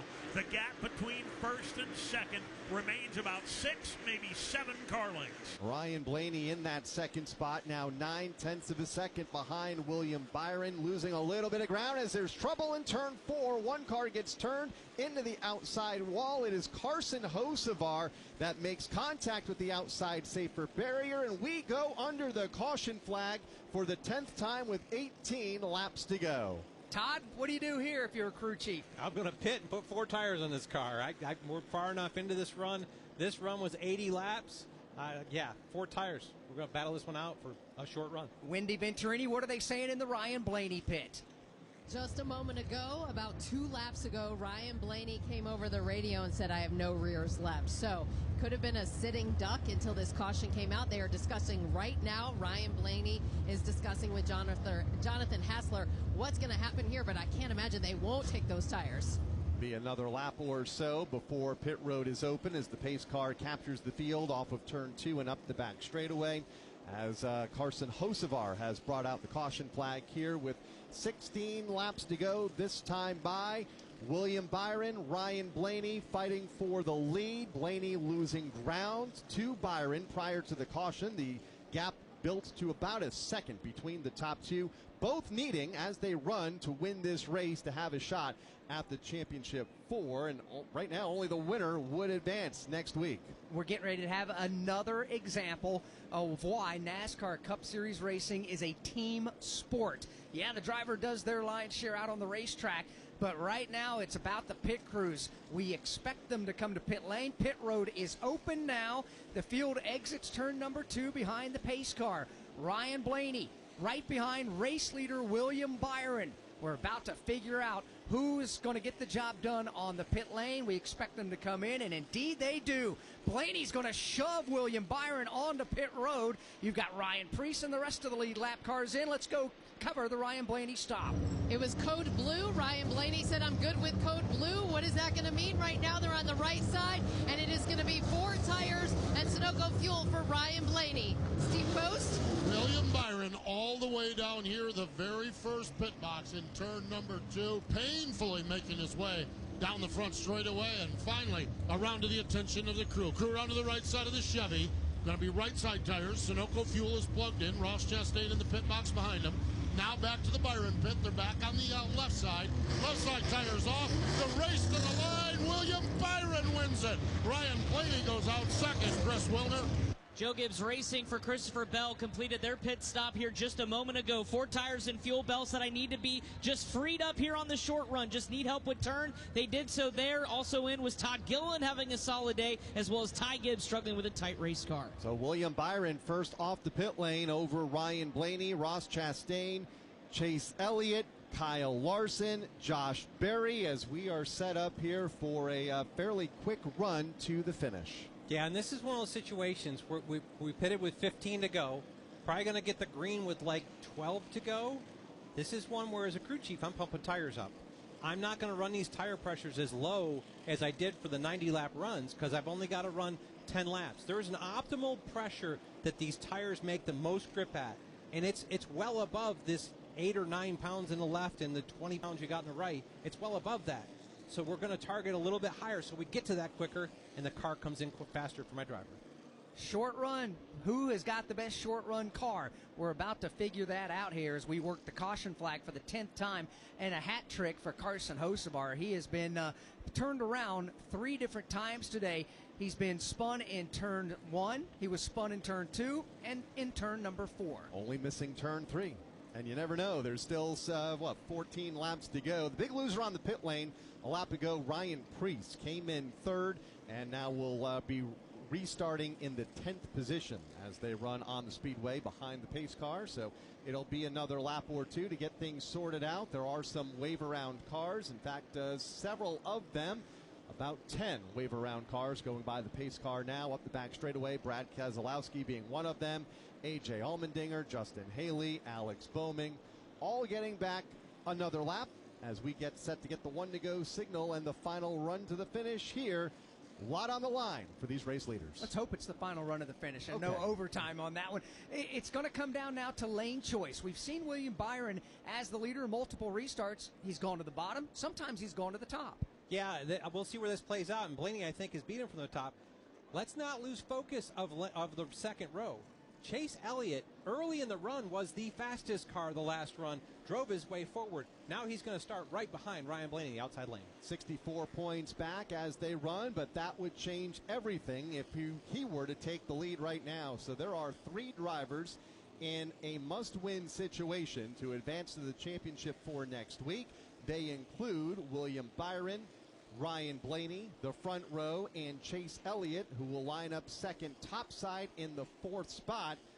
3 very hungry drivers right now with their entire season on the line these next 11 laps. And with tire pressures blowing up, I'm going to get to this one too. Launching in the restart zone's harder because the tires don't make as much grip. So if you have blown the tires up, your driver's going to have to manage this restart. Now, the restart zone is a box where the race leader, in this case William Byron, can be the first car to get on the gas. That's the reward for being the race leader. They're in the zone, and Byron's on the gas. Ryan Blaney will match him. Chase Elliott stays right there with him as well. We're down to 11 laps to go, wheel to wheel for the race lead. Side by side into turn 1 and 2. William Byron away with the lead down the back straightaway. Blaney right on his back bumper in second. Ross Chastain under Elliott for 3rd. Chastain in 3rd. Elliott shuffled back to position number 4, just in front of Kyle Larson. Front 4, front 5, single out, little bit of contact just out of the top 5 with Todd Gilliland. They're okay as the leaders hit the backstretch. William Byron trying to get away. He has opened up about a car length advantage over Blaney. Another car length to Chastain.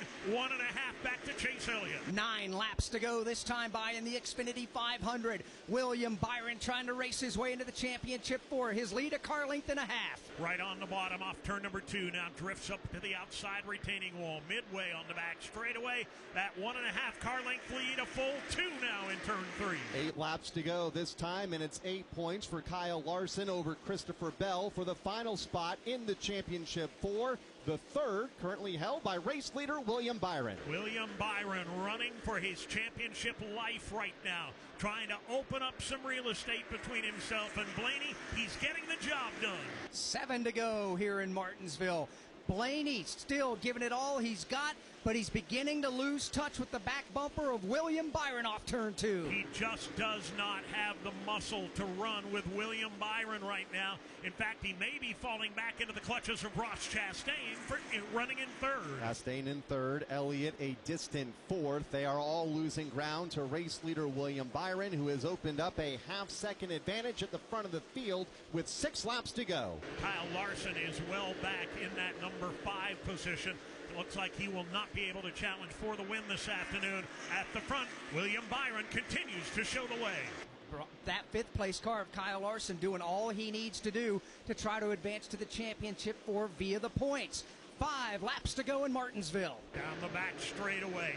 Last opportunities now for Ryan Blaney to try and pull a rabbit out of the hat. Chastain has fallen back off Blaney's back bumper. He now will be pressured by Elliott for third. A half second between the top two last time by. A half second this time with 4 laps to go between William Byron and Ryan Blaney. Byron not expanding the lead, but Blaney is not closing in.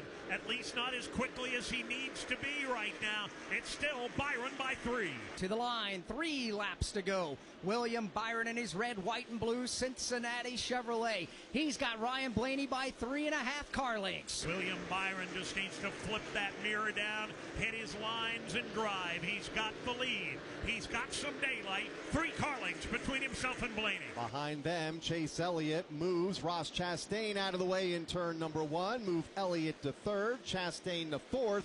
That battle, though, 1.7 seconds behind William Byron. Byron off turn number 2. Still keeping that 3 to 3.5 car length advantage, doing exactly what he needs to do at the front of the field. Off turn number 4. Here's William Byron. White flag is in the air from Shannon Bednarik. Byron a half a mile away from running for a championship. He's had the dominant car all afternoon long. He flexed the muscle when he needed it most. Final time down the back straightaway. Willie B is going to race for the title. Will lead 304 laps en route to the win here this afternoon. William Byron sees the checkered flag and wins the Xfinity 500 and will transfer into the Championship 4 next week at the Phoenix Raceway. William Byron wins at the Martinsville Speedway. Let's go to pit road. William Byron, the crew celebrating with him. Rudy Fugel having some words with his driver, having some words with his team. Jeff Andrews, the team president down here, celebrating with this one. Oh my gosh, high fives and hugs all the way around here as they are going on to Phoenix. And what a performance, what a run here. Rudy, congratulations.